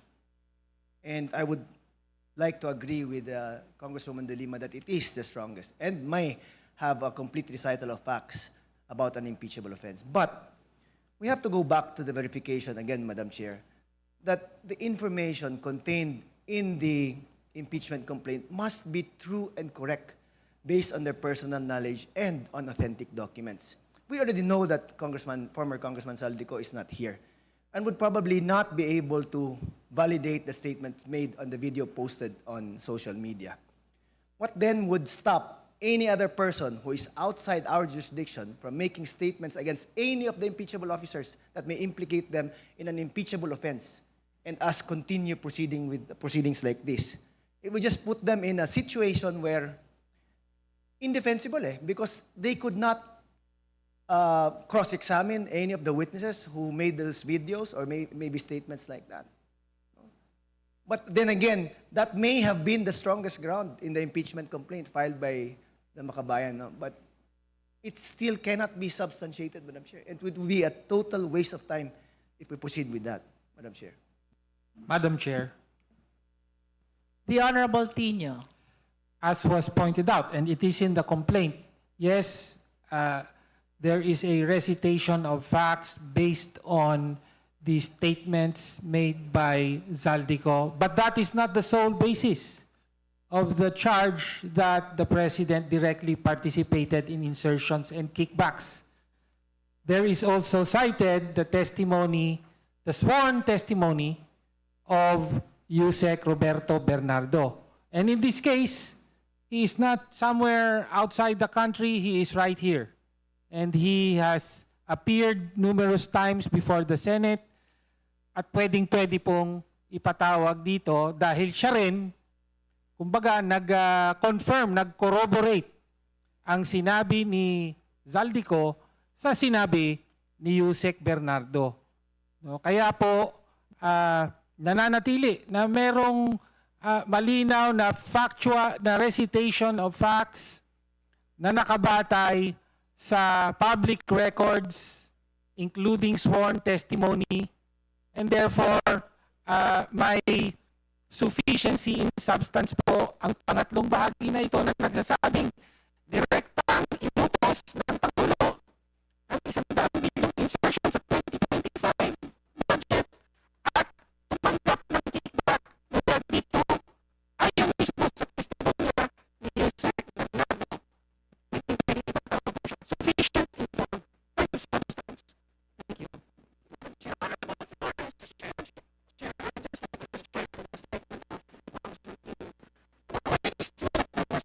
Statements made by Undersecretary Bernardo, but I do not remember any of the statement made by Yusek Bernardo in the President of any of the acts mentioned.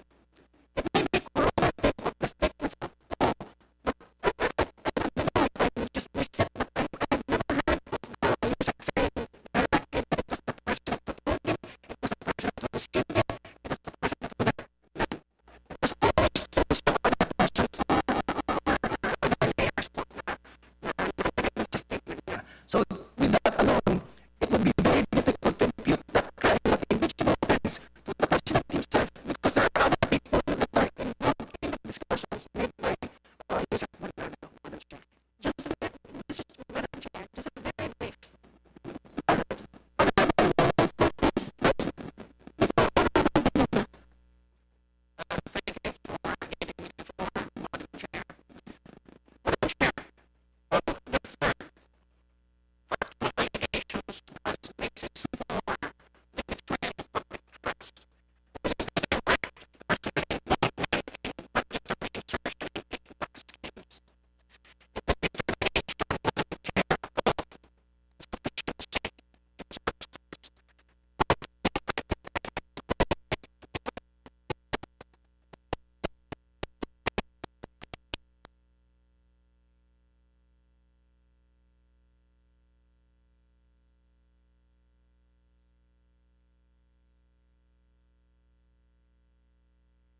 Verification of the complaint.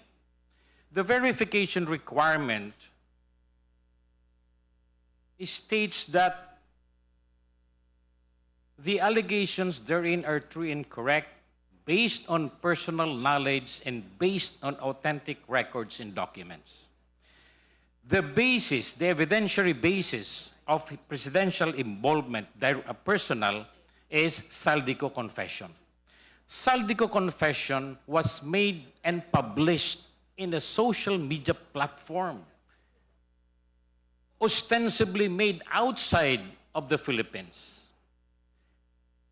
not based on authentic records. Second, Madam Chair, Roberto Bernardo testimony hypothetically admits that it was delivered to the office of the Executive Secretary, not to the office of the President. When we claim personal involvement, it's the Executive Secretary, even if we hypothetically admit that, because Bernardo testified in the Senate. Thirdly, Madam Chair, Cabral file. Until now, authenticity is being questioned. Even Secretary Vince Dizon denied the existence of any Cabral file. So this goes against the very basic requirement of the impeachment complaint as to form, which has to be verified. So that will be all. Mr. Chair. Thank you very much. Mr. Chairman. Representative De Lima first, before I recognize you. Just a very brief comment about the contention earlier of the Honorable Representative Flores, the acting presiding officer now, na mahirap na sasama natin dito yung cause allegations or cause accusations dahil there's no opportunity to cross-examine him since he's not here. He's a fugitive from justice. All that the committee have to do is to issue the subpoena, summon him, and then give the chance, give an opportunity for him, the accuser, kung talagang seryoso siya, should end his fugitive from justice status. And pangatawan niya yung kanyang mga sinasabi by saying it under oath. Hindi ko sinasabi na credible siya. Gusto ko lang marinig sa kanya at gusto natin siyang i-cross-examine para hopefully lumabas talaga ang totoo.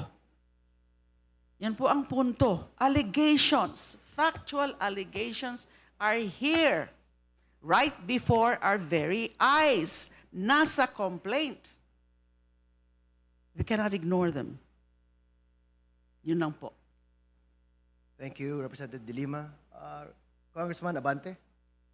Yes, Mr. Chair, I do not agree with the decision of the Supreme Court in dismissing the impeachment case against Vice President Sara. But at this point in time, in this impeachment proceeding against PBBM, I would like to agree with the statement of Justice Marvin Leonen. And I would like to quote what he said. He said, impeachment should never be abused to maintain the hegemonic dominance of greed by shaming those who occupy high government positions into preventing them into doing what they were sworn to do.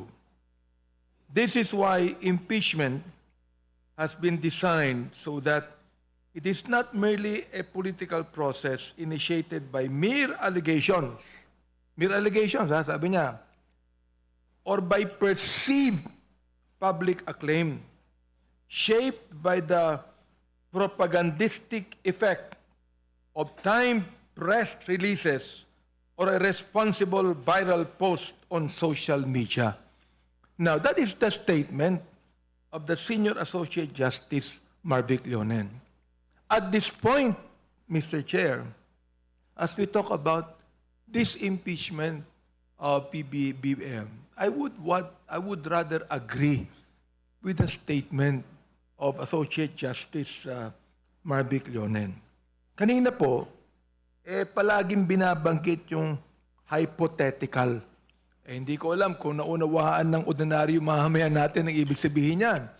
But I would like to give a description of the meaning of the word hypothetical. It means imagine, suppose, or based on a suggested idea or theory rather than reality. Therefore, as I conclude, Mr. Chair, this discussion today, naniniwala po ako, all charges given here are speculative. They are not only allegations as admitted even by the respondent. They are allegations, but they are speculative and therefore they are also hearsay. And therefore, they are highly hypothetical. And therefore, the statement of Justice Marvic Leonen goes in tandem with the kind of impeachment that we are now doing against the President of the Republic. And therefore, to me, that is insufficiency of substance. Thank you very much, Mr. Chair. Thank you, Honorable Abante. If there are no other members aside from the Honorable Po, then I wish to pronounce that we are about to end the deliberation. The Honorable Honorable Brian Po, and then Honorable Chua, and then Honorable Erice, one after the other. You're recognized. Madam Chair, thank you for recognizing me. We cannot ignore these allegations, but they are exactly that. They are allegations po. We must allow the justice system to be able to conduct its investigations. No? We've had Infracom, we've had Blue Ribbon, we've had ICI, and if we move forward with this in substance, we will have another hearing yet again and invite the same stakeholders. The problem with doing so would be that you would also be taking away time from the investigation teams to conduct their investigations and file the proper cases. If the purpose of this is due process and to further justice and transparency, would it not be best to leave it to the DOJ and the Ombudsman to continue their mandate and actually continue with their investigation and their cases without being stifled with another hearing? But beyond that, let's also look at it on the grounds of what new information may come forward in a succeeding hearing should we give credence to the substance of this ground. Technically speaking, Madam Chair, if more cases are filed by the DOJ and the Ombudsman in the future, that would give more grounds for a healthier debate on impeachment. But as it stands, the investigation process has just begun for many of those who have been implicated in the previous hearings. So, Madam Chair, as it stands, it feels that the substance currently is subject to debate still. I feel that there's more that can be done if we trust the justice system that we currently have and trust the mandate of the DOJ and the Ombudsman. Just my 2 cents for the committee, Madam Chair. Thank you. The Honorable Chua. Thank you, Madam Chair. Madam Chair, while we have to admit that may point din naman po yung ating kasama, si Congressman Laila De Lima.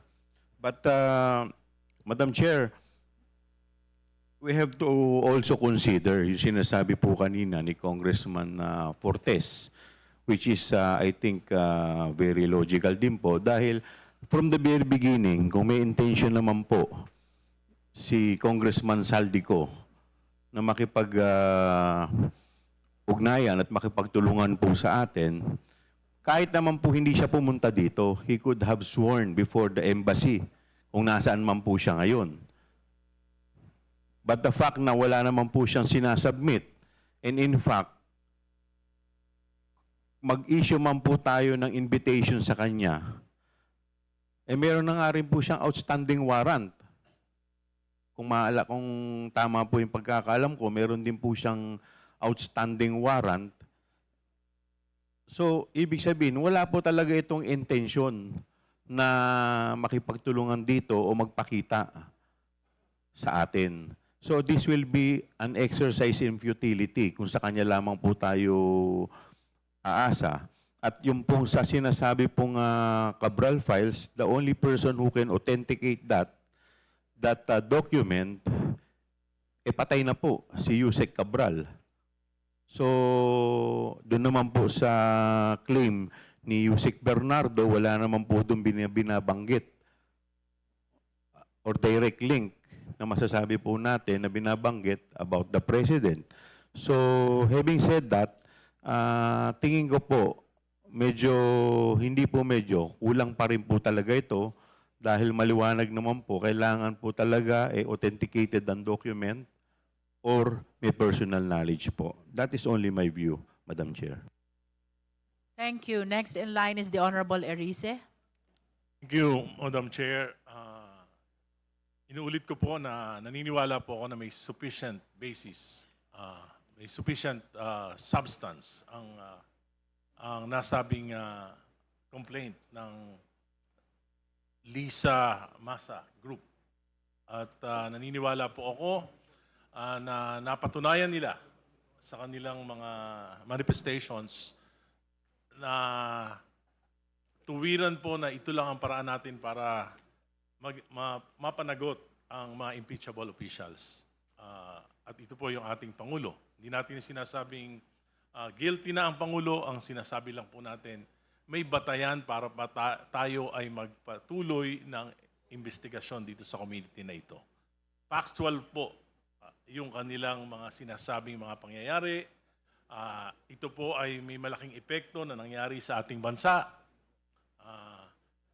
Dahil sa pagpayag ng Pangulo, pagpapabaya ng Pangulo sa 3 budget, nanakaw po yung pondo natin, napunta sa mga flood control projects.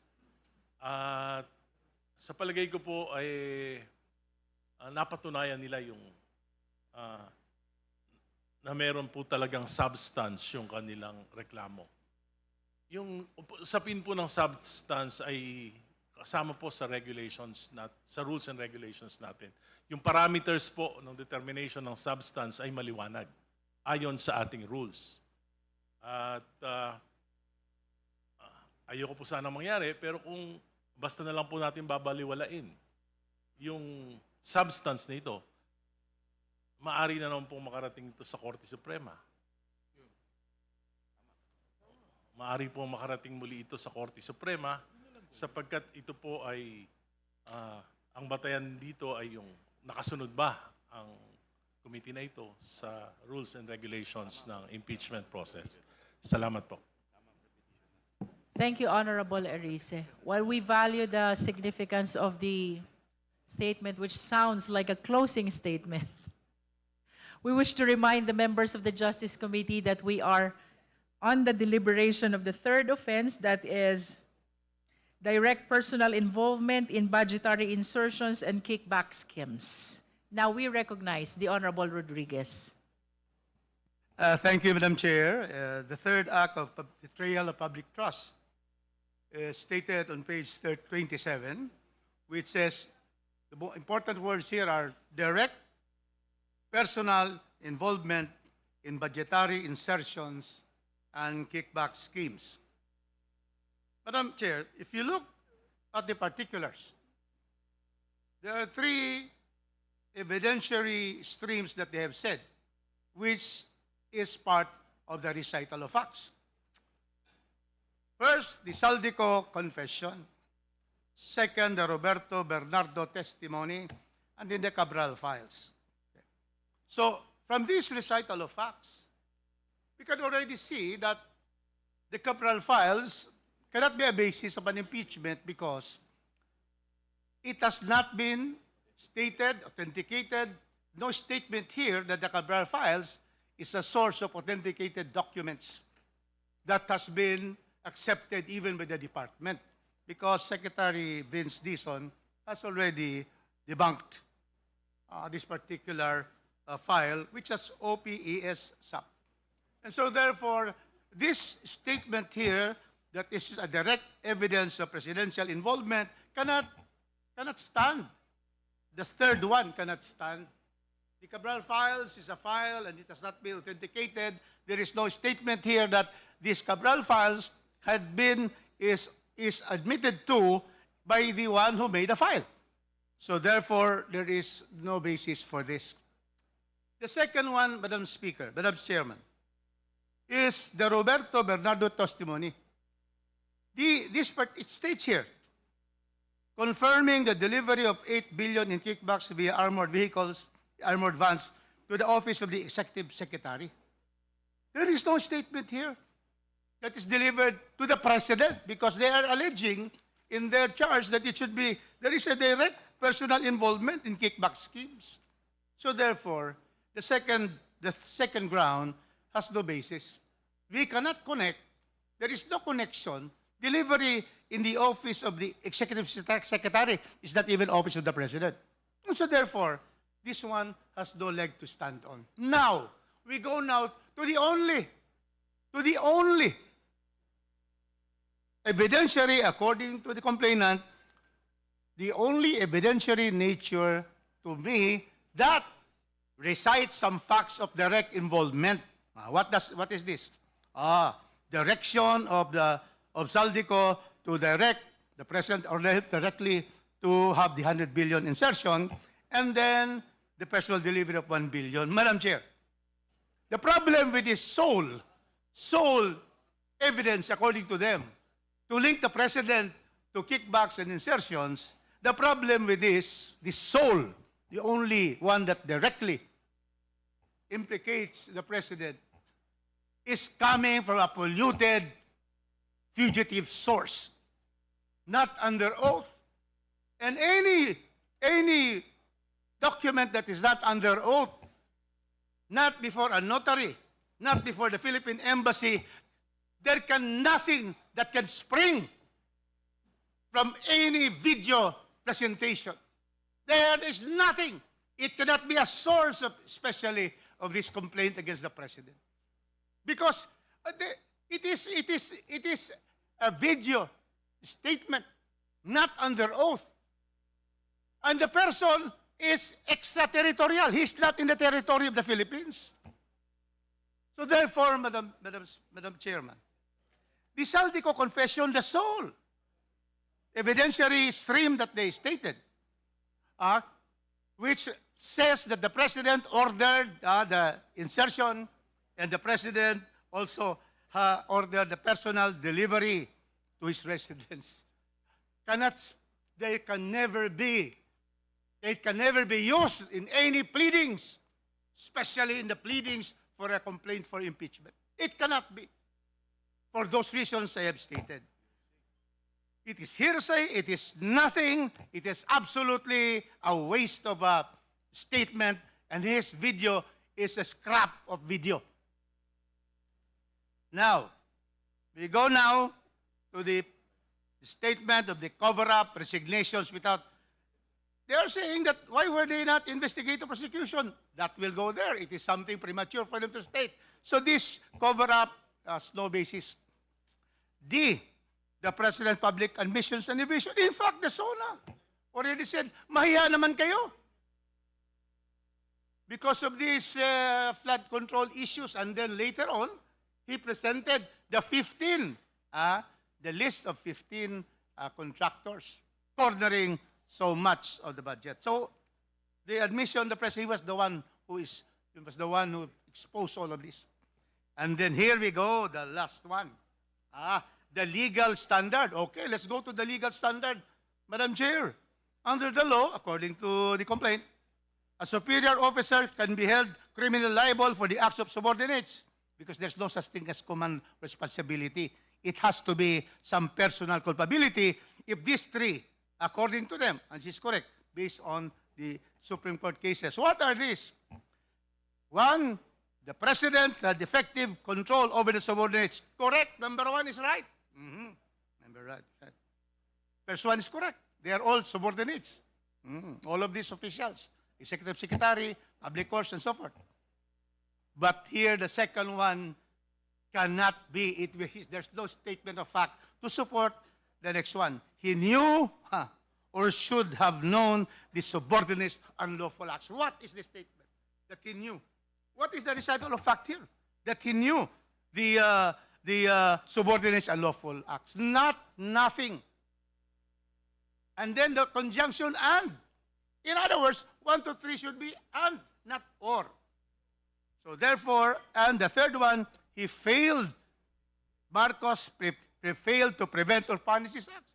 Where is the statement of facts that he failed to prevent or punish this act, which has nothing to do at all? And so therefore, Madam Chair, the legal standard of command responsibility and personal culpability does not exist for the failure of the two other requirements. Now we have the legal conclusion. Once again, we cannot discuss this because they cannot have a legal conclusion. Therefore, Madam Chairman, clearly, the third charge is likewise insufficient in substance. Thank you, Madam Chair. Thank you, Honorable Rodriguez. Next is the Honorable Janice Digamo. And then the Honorable Vice Chair Dumogan. Did you raise your hand, Kong?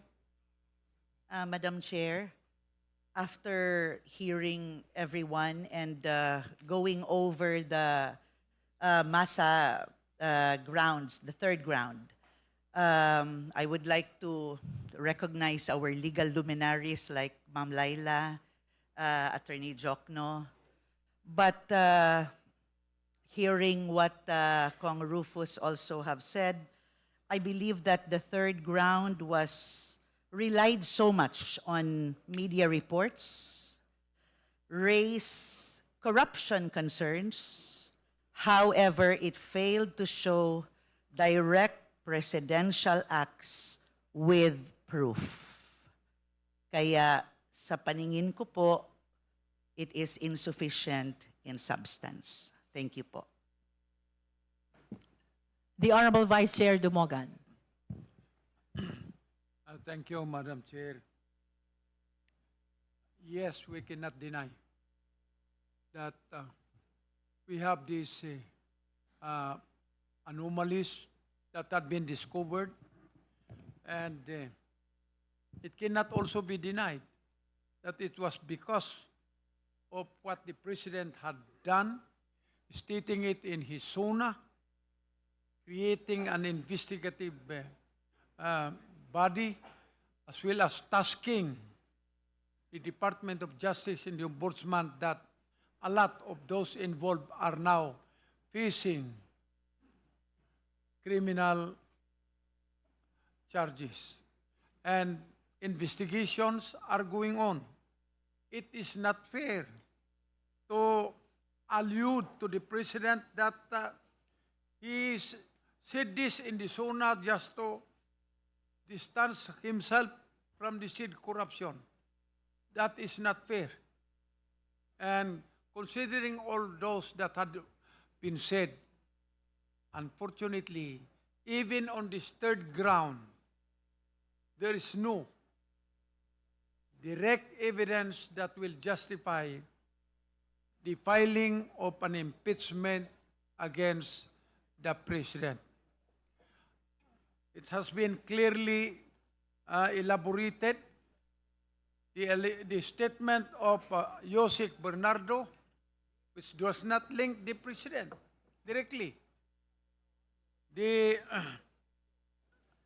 confession of Saldico, who is a fugitive from justice, which is not under oath, which is, of course, under our own rules. We cannot base the assessment of sufficiency and substance by just disregarding the basis of authentic records. So in its totality, Madam Chair, there is no sufficiency and substance even on this third ground. Thank you, Vice Chair Dumogan. Are there any other members who wish to make a manifestation? Hearing none, the Chair declares our deliberation on the sufficiency in substance of Masa et al. Impeachment complaint terminated. We have come to the point of voting. And for the guidance of all the members, we will be voting first on the De Jesus impeachment complaint. Thereafter, we will be voting on the Masa et al. Impeachment complaint.